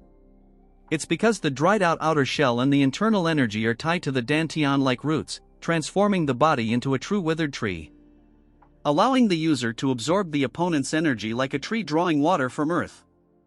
He laughs like me when I make a viral video warning Yeon-myeong that he will drain him dry. That's when this ant notices something weird. Nothing seems to happening to our Chad at all, making him question himself how this is possible. All of a sudden he notices that his arms is melting, making him wonder what's going on his arm. This ant starts crying, asking Yeon-myeong what he did to his body, as Yeon-myeong look at him with a big smile on his face. Another flashback occurs. This one is important. In Yeon-myeong's past life, regardless of the affiliation with all the sects, there were 3 individuals who are considered the most dangerous in all of the marital world. They were called the 3 vicious starts of chi absorption. As their name suggests, they used the chi absorption technique which drained their internal energy. These 3 ugly rats roamed around together using the technique to anyone they came across. 2 of the 3 ants reached the flame reel, making them nearly impossible to subdue, but in the Alliance Hall, 3 heads were present which belonged to the ants. The person who did this demanded his reward for killing them. They asked the person if he single-handedly took all 3 of them down. It was no one other than Yeon-myeong's master. Basically he was testing a new sword technique, but they were so weak that they died and couldn't even survive a single stroke. Yeon-myeong's master once told him that they tried to absorb his internal energy but they couldn't handle his weakness chi and died. Yeon-myeong thinks of that since ordinary martial artists cannot withstand weakness chi, which has a nature of decay. In this life he has yet to master weakness chi yet, but that doesn't matter. With a smirk on his face, Yeon-myeong tells him that he warned him to not do anything foolish, asking him if his family did not teach him not to consume just anything, since Yeon-myeong's internal energy is no different than pure venom. Since his arms are hurting, he uses venomous chi and burns him to ashes in front of everyone that is shocked, including our rabbit, while Yeon-myeong is busy cleaning his hands. Rabbit is worried that if this continues they will lose to many men and orders Bangs that they need to stop it now. That's when he notices that she has held little waifu hostage, telling him that they must continue until Yeon-myeong is dead. Rabbit cannot believe just what is happening. Bangs tells him that Yeon-myeong's skills had far surpassed what she had expected, so she tells the sword if the 9 rings to kill the young Lord Archad. Yeon-myeong sighs when he diverts his eyes to see that the atmosphere at the stage has suddenly shifted. Rabbit asks her that how can she take Yeonhee as hostage, and the kind of grudge she can have against a junior disciple. He gets shocked when she tells him that Yeon-myeong is no ordinary junior disciple and of the death of the white-haired gorilla is insignificant to him. To her that gorilla's death was no small matter, so she must avenge him no matter the cost. In this life I want a girl like her who love me even after I am dead, even if this means that she has to repay kindness with vengeance. Rabbit with an enraged face asks her if she volunteered to oversee the Sichuan assembly because of this reason. She warns Rabbit that he is aware of her flame techniques so she can easily kill a fragile girl like our waifu as she inflicts a small wound on her. Mirio asks Yeonjian why they are fighting each other but she has no idea. With an extremely enraged face Rabbit releases his aura telling her that if she is confident that he cannot cut her head from this range. Under the pressure she tells him that as he has reached the fire realm he certainly can, but if he loses his temper and swings recklessly, he might leave a scar on our little waifu. Since Rabbit is in a tough situation he puts his sword back and tells her to wait, as he will kill her after dealing with Yeon-myeong. With a cold look she tells him that once Archad is dead she will gladly accept her death. The bystanders cannot believe that to stop Yeon-myeong one of the 6 grandmasters have to step in personally. As they come face to face, Yeon-myeong tells him that he had not planned on fighting him today. In response he apologizes to him since it's a shameful situation, but he has no choice, since she has something that she must prioritize over her own life, so we hope that Archad understand. Rabbit will end this quickly and make it painless. Blood is talking like Yami except one has a cigarette, the other has a branch. All of a sudden like retards the ants stars playing music which surround the entire arena. Yeon-myeong thinks that music at this time is odd and there is something wrong with the melody. Rabbit gets even more pissed asking Bangs just what is it that she is doing. Using the sound technique which is not only harming them but also the innocent heirs of the other clans as they all quiver in pain. She blocks our waifu's ears and tells him that it does not matter since she is helping him, assuring him that Yeonhee will not be affected so there is no need to worry. Rabbit tell her that just how much shame will she bring since all of this is not necessary. Just look at our troll's face, man, that got me. Bangs tells him that if she wanted to stop she wouldn't have started it, as everyone even Mirio was barely holding on. With a psychotic behavior she tells him that Yeon-myeong must experience the terror of death, so he should hurry up and kills Archad. Sorry sister, but that overpowered troll is probably picking on his nose. Yeon-myeong thinks that they are being too loud, shocking the rabbit. He uses his whirling frenzy dance and throws his spinning blades, as they fly across the musicians breaking their instruments, shocking the ugly Bangs and overshocked Rabbit, as their head went flying everywhere. While Yeon-myeong calmly collects his rings, dude need to stop his ultra instinct like Riz. While they were still as shocked at what just happened, Yeon-myeong asks him that he has taken care of the annoying sound so he should finish what he started. Blood has got tear look even when he is speaking. Rabbit stands on the stage with his sword out, witnessing hundreds of dead bodies lying all around the stage. He is not nervous and confused at the same time, wondering if the Tang clan had such martial art, because of how destructive the technique is, which is fitting for the Tang clan's goal of mass killing. And such a technique was easily demonstrated by Archad. This delusional Rabbit thinks that if Yeon-myeong continues to grow like this he will certainly pass his level, as he thinks if it is really necessary to kill a prodigy like Yeon-myeong, Archad is pulling out his sword which stuns him. Rabbit with a confused look asks what he is doing and guesses if Yeon-myeong is planning to face him with the sword, while he points his towards him ready to barbecue it today. Rabbit is not again confused. Blood got confused so many times in a single chapter. He thinks that Yeon-myeong does not realize his position, while it's the other way around. Delulu Rabbit thinks that Yeon-myeong is now in a position where his best technique would be lacking. Yeon-myeong gets straight to the point and tells him that his hidden weapon skills are nothing but cheap tricks in front of his sword. Blood is such a troll that with a straight face he tells him that he wants to learn a thing or two from Rabbit, while bro is the sword god himself. Rabbit sigs telling Yeon-myeong that he is beyond audacious at this point, he is outright absurd, but since they want to make Rabbit a nice likable character, he tells Yeon-myeong that he likes his spirit, so he will let Yeon-myeong make the first move. Hearing this, Yeon-myeong smirks while Snaky manifests itself asking Archad if he is planning to go all out. Yeon-myeong tells Snaky that since his opponent is a master of the fire realm, he will go out in this case.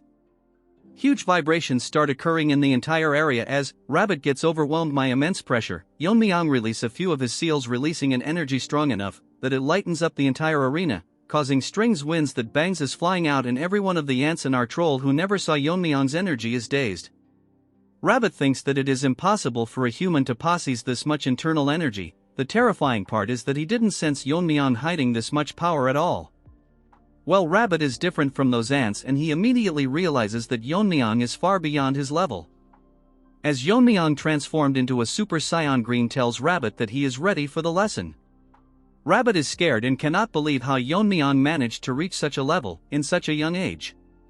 The presence Yeon-myeong is currently radiating is similar to the one that he felt from Lizard. Yeon-myeong asks him what he is doing since he allowed Yeon-myeong to strike first. Rabbit is in a tough position since he dug his own grave at this point. He tells Yeon-myeong that he was unaware that Yeon-myeong was hiding his strength, but he cannot back out now, since Yeoni's life will be in danger. But the problem is that if Rabbit fights with his full power, one of them will be sure to die, so he cannot just sit there and take his attack, sincerely apologizing for it. Rabbit thinks that if he were to drag this battle long enough he will eventually lose, so he will end this quickly using the technique Black Lizard taught him. In a flashback we see that when Rabbit reached the fire realm, the flow of his energy entering his body felt different. Lizard congratulates him for breaking the wall of his talent and reaching the fire realm. According to Lizard, even though his meridians reached a state where they are full connected and he managed to reverse his aging, yet the scars on his face remains. Rabbit tells him that his abilities are still lacking, but he should be grateful for what he has achieved, and he finds the rugged look more manly. Lizard's laugh, remembering the face he made trying to look fierce. Well, now no matter what happens I don't want them dead, this is wholesome. Rabbit tells him that instead of congratulating he is here mocking him. But that is not the case, as Lizard tells him that since he has undergone full transformation, he will guide him to a new realm. His transformation into a stronger body and skills are impressive, but his sword techniques he has been using are limited. Since he has now become physically strong, he will teach him the technique of the strong sword. According to Rabbit, softness controls strength. True strength is derived from flexibility. The subtleties of softness that he has learned from the illusion sword can be transformed into the strength of the strong sword. Whatever that meant, my mind got messed up reading all this. Seeing him perform the technique, Yeon-myeong is shocked as Rabbit prepares his technique called the All Path Lead to One Sword. He has just recently started mastering this technique, so it is not perfect yet, so his plan is to finish this fight in one strike. Yeon-myeong, impressed, tells him that that Rabbit would use the chaotic illusion sword technique since he is from the sword technique, but he didn't expect that he would be able to pull off even a rudimentary version of the strong sword. Rabbit is shocked and getting nervous, asking Yeon-myeong how he knows about the strong sword. Our Chad's sword starts glowing. That instead of shocking Rabbit, shocked him because he has not fully mastered the strong sword technique. Yet Yeon-myeong is wielding a completely perfect version of it, as strong blue energy starts radiating from his body. In a flashback we learn that swordsmanship has always followed one of the following principles, which are heaviness, speed, breaking, illusion, scattering, severing and sharpness. Each of this technique created by mastering one of these principles. Yeon-myeong's master told him that among all of them mastering strength is extremely rare, as an ordinary body cannot withstand the force of its own sword technique. There is a cheap copy path where flexibility can lead to strength, but that's what ordinary people try. As for the one Yeon-myeong is aiming for, it comes from the breakthrough to the extreme end of decay, which is called the ultimate strength. Moving to the present, Yeon-myeong is radiating constant energy, thinking to himself that his body is different from his previous life. The memory of using the strong sword remains. Although it's been a while since he has used strength, so controlling his powers might be a little tricky. So Rabbit must brace himself, while Rabbit is now in a tough position. Hearing this, all the nobodies, bangs, and our trolls are shocked. All their purpose is to get killed or get shocked. As they both charges towards each other, swinging both of their sword enveloped with sword energy. As the battle continues from the manors, the elders can sense powerful aura from the direction of the gathering. One old beggar thinks that one of the 6 grandmasters released his energy to inspire the young prodigies. But Senior Tree thinks that it's too much inspiration, that he can feel the energy from this far away. Beggar tells Tree that it's none of their business what happens, since the assembly should last at least 10 days. Tree tells everyone to keep their cups down since the energy is intensifying. All of a sudden a huge power blast to the sky, literally releasing energy waves. In some other corner of Sichuan, Lizard was chilling by himself when he notices the energy waves concerned what his brother is up to. At the arena, as they both continue their battle, Rabbit drops his plant and spits out blood. Realizing that he died in a single exchange of swords, rest in peace Rabbit, you will be remembered. Even in his dying moment he is concerned about the safety of Yeon-hee. Witnessing what has just happened, Bangs is out of words. The people that were in the main clan all rush into the arena to figure out just what had happened. They get shocked when they see that Rabbit, who was the Sword of 9 Rings, was defeated, as he coldly stands with his broken sword.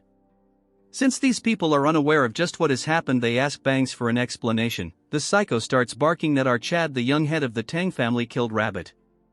As more people enter the arena, they figure out that the Tang clan is the one that annihilated the Silent Sword sect and the Heaven and Earth sect.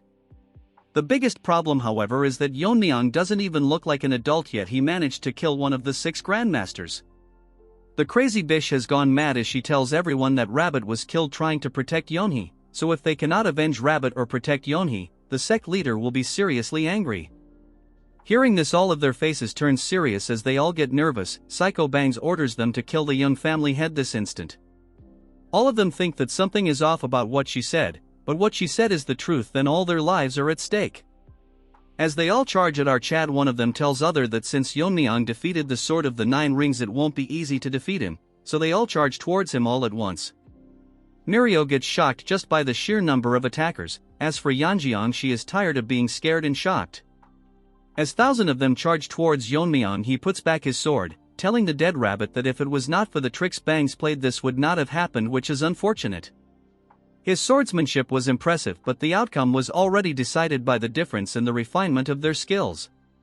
Still, he earned our Chad's respect because he died without letting go of his sword, which is the death of a true swordsman. Our Chad takes his sword and tells him that although he was his enemy, in honor of such a great swordsman, our Chad will make sure that his journey to the afterlife will not be boring.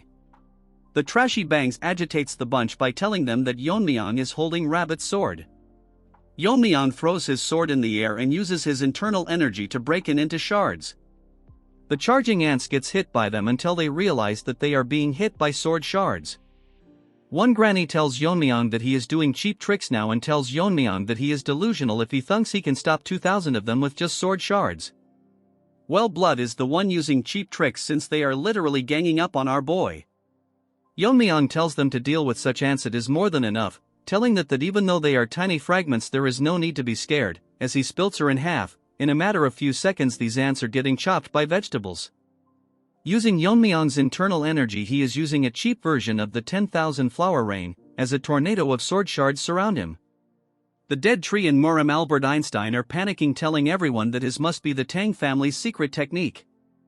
As the assault continues and bodies flying everywhere, a guy tells everyone that this must be the 10,000 flower rain. Hearing this, Woodface cannot believe that a technique that was long lost resurfaced again.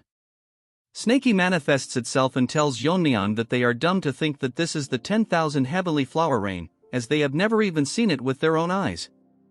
Yeon-myeong calls for Mirio, while Yeon-myeong is making sneak peeks. Our Chad tells her that he will keep them from getting near her, but if a few slips through she has to handle it. Mirio, sweating like a dog in heat, tells Yeon-myeong that she must keep her urn as his bodyguard and assures him to not worry as she won't get in her way. Instead, this troll tells Yeon-myeong to raise them straight to hell, as our savage tells her that she doesn't even need to say it, as that's exactly what he is going to do, increasing the intensity of his attacks. It intensifies so much that the blades become an ocean that is sinking in their body, chopping them like vegetables. Since the number is so overwhelming, Yeon-myeong attacks them with his hands and Albert Einstein gets chopped in half like the rest. That's when a few of them notices Mirio and her sidekick wearing the Tang family outfits. Since they cannot take care of a monster like Yeon-myeong, they plan to capture them and offer them to the sect leader.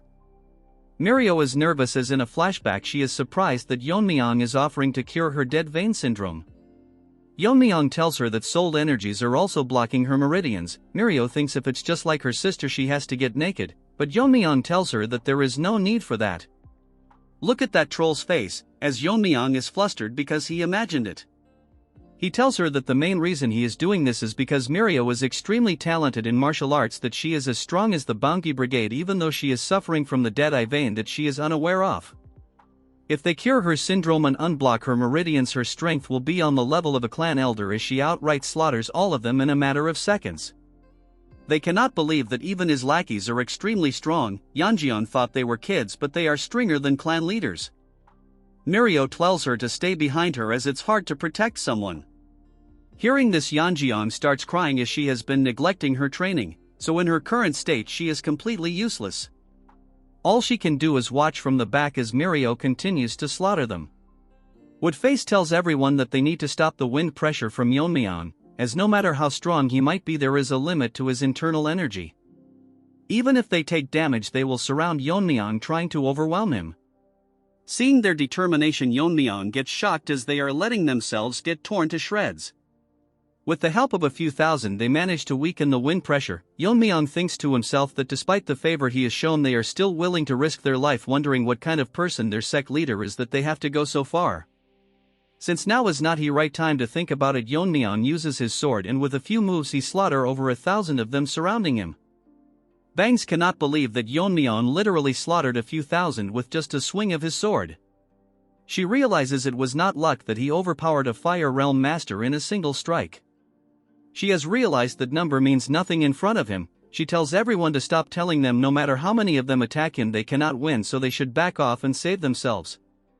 She apologizes to Yeonhee and tells her that she will pay for her sins one day. She tells Yeon-myeong that it's enough since even 1,000 lives won't be enough to stop him.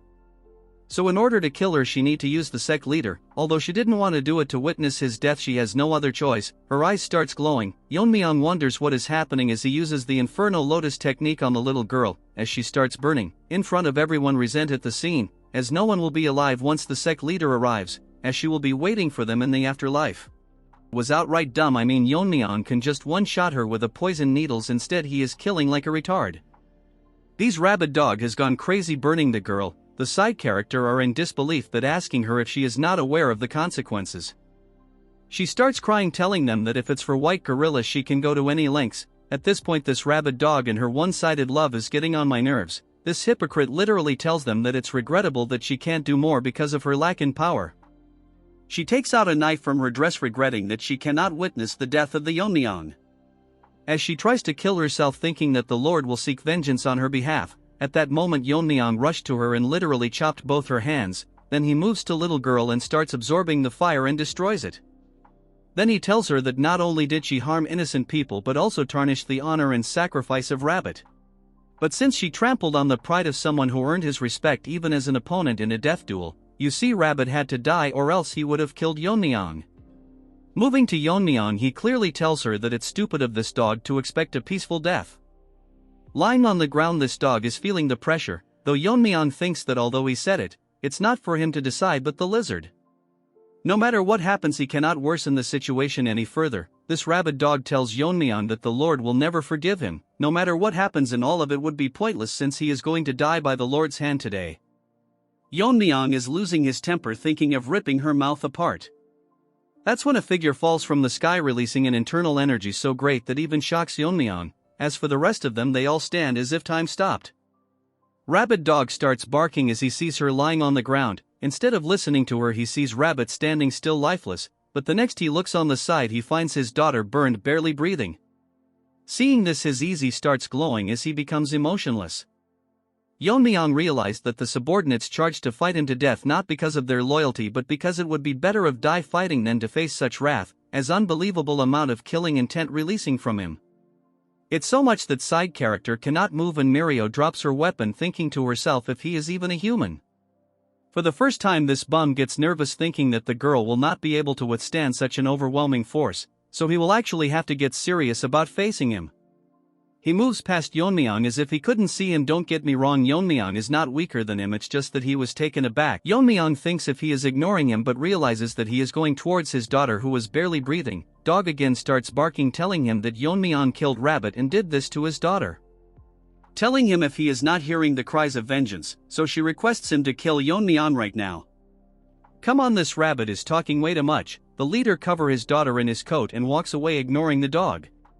She tells him to fight, barking about why he is leaving the scene. He tells her that everything is meaningless. Hearing this, dog starts barking again, talking about avenging the dead, As she continues barking, he remains quiet, but Yeon-myeong had enough, so he shoves her into the ground, telling this dog to shut up since even his patience has its limit.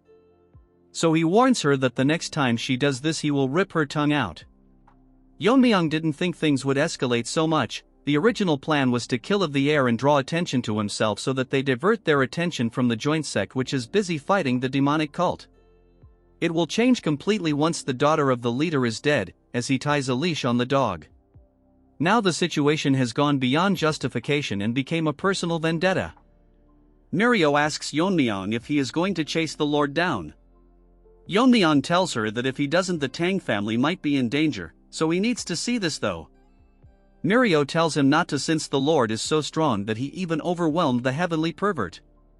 Yeon-myeong tells he is not going there to fight, since if he has any reason left he won't kill someone who came to talk.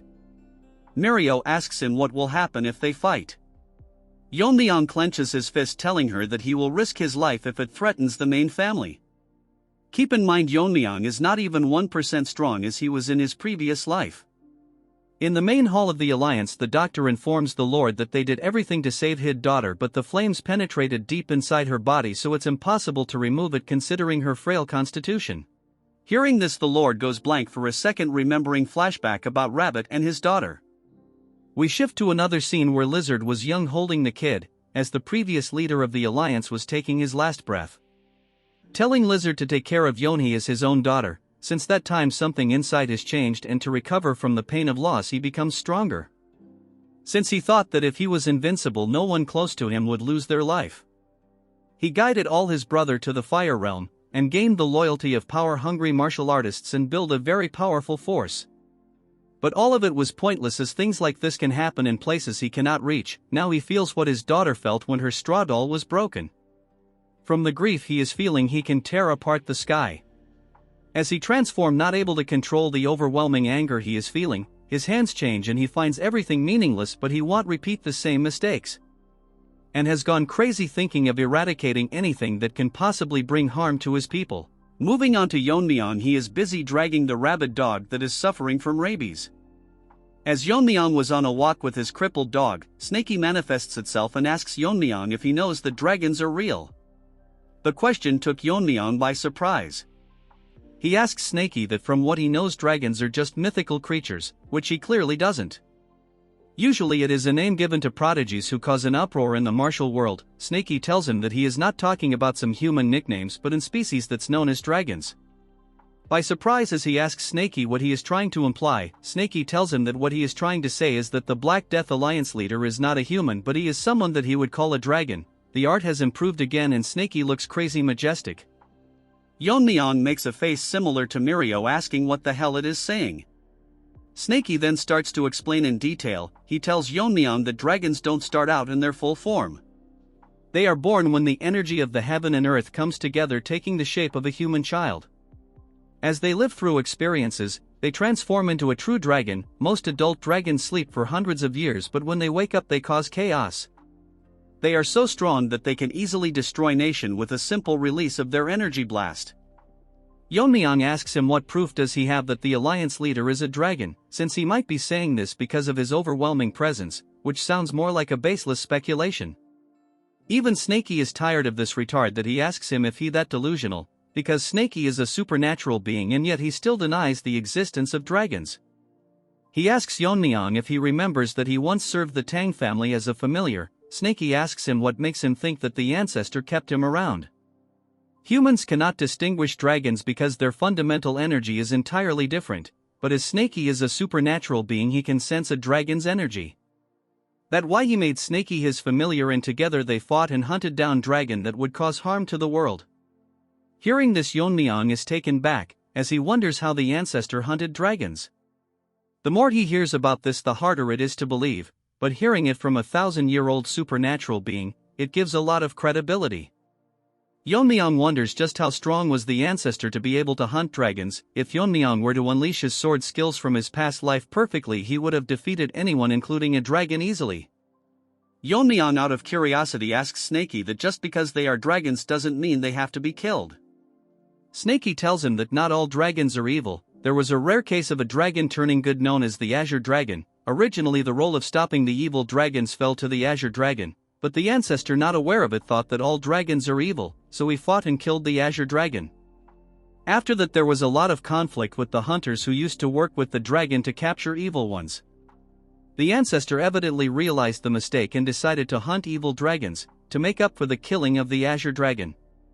Yeon-myeong got a rough idea of what had happened. Snaky in a boastful tone tells Yeon-myeong it was even before he was partnered with him as a familiar.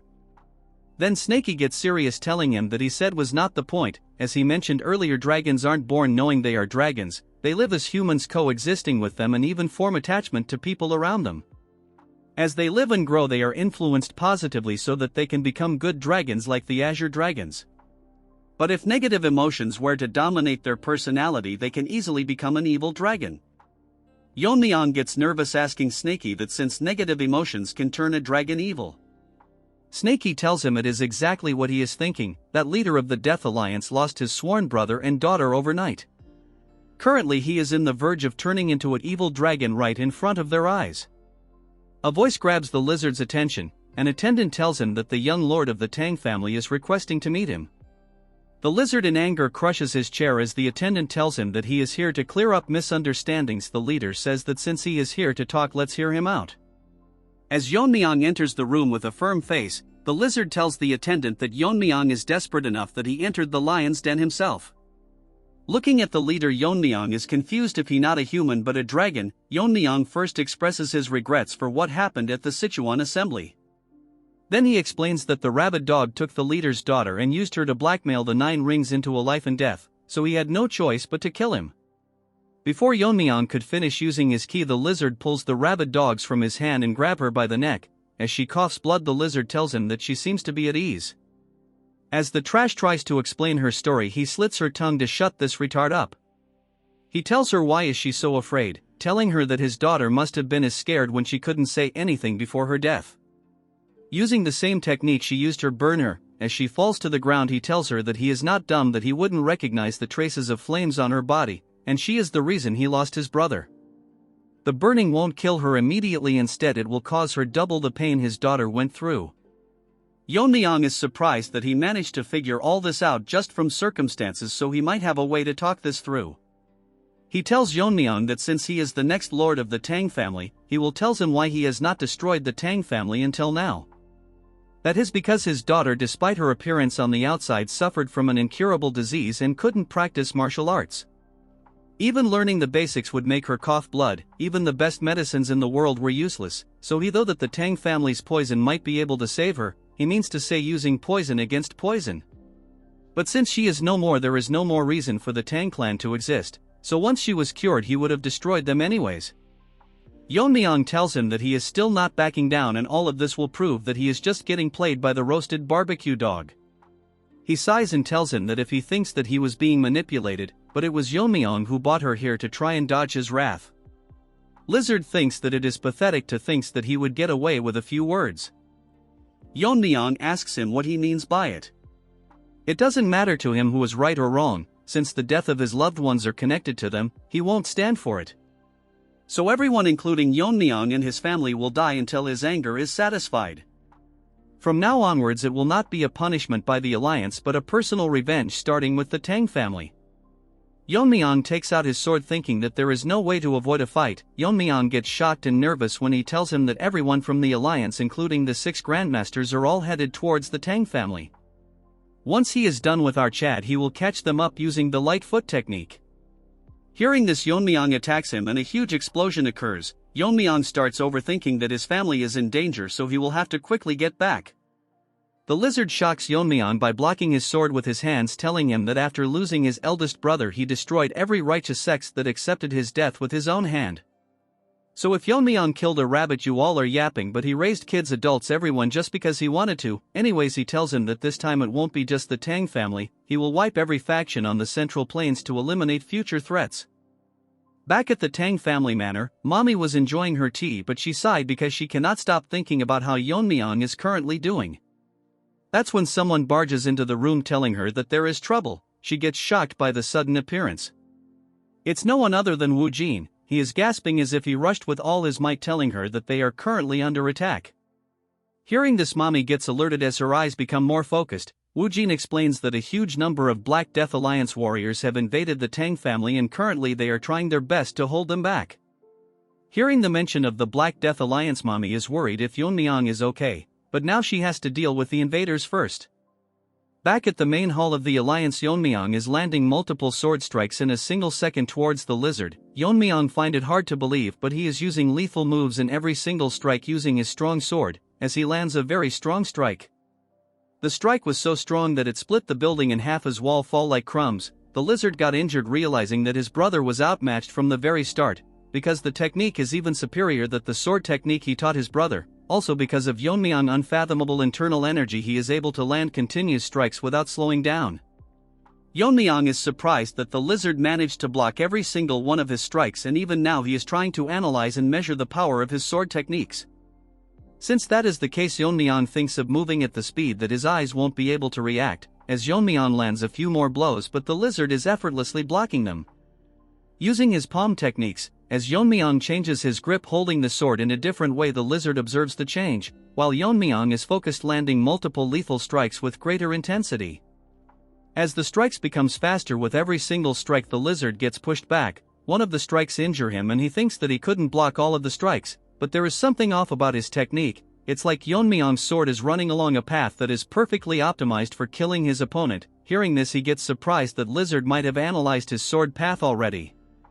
Lizard gets close to him and tells Yeon-myeong that to be able to pull off such an advanced technique at his age is unprecedented, so the secrets might be something related to the look in his eyes. As he tries to attack Yeon-myeong's eyes, our boy used his sword to push him, creating some distance. Mid-air, that lizard lands a strong kick making Yeon-myeong fly, but he digs his sword on the ground to slow down the momentum, barely stopping him from getting injured. Using his footwork, he gets back to his feet but gets shocked because the lizard is not giving him any time to counterattack as he charges straight towards him. Yeon-myeong lands a blow using his sword and lizard attack with his palm. As their attacks comes in contact, a huge energy wave form, breaking the room and leaving the floor in crumbs. Amidst this, they continue to attack each other at a speed that we can only see the reflections of their attacks. As they continue assaulting each other, Yeon-myeong is pushing the lizard. When he notices the lizard smiling, Yeon-myeong gets pissed. It uses a stronger attack and lizard, finding it fun, follow the rhythm as they again becomes beams of light fighting and destroying the manor further. They are so evenly matched that they get pushed back at the same time. The battle was so intense that it split the roof in half. From the large crack, moonlight grazed the arena, as they both stand against each other. As the whole building falls down, they starts glowing because the moonlight. The lizard finds it incredible, because he never thought that the fight would be this even, and someone like Yeon-myeong can be called a swordmaster. He thought he had grasped the principles of martial arts and reached the pinnacle, but he needs to rethink things because of its Yeon-myeong. He can use him as a stepping stone to level up further while smirking. Moving on to Yeon-myeong, he is in a tight position because the lizard is the real deal. Even under such relentless pressure, he is respond to all of his attack and even studying them closely. It's as if he has found something interesting and he is slowly starting to enjoy this. The problem is that the longer this fight drags on, the more it will work against him, so he will have to end this quickly. Yeon-myeong tried using the venomous azure light technique, but it's still not able to use his sword skills properly. He has been holding him back, suing the strong sword, but it's straining his sword. Yeon-myeong thinks it's a miracle that the sword lasted this long, but he has no idea it can hold till the end. Lizard closes the distance, grabbing Yeon-myeong's face and tells him that he is arrogant enough to look away from him. As he uses the Black Death Palm technique, seriously hurts Yeon-myeong as our Chad spits blood, but he manages to block the relentless palms by putting a sword in between the attacks and launch a strike. The looks in his eyes shows that if he is not serious, he might die. Yeon-myeong splits something but gets surprised as Lizard used the coat of camouflage to escape the attack. From behind the coat, he tells Yeon-myeong that recently he had quite the enlightening experience. He aims his finger towards Yeon-myeong as it makes Yeon-myeong very nervous. The lizard uses the subduing righteous divine art that he copied from the Gen Z monkey. For a second the arena remained calm, but the next second it creates an extremely strong explosion. Lizard tells Yeon-myeong that even he won't be able to withstand the subduing divine's art, since it's a martial arts based on the supreme method of amplifying true energy. But all of a sudden Lizard starts breaking character as he realizes that the amplified energy is gradually fading. From the cluster on energy, 2 long strikes creates rifts, engulfing the energy in an instant. The strikes was so strong that the entire filled with its energy as Lizard cannot believe what just happened. Yeon-myeong flying in the sky uses a simple strikes, but this time the sword was so lethal that the lizard was taken aback as the sword strike razed the ground. The lizard gets seriously injured, unable to figure out what sword technique he is using. Yeon-myeong falls to the ground, laughing to himself because at the brink of dying he finally figured a way out to unleash a part of his original sword technique. As the lizard is still surprised by what happened, Yeon-myeong tells him that he wanted to use him as a stepping stone to reach a higher level, but it won't be happening today since he is going to die here today. Moving to Yeon-myeong, the last strike he landed was so strong that it split multiple mountains in half.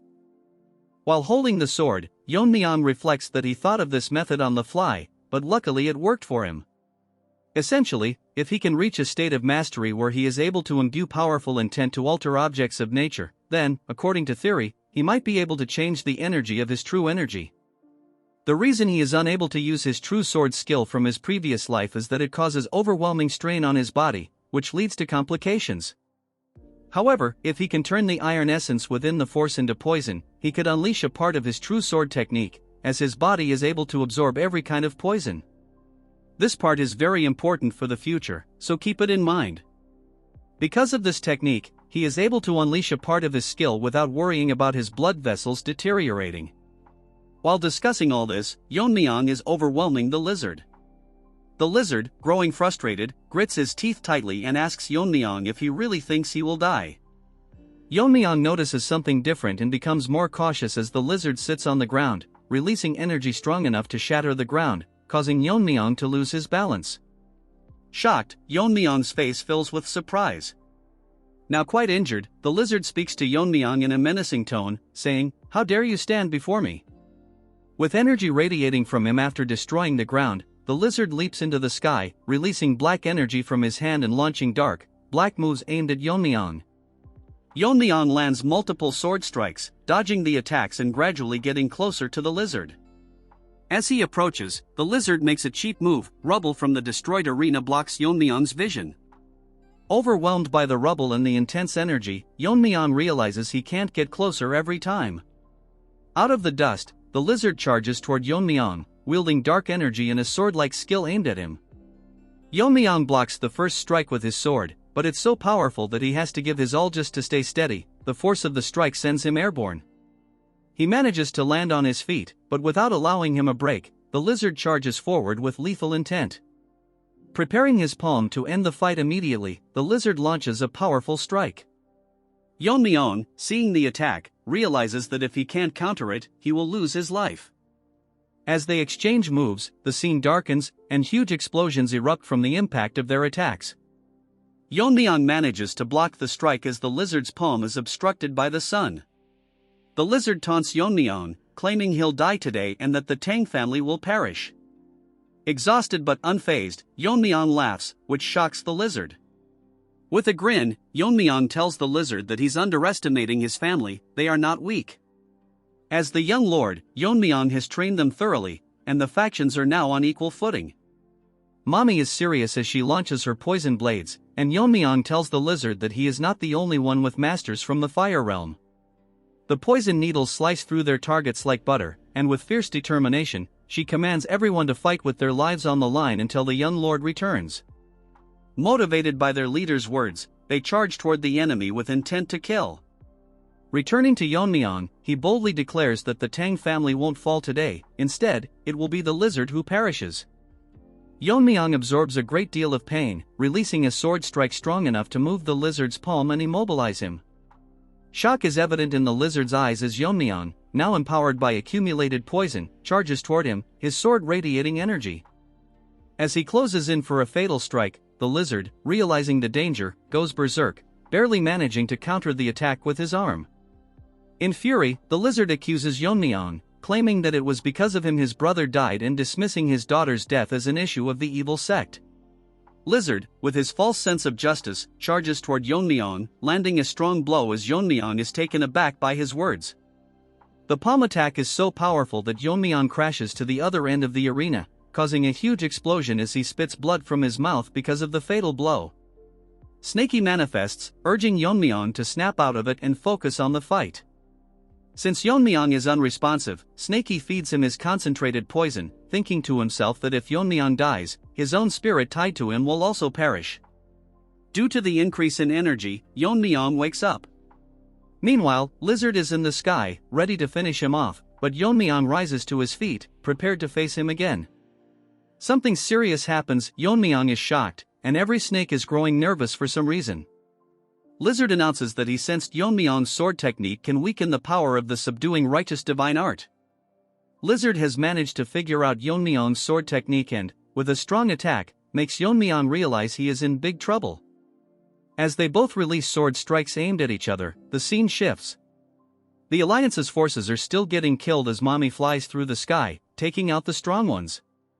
They're currently in a tight spot because, even with half of the Tang family warriors deployed to support the joint sect, the enemies within her range clearly outnumber them by more than twice. On top of that, a man is slicing through the Tang family members. Mommy thinks that, at the very least, he is at her level or even a level higher, since he is one of the 6 grandmasters of the evil path. She realizes she'll need to step into the battles to prevent her warriors from getting hurt. Suddenly, her attention shifts, and even the bald Barbie stops dancing. They witness 2 radiant strikes in the sky, as if a star is descending to Earth. Mommy is filled with fear because the resurrection seems to be coming from where Yeon-myeong is battling the Alliance leader. Yet she can't comprehend if this is actually a battle between humans, as ripples even form in the sky. She prays that Yeon-myeong remains safe. Yeon-myeong is shocked and furious because the technique Lizard used was the Annihilation Sword Strike, and it's on par with the one he realized. Even though Lizard is not human and his body can withstand the weakening effect of his sword strike, Yeon-myeong reflects that Lizard was able to recreate his sword strike in the middle of the battle as he flies in the sky, ready to destroy everything. Lizard tells him that battling strong opponents gives him a rush, and he managed to figure out Yeon-myeong's sword technique from his sword. But he says it's all meaningless, even if Yeon-myeong masters the principles of martial arts or invents new techniques, because there's no point if everyone he cares for dies. The Lizard has gone completely mad as he forces himself onto a dragon. Yeon-myeong is both enchanted and infused with energy as Lizard declares that he'll use his powers to kill everyone and become the new law. Bro got too much screen time, and now he's deluded. As Lizard flies in the sky, releasing endless killing intent, he tells Yeon-myeong he will be the new ruler of this world. Enough yapping from this third-rate Frisia, he won't survive the next chapter for sure. With the calm scenery, it's basically the calm before the storm. As I said, the sky turns as bright as the sun, forming a star with the collision of 2 sword strikes.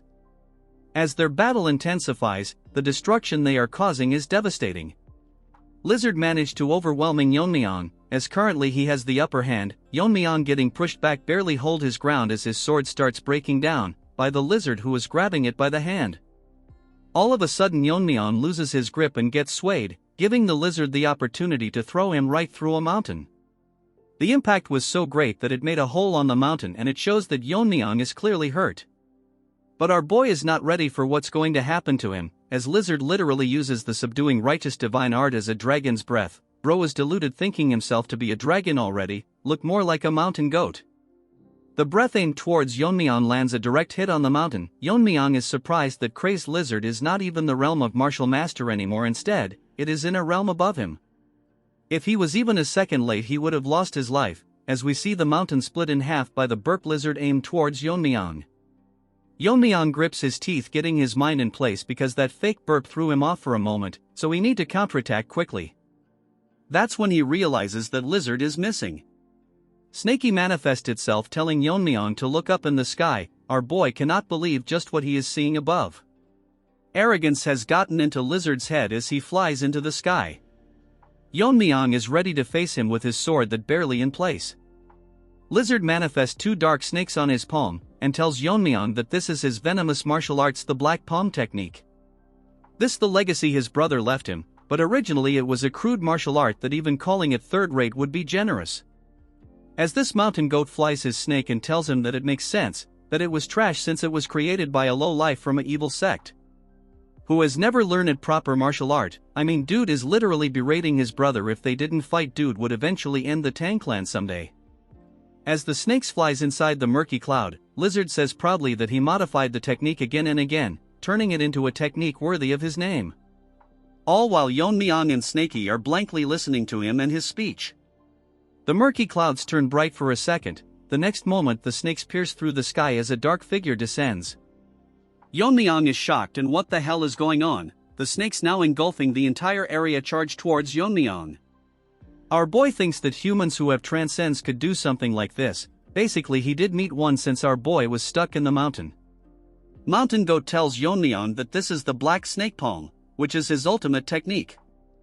Yeon-myeong is in a tough situation as he starts sweating, while Lizard is ready to see if Yeon-myeong can withstand it. Snakey warns Yeon-myeong that even for him, if he were to take the attack straight on, it would rip his body to shreds. So the best piece of advice is to run away, but Yeon-myeong tells him to gather his venomous energy. Snakey gets shocked for a second and then proceeds to tell Yeon-myeong that he has gone mad to take that attack directly. But Yeon-myeong tells him that if that strike were to hit the ground it will shake the entire terrain. He tells that countless people in Sichuan can die, so there is no choice but to break through it. Yeon-myeong tells him that he has a way, so he should just pass him the venomous energy. Snakey is confused where Yeon-myeong is getting his baseless confidence from. Snakey doesn't care and just transfers his venomous energy to Yeon-myeong. By converting this he can use some skill from his past life. Yeon-myeong thinks that if the snake flying is technique then he can counter it with his true power, but to neutralize something this overwhelming, just using annihilation won't be enough, so he will need to use a stronger technique, and in a single strike he will pierce the core and take down the lizard altogether. But he is not sure if his body can withstand it, and last but not least his sword that might break any time. As the snakes approaches Yeon-myeong he gets ready, leaping into the air. The technique he is using was inspired by the image of the red sun against the blue sky. In a single strike as he lands the attack, which is a perfected martial art of piercing. Moving on to Mountain Goat, he is up in the sky looking at the mess the snakes caused. As he stares down, we see a flashback, where a thief was caught eating raw rice. As he gets shocked a voice tells him that he was the one who was stealing grain from the villagers. The boss tells him that a kid at his age is already stealing is hopeless. That's when Rabbit tells him to take a look at his condition. After taking a second look he sees that the boy is malnourished. As he hides behind the log staring at each other they don't know what to say. Rabbit tells him that at this rate people will think that the Black Death Alliance is a foster home. Old Man sighs and tells the kid that he is eating in the wrong manner as he gets surprised. Kind Old Man tells him that he doesn't need to steal and can fill his stomach all he wants. Such a nice guy, and Lizard called him a third-rate loser, wants him dead now no matter what. Old Man asked for his name and we move on to the present, as Lizard tells to himself that he had no name, but Old Man made him a part of his family, giving him a name. He even became his teacher, teaching him the Black Snake Palm as a means of defense, although it was trash. This trash is hella disrespectful, calling the martial art trash every 5 seconds. When he died he left his daughter to him, so he wanted to become a support just like him. Bro clearly wanted to play hero, anyways he thinks that all of it is the past. And now his goal is to eliminate everything related to his daughter and brother's death. Sad it has to end as from his dark lard of snakes a flash emerges, a bright light in the shape of a cross that rips the snakes apart. Mountain Goat is shocked on how Yeon-myeong managed to withstand. Instead Yeon-myeong charges towards him with his sword. He uses the sky-piercing sunset, ripping half of Lizard in a single strike. As Lizard tries to take a look at his injured arm, moving on to Snakey, he is scared at this point because Yeon-myeong managed to pierce right through such a grand attack. Moreover, he used a sword technique that even in his previous master's era, it would be considered an impossible art. I mean, man's martial art or son strong his body cannot handle it. Even the sword is done for his Yeon-myeong thanks the demon slaying sword for serving him. The problem is that with one arm he still couldn't defeat this annoying Lizard, so if he wants to finish him now is his only chance. He wanted to use his sword longer, but the sword couldn't handle another technique. Yeon-myeong leaps in the air, putting his hand on his jacket. Taking out his dagger he attacks Lizard, telling him to settle it once and for all. Lizard gets shocked that by the sudden increase in energy, the attacks was so strong that it caused a tornado engulfed in bright blue energy. As they exchange move, Lizard and unable to fight back, Yeon-myeong launches multiple attacks in an instant. As Yeon-myeong attacks at him, Lizard is unable to figure out how he is able to use a mere dagger to break through his defense. Hypocrite grits his teeth, telling himself that he cannot fall here without even getting any revenge. Mountain Goat screams like crazy, shouting like a retard. Yeon-myeong sees that he is agitated and notices an opening. Taking opportunity of this, he lands a strong strike. In an instant, time slows down as Yeon-myeong chops his other arm as it falls to the ground. Even after losing his arms, he is still overwhelming Yeon-myeong. Our smart kid literally used the broken sword to chip away his chi, in simpler words, break his defense. Or else they would be back to square one. As Lizard tells him that he has not fallen yet, Yeon-myeong starts glowing green, telling him that this is the price for meddling with his family. Yeon-myeong uses the skill Venomous Force, make a huge hole right through his chest. Yeon-myeong managed to blast a hole through Lizard. Lizard is flabbergasted and unable to understand what just happened, as he is unable to figure out what technique her just used. Whatever Yeon-myeong used is slowly decaying his body. Yeon-myeong intensely stares at Lizard. Snaky, hiding behind him, asks Yeon-myeong if he just created this technique in the middle of the fight. Yeon-myeong explains it to us that, in the past, he used the intent of the fire dragon poison to create the blazing Venomous Force. This time he used his untamed power to convert it into Venomous Force, launching a strong strike. Yeon-myeong outs his weapon back in sighs in relief that the battle is finally over. He feels sorry that this was the outcome. As he turns around ready to leave, Yeon-myeong, out of breath, tells him that he should have never dared to attack his family. Lizard tells Yeon-myeong if he has the right to say something like this as he collapses, falling to the ground. Yeon-myeong leaves his body behind, leaving for the Tang clan. Lizard, seeing him leave, grits his teeth, telling himself that he cannot die. In fact, he refuses to die before he avenges his loved ones. Enough of his yapping, bro should quietly leave the story. With killing intent in his eyes, he tells to himself that no matter what, he will kill Yeon-myeong today. All blood covers his eyes. He swears to bring peace to their spirits. Yeon-myeong checks his body and thinks he is lucky that he got through the fight without losing a limb. It wouldn't even be surprising if he got disabled after the fight because of the techniques he was forced to use. Yeon-myeong tells Snaky to give him some more venomous energy. Hearing this, Snaky this he is relentless. He gets angry, telling him that venomous energy doesn't just pop out whenever he wants, since he squeezed out everything he has. Yeon-myeong makes the troll face, asking Snaky if he wants to go back to the jar. Hearing this, Snaky tells him that it not like he said no, he just need a bit more time to produce it. Yeon-myeong grabs him by the neck, telling him to stop lying and spit it out, while the half-turd lizard, now a dragon, tries to eat Yeon-myeong from behind. Yeon-myeong notices a presence from behind, turning around rapidly. Lizard crashes into Yeon-myeong, although he managed to block the blow with both of his hand. Lizard has transformed into a ugly trash with yellow unclean teeth. Yeon-myeong cannot believe that he survived the venomous force which hit through his cheek, yet he became a dragon already. But Yeon-myeong realizes that he not as strong as before, realizing that he might not have fully transformed into a dragon yet. Although he can handle him, he didn't receive the venomous energy from Snaky yet. As Lizard stares at his, Yeon-myeong thinks that he won't be able to hold for long. Snaky gets pissed, telling Lizard that he is practically dead, as Snaky gets back into his original form, manifesting behind Yeon-myeong. He gets ready to launch a strong venomous breath, but Yeon-myeong tells him to stop. Yeon-myeong, starting at Lizard, realizes that Lizard is dead, since he has reached his limits. As Lizard dies, he apologizes to his loved ones for not avenging them. Come on bro, he avenged them by killing that ugly trash with bangs already. Hearing his cries, Yeon-myeong breaks character. Now he will have an amazing character development. As his body fades away, Yeon-myeong and a now larger Snaky stares at what is happening in front of their eyes. Yeon-myeong with a serious tone wonders if the battle is finally over, when a huge object hits his head. Seeing the object, Snaky sigh. Bro looks so classy while Yeon-myeong is quivering in the ground. Yeon-myeong with tears in his eyes wonders what this is, since it's extremely sturdy. It looks like a horn to Yeon-myeong when Snaky tells him that it's a dragon horn, which must have come from the death of the Black Death Alliance. Snaky becomes smaller, telling Yeon-myeong that it's great that they got the dragon horn, which is imbued with the dragon spirit. So it will make a perfect refining material that can withstand that venomous force Yeon-myeong used earlier. Snaky realized that Yeon-myeong is not answering, so he asks him what is the reason behind his silence. Yeon-myeong tells Snaky that if they met under different circumstances, maybe they could have talked about martial arts instead. Snaky asks him if he is feeling sympathy for him now. Hearing his cries for revenge, Yeon-myeong felt guilt.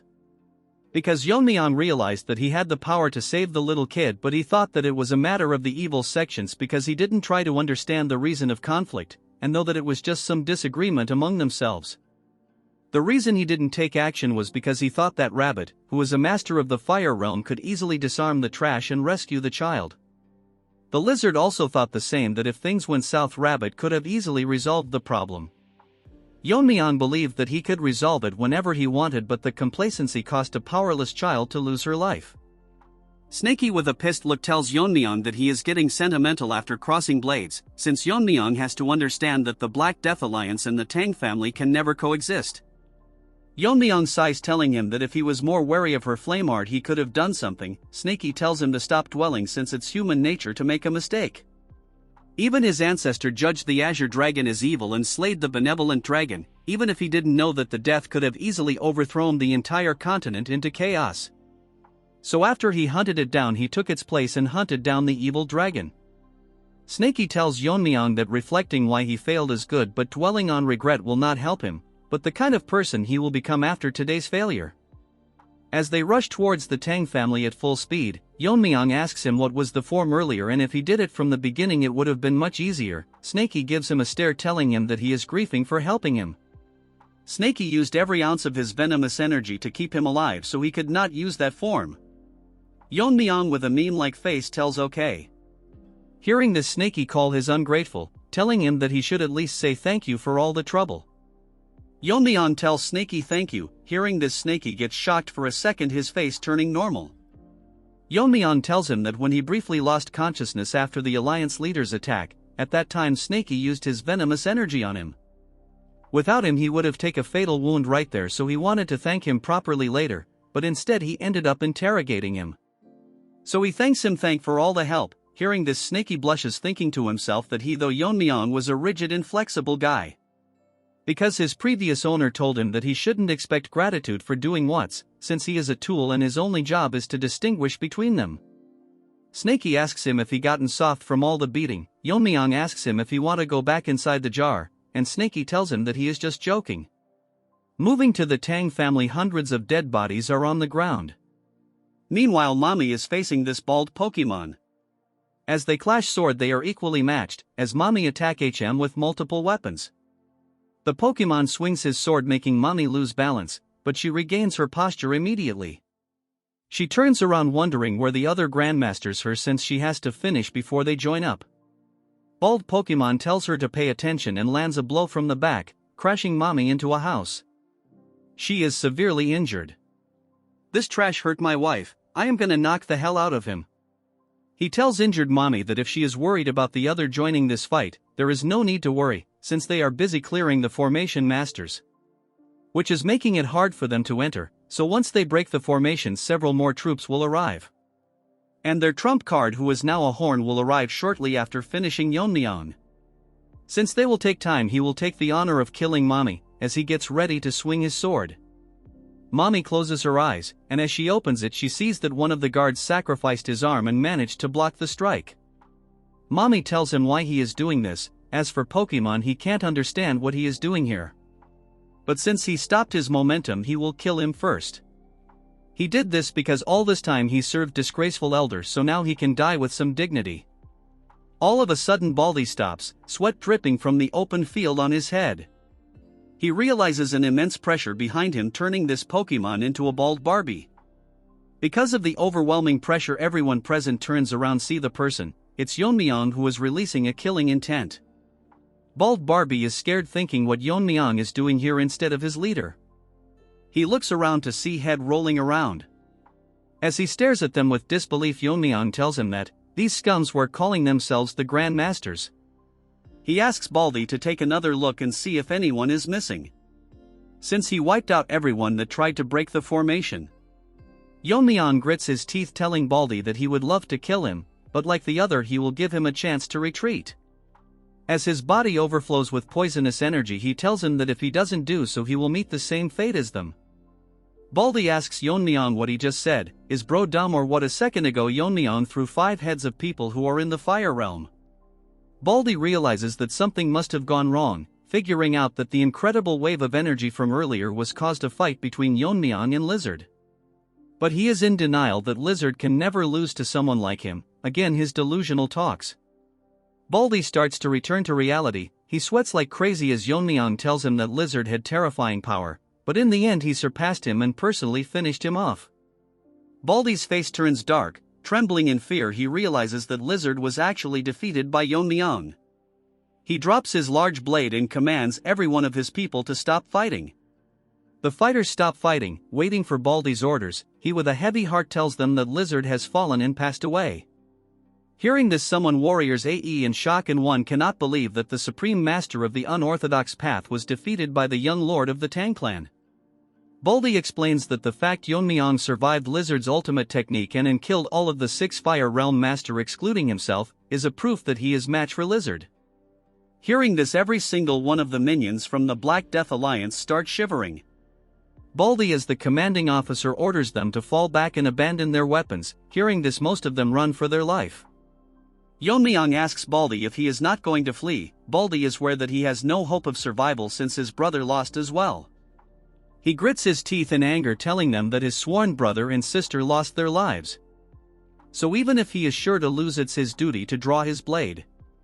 Yeon-myeong hearing this respects his decision and takes out his dagger, telling Baldy to start his attack at once.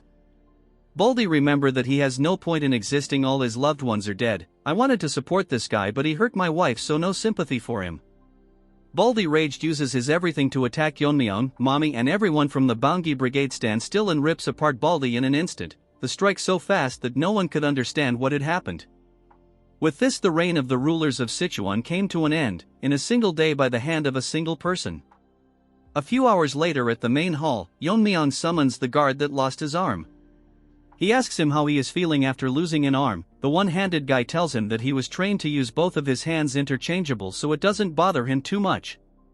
Yeon-myeong understands the situation but tells him that it's not the reason he called him here for, but because he heard that he lost his arm trying to save his mother. So Yeon-myeong wanted to thank him properly for that. One arm tells Yeon-myeong that he did this because it's his duty as a martial artist of the Tang clan, and he sought no rewards. Yeon-myeong sighs, telling him that it was impressive, although they have not been in the best of terms. But merits must be rewarded. Yeon-myeong asks him if he has ever thought about learning the sword.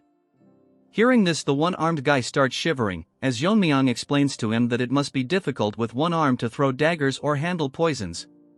So Yeon-myeong decided to teach him a left-handed sword technique. Yeon-myeong assures him that if he follows his guidance, it is guaranteed that he will become stronger than when he had both arms. The crippled guy thanks for this opportunity, but Yeon-myeong tells him that he is the one indebted to him. For now there is work that needs to be taken care of, so once he is recovered, Yeon-myeong will start teaching him. As the Tang family is surrounded by the formation created by Gal clan, Skinny Barbie is exhausted because he had to hold that many people on his own. He starts crying because it is a hassle, and that blames Yeon-myeong for it. But Barbie starts crying the moment he hears Yeon-myeong's voice from behind. Barbie tries to pretend, telling Yeon-myeong that he is so glad that Yeon-myeong managed to return safely. Yeon-myeong tells him to stop the formalities. Barbie starts crying and apologizes because he misspoke earlier, but he didn't get scolded because Mirio and Yeonjeong said that he worked tirelessly to maintain the formation and hold back the enemies. Barbie closes his eyes appreciating himself, but in reality he wanted to run away, but Yeonjeong forced him. She told him that in the time of crisis he should be focusing on solidifying alliances.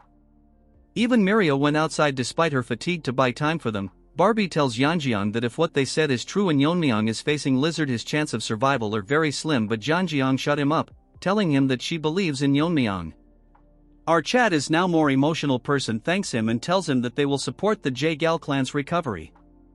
Hearing this, Barbie gets stunned, thanking Yeon-myeong. As our boy takes his leave, he tells them that he will take care of things from here on. Barbie is stunned to hear such warm words from Yeon-myeong, and it seems like his personality has taken a big turn. Before leaving, Yeon-myeong tells him that next time if he thinks about deserting them during a crisis he will face repercussion. Hearing this, Barbie's fake beard falls to the ground. Yeon-myeong thinks to himself that he has resolved most of the matters, but there is one important thing left. 2 days later, the squad accompanied by Yeon-myeong enters the Black Death Alliance fortress. Woojin is shocked to see that a place like this existed beneath the fortress. With the treasure that is left here, the Tang clan can easily survive for decades. The treasure are so much that they look like ants in front of it. Woojin figure out why the alliance never expanded beyond Sichuan. because Lizard, who ruled over the unorthodox sects, did seek expansion because he had everything he wanted in Sichuan. Yeon-myeong thinks that when recruiting followers he likely demanded treasures collateral for martial arts. But according to Yeon-myeong, he was not greedy, it was because too many people wanted his guidance, as such treasure was likely the bare minimum. Yeon-myeong orders Wajin to take care of this place and move all the treasure to the main family.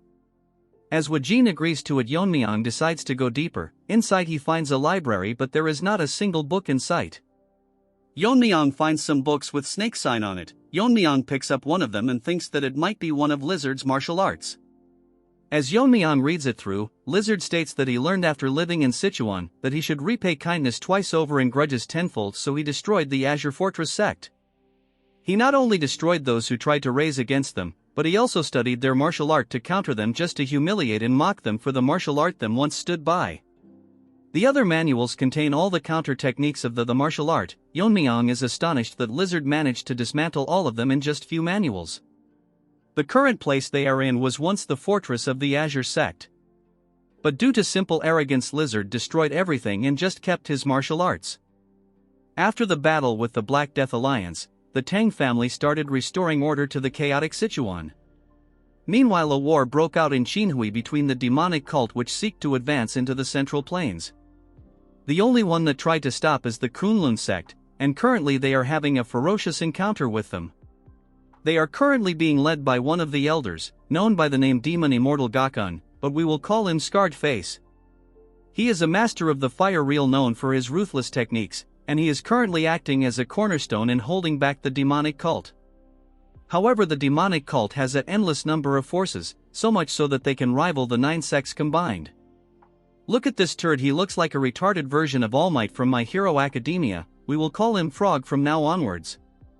Because of their large number, they were turning the tide on the Kunlun sect until Gen Z arrived with reinforcements along with the Tang clan.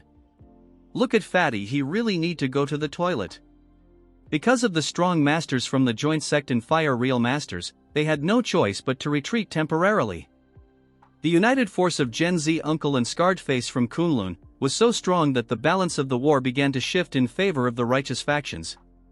But something had to happen since things were going too smoothly. One of the elders from the Tang clan betrayed them, poisoning the ones that went against their idea of betraying. As Snoop Dogg was poisoned, he tells the elder that he is worse than the weed he smokes. The hairy dog poisoned him and stands with his 2 half-crippled lackeys as if he is some big shot. Hairy Dog barks and grits his teeth and apologizes that he did so because there is no need for 2 leaders in one group. Moving to the Tang clan, in one of the quarters we can hear loud hammering of metals. It's Mini Chad, who is busy welding something into a weapon. As he keeps his full concentration on making it, he remembers what had happened earlier. Yeon-myeong approached him earlier and offers him to work as a smithy of the Tang clan. Hearing this, Mini Chad was shocked, having a hard time digesting the offer. Sweat dripping from his face, he tells Yeon-myeong that he would be honored, but there is a problem. He is curious about what happened to the demon-slaying sword he gifted him. He gets shocked and surprised, asking Yeon-myeong to elaborate him a bit more. Yeon-myeong, getting nervous, tells him that the sword broke. Hearing this, Mini Chad turns into Mini Barbie. His eyes starts to swell up. Although it saddens him to see his master's final masterpiece destroyed, the demon-slaying sword fulfilled its purpose to the very end. And he is proud that after all it managed to send the Black Death Alliance leader to the afterlife. Yeon-myeong told him that a sword of such caliber could have been made by someone like him. That is why he personally came to recruit him. Before he can start crafting, Yeon-myeong would like to show something interesting. Later, in Tang family manner, Yeon-myeong shows him the horn of Lizard. Seeing this, he is in shock. Yeon-myeong tells him that explaining this would take a long time, so he summarizes that it is the horn of a mythical beast. Yeon-myeong asked the Tang family smiths to forge a sword with it, but no matter how high the temperature of the furnace was, they couldn't melt it, so Yeon-myeong was wondering if Mini Chad can handle it. Mini Chad looked confused and troubled at the same time, so Yeon-myeong asks him if anything is wrong. Mini Chad apologizes to our boy and tells him that he was lost in thought for a moment. Mini Chad explains that since the horn is of a mystical beast, so it carries spiritual energy, so it cannot be forged by ordinary methods. The only way to forge is this, by reimagining it. Yeon-myeong is confused by the answer. Mini Chad explains that this material needs to be forged with cold and not heat, although it may sound absurd, but at the end of the day a mystical beast is ultimately a living creature. Yeon-myeong is shocked as mini-Chad continues that if it is exposed to extreme cold it might react as if it is experiencing extreme heat. Basically in their world operates within the principles of yin and yang. Yeon-myeong is more shocked as mini-Chad says that just as yang metal blade is tempered with its opposing element fire, a yin attribute like this horn might respond to its complementary element cold. Yeon-myeong thinks about giving it a try, so he will now infuse the horn with cold energy that he collected from Miso. Remembering about her, he thinks that after returning he has not met her once, so he will check on her once he is done with this. As Yeon-myeong starts injecting cold energy into the horn, the cold energy is so strong that it freezes half the room, shocking mini-Chad. He cannot believe that it's actually happening. Snaky manifesting itself tells Yeon-myeong that it seems to be reacting. After Yeon-myeong is done freezing the horn, he tells mini-Chad to strike it with hammer, telling him to be careful not to touch it bare hands. Mini-Chad take him hammer and gives it a try. To him surprise, the horn actually deformed, making a dent on the horn clearly visible. Yeon-myeong tells mini-Chad that he will leave the rest to him. Mini-Chad tells him that the horn is too small to be made into a proper sword. He tells mini-Chad that a dagger of this length will be more than enough, since to him the length of the blade is not particularly important. Moving to the present as mini-Chad hammer the horn with dedication, he thinks that the demon-slaying sword has served its purpose. Now it's his turn to forge a blade that will take its place, as his eyes gleam with determination while hammering the horn. We now move to Xinjiang. There we see Frog enjoying a drink. Blood thinks he is special. He tells a white turd that she never ceases to amaze him and it's more than enough. Even a Manhwa character got laid. What about you pathetic lives? This white turd is disappointed that Frog compared her to another woman who ruined her lord and country. She tells him that she is fully devoted to Frog and the divine cult with body, which is obvious in her soul. This old frog laughs, telling her that he was wrong and tells her that there is something important she has to do for him. Hearing this, her eyes gets wider as he tells her that she should be aware that the cult is currently at war with Kunlun, which is an obstacles they had to face in order to reach the Central Plains, but they still haven't broken through. Kunlun's strength is formidable, but the real problem is Scarred Face, who is a master of the Fire Realm. After Taeho joined forces with them, it has been hard for them to break through. Even though they seem strong and perfect, there is always a problem if things are going too smoothly. The ugly hairy dog from the Tang clan has sought contact with their cult, and especially asked for her help. Hearing this, she gets shocked that they want her help. This is one of most beautiful characters that got wasted. Damn, she looks fine, but she chose the wrong side. Her medical skills are so good that it even reached Sichuan. Not long ago, the head of the richest merchant group offered a fortune to cure his son's incurable disease, but it didn't work. However, she managed to heal him in a single day, which is why he is now one of the most loyal supporters of their cult. Hearing this compliment, she laughs. Again, this is too much potential to be wasted. He tells her that even the Tang clan needs their help. Bro is unaware that is a rabid dog and not the clan. She winks one of her eyes and tells him that the cult leader commands that she will do whatever is needed, asking him who it is that she will be treating. They requested to heal the arm of the elder's grandson, which is permanently paralyzed. Even if Bro gets healed, he is so weak even Mirio can kill him in one strike. She gets close to him and asks him in return what is it that they will be receiving. She gets shocked when he tells her that they will be offering the 10 poisons of the Tang family, which can even kill Fire Realm masters. But she gets serious and asks him if that's all they are offering, and he agreed to it. Frog elaborates that he agreed not because of the poison. He plans to use them kill the 2 Fire Realm masters currently opposing them, as he excludes an evil smile, telling her that by killing them he will have a secure path to the Central Plains. Yeon-myeong is gonna one-shot him, mark my words. At the main house of the Jaegal family in Hubei, someone sits on a chair with dead bodies lying everywhere. He says that there is no safe place even in the Central Plains. Even though they were under Wodong's territory, they were way too careless. As this guy battered in blood drink alcohol, he tells someone across the room that he heard that the Black Death Alliance leader is dead. What shocked him is that the one who defeated him belonged to the Tang family. His guide, who was wearing an eye patch, tells him that according to this intel, the person who killed him extremely skilled in poison, hidden weapon, and he could wield swordsmanship effortlessly, wielding sword force. This blue-eyed pervert tells him that this wouldn't be enough to defeat the alliance leader, so our Chad probably reached the level where he can use the strong sword techniques like him. Every cannon fodder wants screen time just because his eyes are blue blood thinks he is the Gojo Satoru. He puts his cup down thinking that he might have overestimated the alliance leader. He finds the death pitiful. He wanted to be the one to kill him. Delusional lizard in his dragon form would one-shot him any day. Although his dream of killing him failed, at least the troublesome foe that he had to inevitably clash with someday is now eliminated. Now this pervert thinks that he has rested enough, so he will start his killing spree again. He asks his dog about the Myeong clan's location. He says that it has been confirmed that they have been growing their power while disguised as a merchant guild. The dog shuts up all of a sudden, getting more focused. He tells Pervert that something is approaching their way. The pervert thinks that they are quite fast. Judging by the aura, he thinks it the backup forces of Wudong. He tells Dog to take care of the Myeong clan and he will be the one handling the Wudong forces. At the night he stares at the bright moon, shouting that the era of the demon-ruled world will begin. Moving to the Tang residence, Yeon-myeong is sweating hard practicing her martial arts. As she performs the martial arts with perfection, moonlight grazes her fan, radiating in divine aura. Okay, that sounded chessy. She thinks that all of her muscles are about to snap, but she will go on no matter what happens. She forced her uncle to teach the clan's martial art to her. As she trained it with persistence, she remembers how tough it was to convince him. At the Sichuan assembly, all she could do was just watch, so she felt a deep sense of helplessness. The character development is cooking. She continues to feel pain practicing the martial art. She thinks to herself that she never wants to experience it again. As she prepares to practice one last time, someone enters the scene calling for Outgirl. It's Barbie, but his face is grim. Yeon-myeong, seeing his face, asks him that he was supposed to be bussed today, so what is he doing here?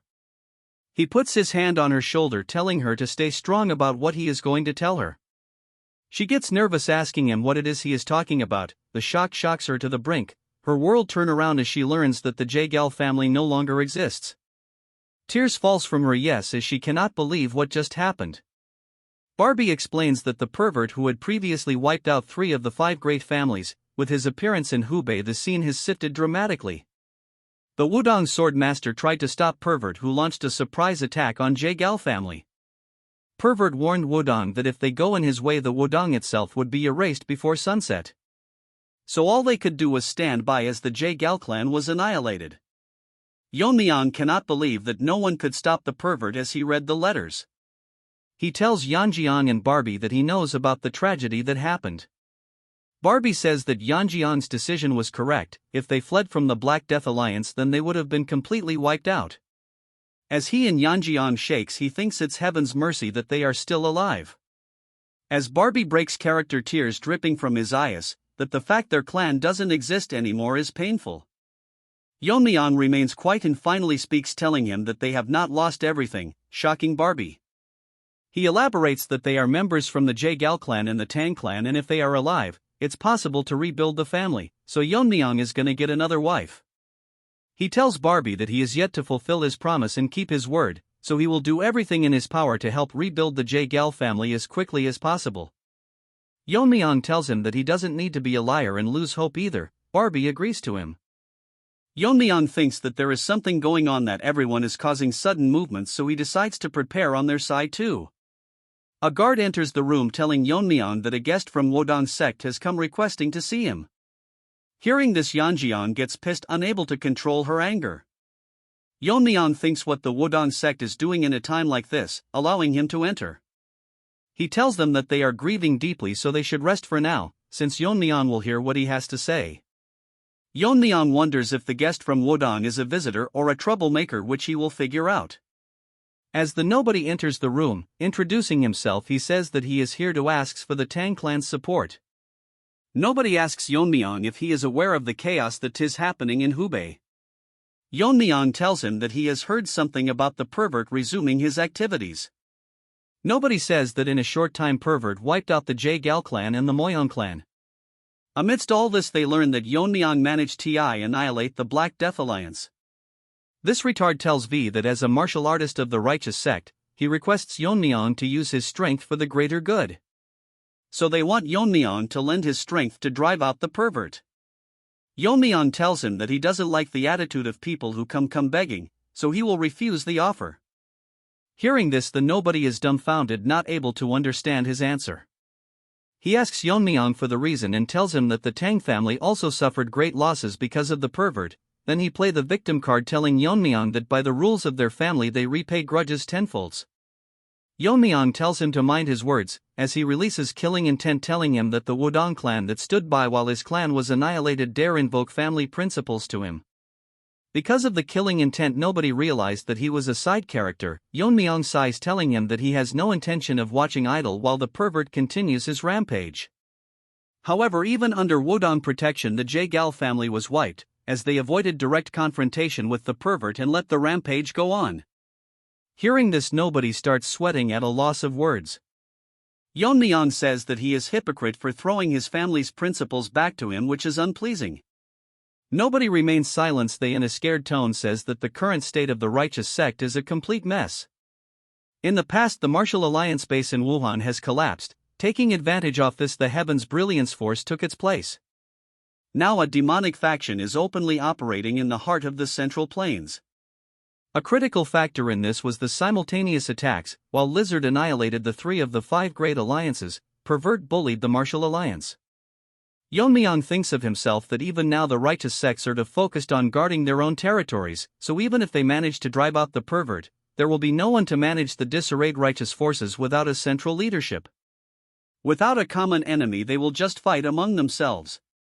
Yeon-myeong sighs, thinking himself that the Murim Alliance is worse than the Black Death Alliance. That's when an idea pops out. He thinks that he can manage the righteous sect himself. Yeon-myeong tells nobody that they must re-establish a central leadership to replace the fallen alliance. Nobody gets overexcited, thinking that it's a good idea that he will cooperate with them. Yeon-myeong gets up, telling him that not now, since he will have to assist to the joint sect in attacking the demon cult. However, someone will need to watch over them if something bad were to happen. Before nobody could finish, Yeon-myeong says that in the center of Sichuan they will establish a new martial alliance. After Yeon-myeong declared the formation of a new alliance, the creation of the second Murim alliance progressed swiftly. Under Barbie's leadership, the buildings were constructed with remarkable speed and flawless precision. Even before the public announcement, the General Administration Swifts had strategically purchased land, causing property prices in Sichuan to skyrocket. Witnessing this, they laughed heartily, like infants delighted by a bottle of milk. A few days later, the Second Righteous Faction Alliance was officially established and named the Righteous Heaven Alliance. Shortly after its founding, the Righteous Heaven Alliance began an extensive recruitment campaign, sending letters inviting heroes from across the world to join them in Sichuan. Yeon-myeong is stunned to find an enormous crowd gathered to join the alliance. Barbie bows, confirming the validity of Yeon-myeong's growing reputation as they stand before thousands eagerly awaiting the young lord's address. Yeon-myeong had not anticipated such rapid escalation. Barbie explains that even the 6 sects and the 3 noble families, along with smaller sects, have arrived, drawn by Yeon-myeong's fame. He elaborates that Yeon-myeong is the renowned young lord who restored the fallen Tang clan and expelled the Black Death Alliance, solidifying Sichuan as the heart of his influence.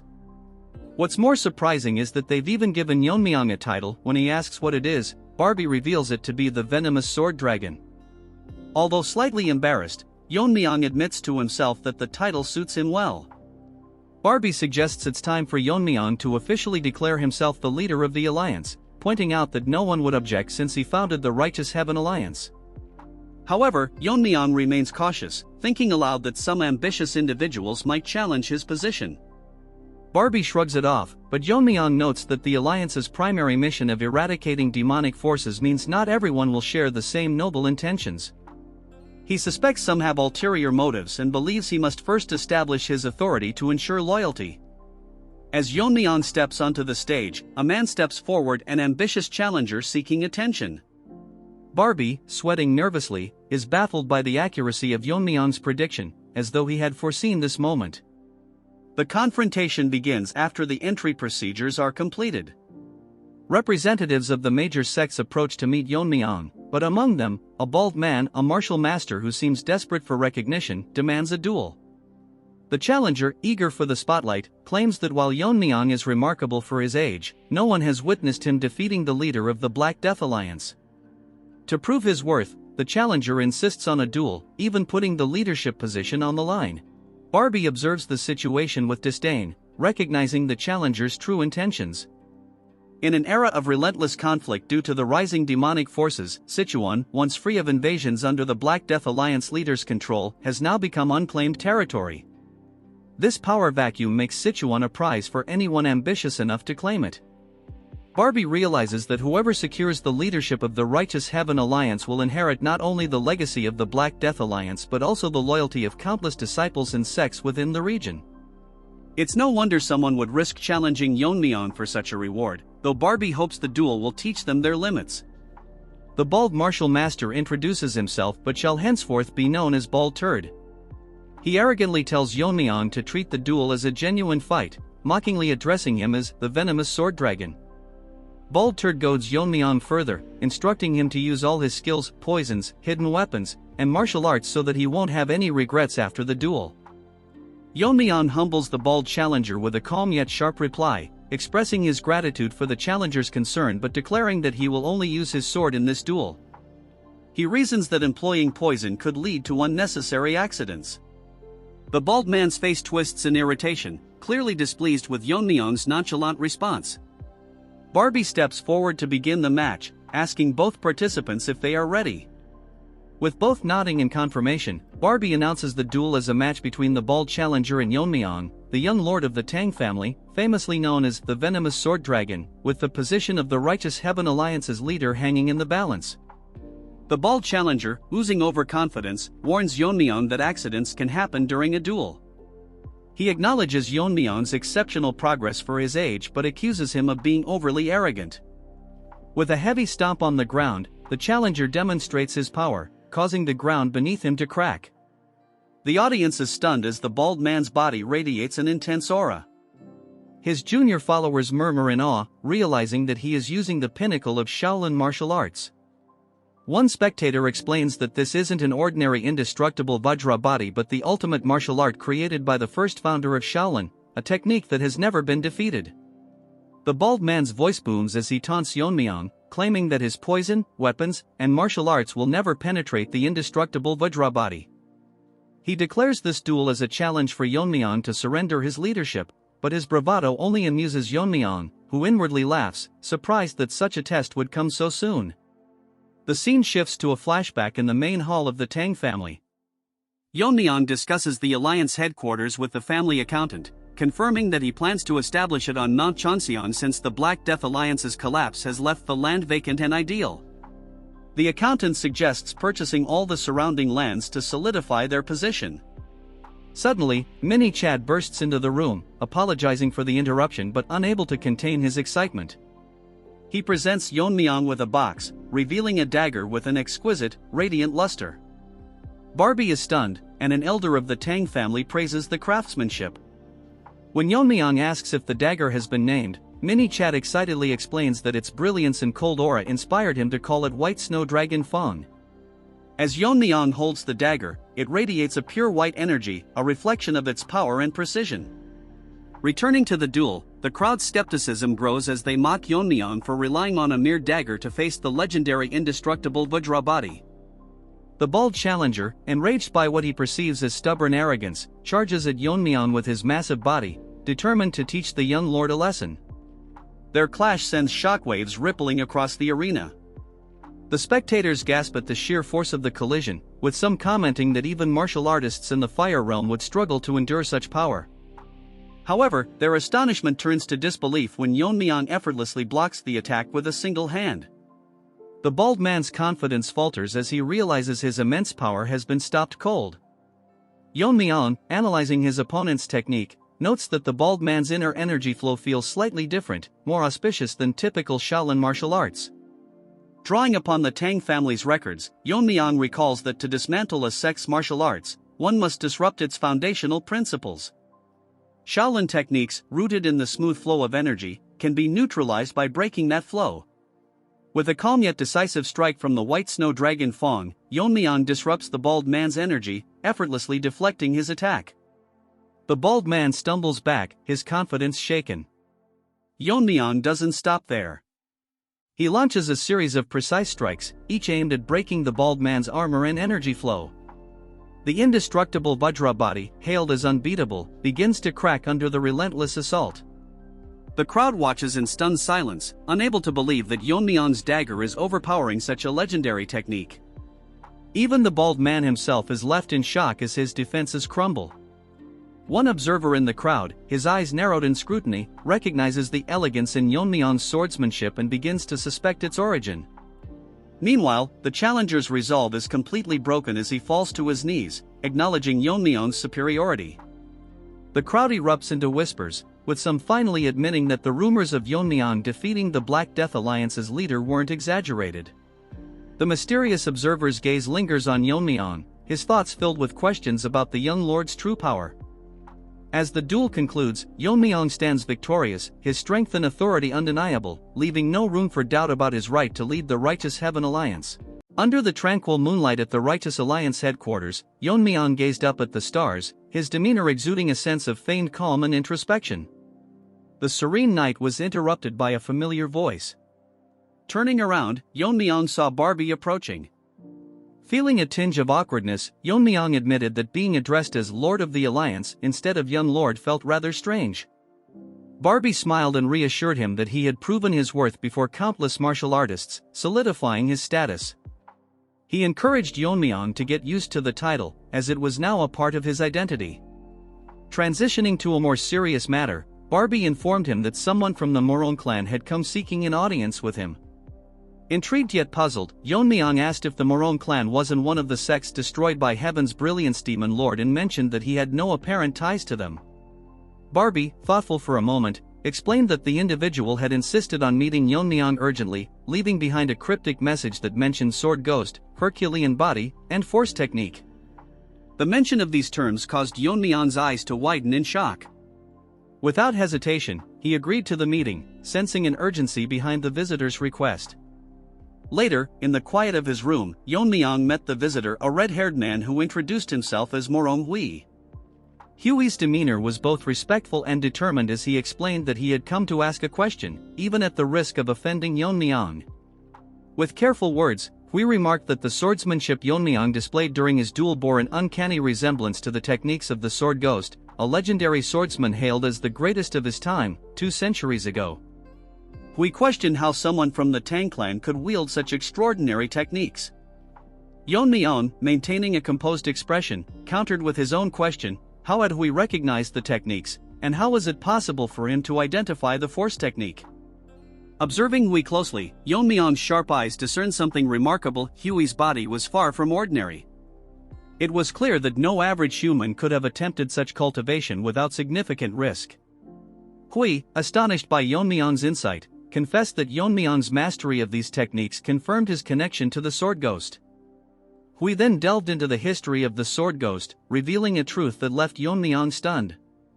The Sword Ghost, he explained, was once a member of the Morong clan. Born as the illegitimate son of the clan's leader, he endured years of ridicule and neglect. Yet, despite his hardships, he demonstrated unparalleled talent, mastering all of the clan's sword techniques before turning 20. His brilliance caused discord within the clan, as it disrupted the line of succession. Disillusioned by the infighting and the lack of familial affection, the Sword Ghost chose to leave the clan. 10 years later, he rose to prominence, earning the title of the Sword Ghost. In an effort to bring him back, the elders of the Morong clan sought him out, but he refused their pleas, stating that his sword was still incomplete.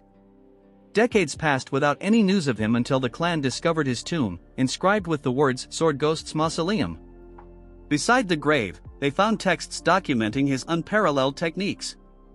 Desperate to harness the power he left behind, the Morong clan began cultivating the force technique detailed in the texts. Yeon-myeong, his voice edged with sharpness, pointed out the recklessness of attempting the force technique without possessing the Herculean body, as it would inevitably lead to death. Hui clenched his fists, his expression a mixture of pain and determination, and admitted that the strain on his body had been immense, yet he couldn't abandon the cultivation.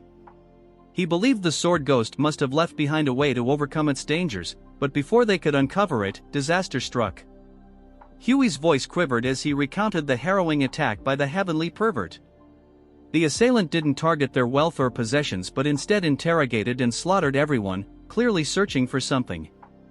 As Hui trembled with rage, Yeon-myeong's expression darkened, his mind racing. The realization struck him like a bolt of lightning: the heavenly pervert had been hunting for the martial arts techniques of the sword ghost.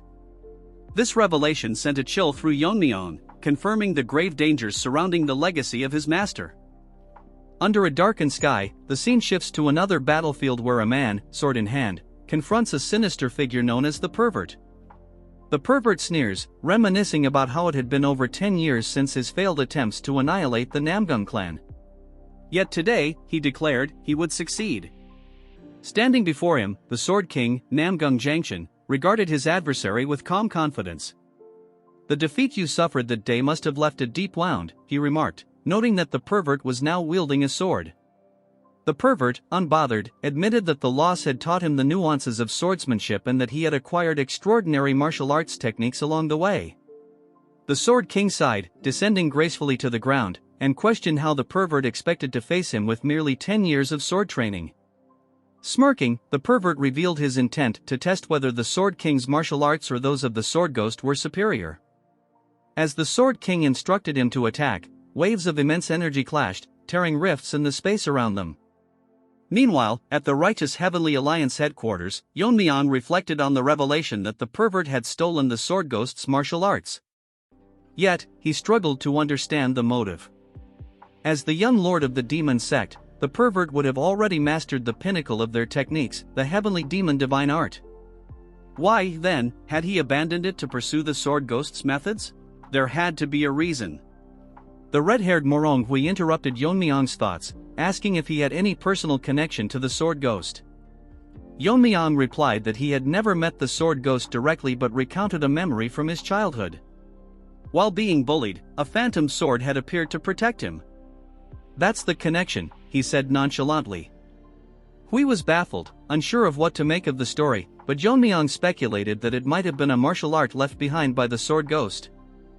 Hui then reminded him that only those with the Herculean body could master the Sword Ghost's techniques. Did Yeon-myeong possess such a body? Yeon-myeong explained that he wasn't born with the Herculean body but had adapted the techniques to align with the Tang clan's cultivation methods. As a result, his version of the martial art wasn't complete. During a past battle with a lizard-like foe, he realized his clan's method could harmonize with the Force technique's properties, but only because his martial skill had surpassed the Fire realm. For anyone else, it would be too dangerous to attempt. Hui, standing in disbelief, admitted that he had come seeking a way to overcome the Force technique's limitations.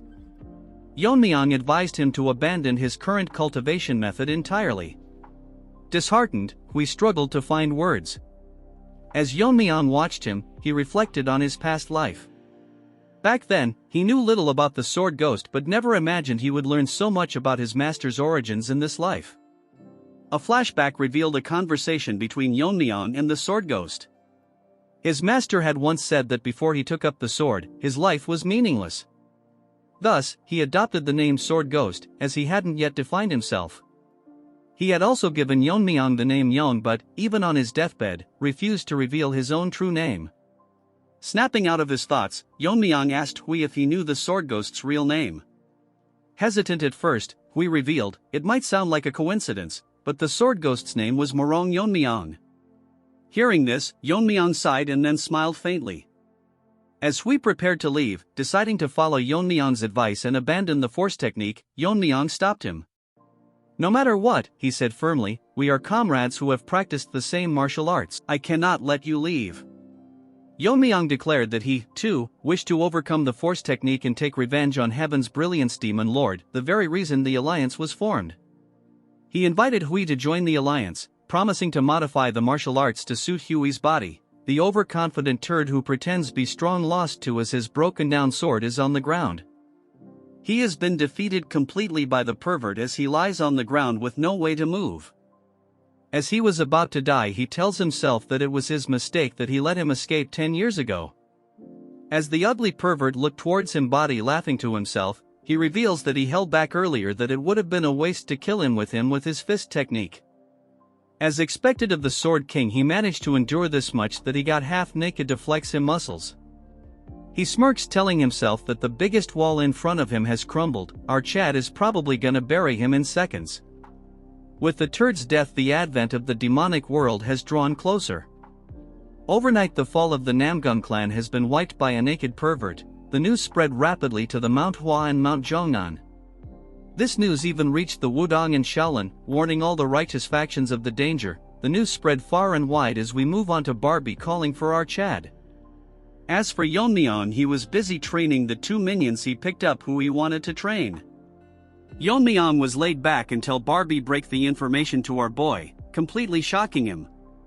Our Chad holds a meeting informing them that in a span of few days not only did they destroy the Yahello family, but now they have also destroyed the great Namgung family. Thinks that pervert alone cannot defeat this many people, so he asks them as there are other masters who have reached the fire reel besides the heavenly pervert.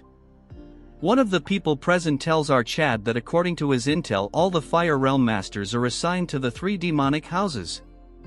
Yeon-myeong with a skeptical look asks him what the demonic houses are. He explains that the demonic houses are the families created by the heavenly pervert after overthrowing the existing clans. They are now called the Guizhogwa family, the Fujianlu family and the Shanxihua family. To be precise, they are families that voluntarily submitted to the Dark Lord and were reorganized. The Shanxihua family, which have 2 fire real masters assigned to it, they were likely positioned with Mount Zhongnan and Manhwa in mind. So including the heavenly pervert, there are at least 5 fire realm masters, so in his opinion there was likely no joint attack, so it was all done by pervert. The Sword King has mastered the mysteries of weight, so once inside his domain, even formidable warriors can't move due to the overwhelming pressure. Moreover, even without his domain, he is the greatest swordsman of this era. A simple joint attack by 5 fire realm masters won't determine the outcome against someone like him. In other words, the pervert must possess martial prowess to face the Sword King alone. Yeon-myeong thinks the situation is a lot more dire because they have 5 Fire Realm Master and that overpowered pervert who defeated the Sword King. Given that this might not even be the full extent of their forces. The original plan was to help Kongtong and Kunlun deal with the demonic sect first, and then join forces to take down the heavenly pervert. He thinks that if the battle against the demonic sect have solidified, they should have strike at the Dark Lord first. So they need to hold out while they face the heavenly pervert. Losing the initiative made things complicated from the start. He thinks that they should efficiently distribute their forces. A voice breaks his concentration. Everyone present is waiting for the order our Chad has to give. Since he cannot show them any indecisiveness, so he tells them that as the alliance leader, before he can finish, a person barges into the room, informing them that something terrible has happened. Seeing him, Yeon-myeong is shocked because he is from the Taoist from the Kongtong sect. The injured man sighs as one of the asks him what he is doing here since the war with the demonic sect should be in full swing. He asks our Chad if he is the leader, and our Chad confirms his answer, telling him to catch his breath and speak slowly. Yeon-myeong asks him what has happened to the Kongtong and Kunlun. The man begs for help as he elaborates that the Gen Z Uncle Taeho and the demon immortal have fallen victim to an unknown poison. Hearing this, Yeon-myeong's face turns grim as he cannot believe what went wrong. He remembers that he gave poison to one of the elders, telling them that it is the killing bird flower, one of the 10 poisons he gave in this case, because the demonic sect has masters in the fire realm, so they must be prepared. But our Chad warns him to keep this a secret from the 2nd and 5th elder. The Sword Elder is confused why he must do that. Yeon-myeong tells him that although they are quiet for now, they are plotting something behind his back. Yeon-myeong knows that he will follow his commands since he made a promise to him, but it's different for the other elders. So he must never let the poison into the hands of the other elders. The guard starts shaking as Yeon-myeong releases his poison intent, asking him what happened to the forces sent by the Tang family. The killing intent becomes so great, waves of energy blow through the room. The new guy cannot fathom how a human can exude such killing intent. Snaky manifests itself, telling our Chad that his killing intent is too thick. If it goes on, he might suffocate everyone present. As everyone catches their breath, he suggests he rein it down a bit and listen to the situation first. He apologizes and asks him to elaborate the situation to him. The man, nervous because of the sudden shift in attitude, starts explaining. Since some mountain with a complicated name is a rugged place for ambushes, the Tang family was assigned to guard the rear. They lost contact with the Tang family and went to check only to find the Tang forces completely wiped out. They suspect it was a sudden attack by someone at the Fire Realm. As Yeon-myeong controls himself, Snaky tells him to keep himself together and listen to the whole story. As our Chad grips his fist, he is still not convinced, so we can just listen to him for now. He asks the messenger how the demon immortal and Taeho got poisoned. After the Tang family forces were wiped out, the demonic sect launched their offense, which included the left and right envoys who are masters of the Fire Realm. To stop them, there was the demon immortal Taeho, who personally entered the battlefield.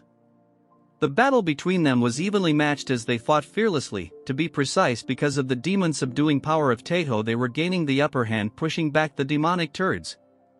But at the moment a variable appeared. Yeon-myeong wonders what that might be. As they were having an intense battle, someone had intervened, and the two of them got poisoned by one of the 10 poisons of the Tang family. The person who did this to them called himself the Poison Demon.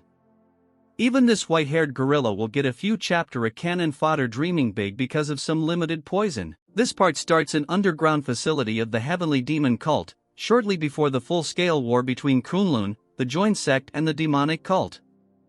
The white-haired cripple, now a mummy, is chained. He thinks to himself where he is. He thought he was going to get his arm treated, since these demonic turds made conditions with his grandfather, but they might be up to something shady. Just look at the way he is tied to the wall. All of a sudden he notices something. The white-haired girl is happy that the kid woke up, trying hard to remember his name. She introduces herself as the demon healer who will be treating her, and she goes by the name Soyeon. This name reminds me of something only cultural people know. Since the white-haired gorilla is a turd, he tells her that he didn't expect the famous demon healer to be such a young woman. As she checks his hand, she tells him that if he doesn't trust this big sister, since she is going to take good care of him. All the veins in his hand are completely wrecked, so most conventional methods won't even make a dent. She asks him if he's seriously pissed off the person who did this to him. Remembering about the incident, he blames Yeon-myeong about how he should be the one having the grudge. Since our Chad stole his position that was rightfully his, and once he fixes his arm, this delusional ant will kill someone who was at pinnacle of martial arts. She tells him that it won't work, so she need to cut it off. She can reconnect his veins and connect his pathways so he can regain his martial arts, but his aptitude is too low. So rather than fixing it poorly, letting her cut it off will make him much stronger. This Barbie starts crying and thinks that he cannot give up after coming this far, so he asks her if there is any other way. She tells him that there is a way, but he will have to learn demonic arts and could get a normal arm. It will even improve his lacking aptitude. He thinks that it would be odd for a member of the righteous Tang clan to learn demonic art, but he asks her it is true that he can learn demonic arts, it will heal his arms. She smirks, telling him that it's not just any martial art but conditional if he learns the immortal demonic art. She explains that if he masters this art, he will gain incredible regenerative ability that will allow him to regrow even if his head is cut off. With the help of it, regenerating his arm is easy, and his physical aptitude will also improve significantly. However, the problem is that the immortal art is not something just anyone in the cult can learn, so just taking out 2 experts with 10 poison doesn't cut it as payment. She grabs his face and tells him that he must abandon the Tang clan. He starts crying like a baby, telling her that he has already abandoned the clan. She tells her that it doesn't apply to him, so he must sever all ties with the Tang clan, including his father and grandfather. It's a top-tier martial arts even within the cult, so they cannot just anyone who could influence his will to remain in this life. If he wants, she can send him to his family, but little does he know that she already killed his family. He smirks, telling her that if that's all it takes, he has endured until now by clinging to the thought of revenge, so the opportunity is right in front of him. He smiles like a ugly mummy, telling her that he has already abandoned the Tang family name, so why would he not abandon his family too? Moving Tati present, we move on to the battlefield. White Turd is having difficulties because the energy imbued with Taeho's attack is interfering with his recovery. Normally he would have regenerated and returned to the battlefield, on top of that without taking the pain suppression pill. The pain of regeneration process would destroy his mind and drive him insane. He managed to poison several 4-realm masters with the blood from his severed hand, but it's frustrating he cannot do it anymore. He grits his teeth, telling himself that he must become stronger until he kills our Chad, bro is trying to kill someone who drinks poison as an energy drink. He plans to master his arts and repay him for the humiliation with the immortal demonic art. In a flashback we see the white gorilla Tide as she congratulates him that his arms have fully healed, telling him that it's unexpected that he had a talent for demonic arts. Praising the cult master that he did the right thing giving him permission to learn the immortal demonic art. White gorilla thinks to himself that he never imagined a martial art like the immortal demonic art could exist. He thanks her praising that it's all because of her that he is now all healed, but wonders why he is tied up. She smiles like a psycho pulling out a needles. She tells him that his basic aptitude is lacking, even though the demonic art suited him, but if he stays like this it will only amount to as much. The true strength of the immortal demonic art is its ability to modify the body without worrying about side effects. Because of this its creator the immortal demon even dared to challenge the cult master for leadership. Hearing this the turd gets shocked that he dared to challenge the cult master, and even warns him not to follow the paths of the immortal demon. In the end he was killed by the cult master with ease. The curious puppy asks him that his body was invincible even capable of regenerating if his head was cut off, but how could he have died? She explains that the immortal art is ultimately a martial art that relies on controlling demonic energy, that's why it's useless against the cult master who dominates demonic energy itself. She sits close to him and this ugly frog starts blushing asking her what she is planning to do to him. She says that right now his immortal demonic art is only at the level he can reattach limb which a mere third-rate proficiency. At his current level he is like a scarecrow ready to get stabbed around. Looking at the thing in her hand he asks her that why she is carrying the killing evolution needle that his grandfather was crying, asking her what she is going to do. She tells him that she is going to modify him as she stabs needles onto his face. As he quivers in pain she tells him that the fastest way to master the demonic art is being injured and brought close to death. While she is at it she will also fix his lacking capabilities. She bites her lips telling him that the Tang clan has something called the Realm of Poisoner. A state where even a single breath or drop of blood can kill dozens. From now onward she will be feeding him poison, so even if it feels like dying he has nothing to worry about since he won't die. By continuing to be poisoned and regenerating his body can be modified to take on properties similar to poison. So he must repeat this until he becomes an immortal poison master. Moving to the present this deformed gorilla vomits a puddle of blood. What he released is pure venom which has not yet adapted to his body, as he wonders if this is even possible. Every time he vomits blood his insides twist and he can never get used to it. A attendant grabs his attention as he turns around asking him what it is that he wants. He says that they have managed to capture some of them fleeing who are from the joint sect and Kunlun members. Asking him what to do with him, this ugly mutt tells him that Kunlun and the joint sect are doomed to annihilation anyways, so there is no place back for them even if they are released. He orders him to kill them and leave no hope for those who stands against them. Moving to another scene we see our Fire Realm Masters and a small group carried by Fatty.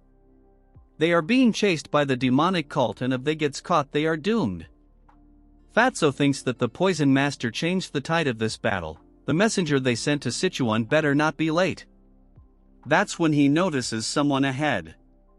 The figure disappears instantly, as the other guy asks Fatso why he stopped. As they turn around the guard says he will buy them some time so they should keep running. As Fatso was crying Yeon-myeong greets him telling him that it's been a while since they last met.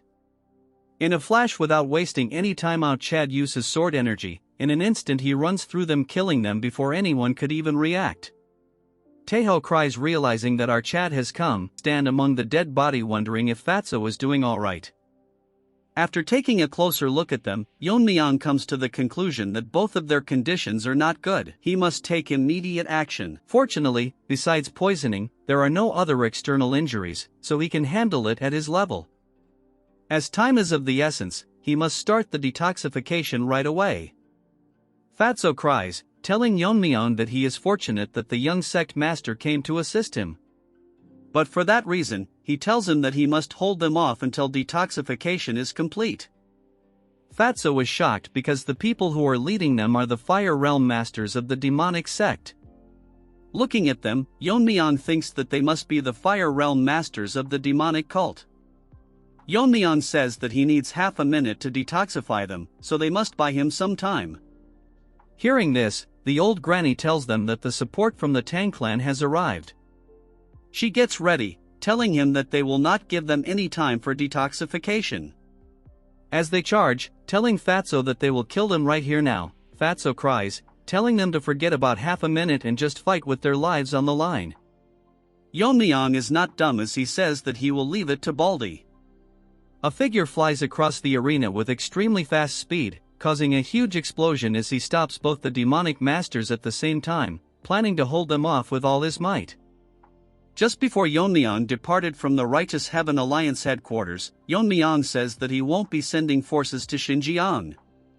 Our Chad confirms his question, stating that dispersing forces ambiguously would instead create a favorable situation for the enemy. Yeon-myeong tells them to think about it for a moment, asking them if he can oppose the Dark Lord with the remaining personnel after sending troops to Xinjiang.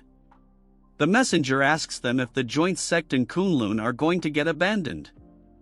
Yeon-myeong says of course not, since losing Kongtong and Kunlun, which have masters of the fire realm, would be a significant blow both morally and practically. Therefore, he will go to Xinjiang directly with a special detachment. While he is gone, he entrusts the control of all Righteous Heaven Alliance forces to military commander Barbie. One of them says that if the Alliance leader, who is the pillar of the Alliance, leaves the front line, the members' morale will drop. Another adds that the Alliance leader is their greatest military strength. Yeon-myeong explains that this is the best way to deal with both sides without dispersing their forces. Since two masters are suffering from poison, he should step forward since he can perform detoxification. That's when old Baldy tells him to take him along. Although our Chad's martial powers are unfathomable, they should prepare for sudden attacks during the detoxification process. Moving to the present, the duo is relentlessly attacking the old man, but he fends them off with a move as he sends both of them flying. They experience the Shaolin's secret technique, the Vajra indestructible body. Granny thinks that it is indeed a great master who has earned his reputation. There's no way they can break through that in just half a minute. The old hag tells her that's not all, even the fleeing Kunlun and Kongtong have gained morale and are holding their ground. It is as if they truly believe that the young master can detoxify them. The old man says that first, they should break through the Vajra indestructible body of the great respected master. What is the Baldy waiting for, not attacking them, and how can 30 seconds be this long?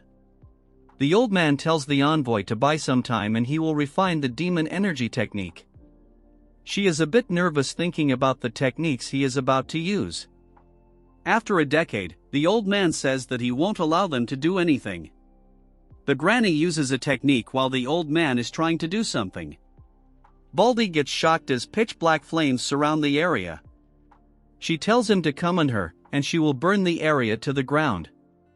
The old man stands still as the flames surround his indestructible body. Moving on to Yeon-myeong, although he successfully absorbed the poison with the poison absorption technique, because time has passed since they were poisoned, both of their blood vessels are severely damaged. Especially Taeho is in such a state that returning to the front line is impossible. As for the poison energy, which he didn't hope came true, it is undoubtedly the energy of one of the 10 poisons of the clan. Considering the agreement he has with the elder, the possibility of him being a traitor is extremely low. Since those guys are traitors, he wonders what the identity of the so-called poison demon is. He heard that even the blood from the arm cut off by Iho was filled with poison energy. He wonders if it could be these guys who colluded with the demon sect to create an existence at the level of poison mastery. He has a bad feeling about this. For now, he must finish the emergency treatment and join Baldy. That's when he senses something ominous. He wonders what this is, as something ominous is aimed toward Baldy. He cannot believe that there is such a ferocious energy. The energy is more of a monster than of a human. The man says the dark evil demon sword. The dog barks, saying that he has refined the demonic energy to its extreme limit, allowing an evil god to reside within the sword itself. Bragging that a mere Vajra indestructible technique cannot resist the power of this evil god. The Baldy gets shocked for a second. Taking the opportunity, the granny also launches an ultimate attack. Trying to stop one of the attacks, he notices that the old man is using the flashy sword. The strike instantly rips one of his hands. Yeon-myeong is in a tough spot because there is not much time until their full recovery. If he were to stop now, these two people will become uncertain. Only he is steady while everyone is fighting with their lives on the line. Baldy tells our Chad to focus, telling him that he has just lost an arm. If it's for their sake, he can endure more than enough. The old couple are bragging that it's just the beginning, telling him that they will tear him to shreds. Snaky manifests itself, detecting the energy. Seeing the old man's energy, he can say without a doubt that he is not a spirit master. But he cannot understand what such an evil spirit is erupting from his sword. This concludes the video. Make sure to like and subscribe for another part.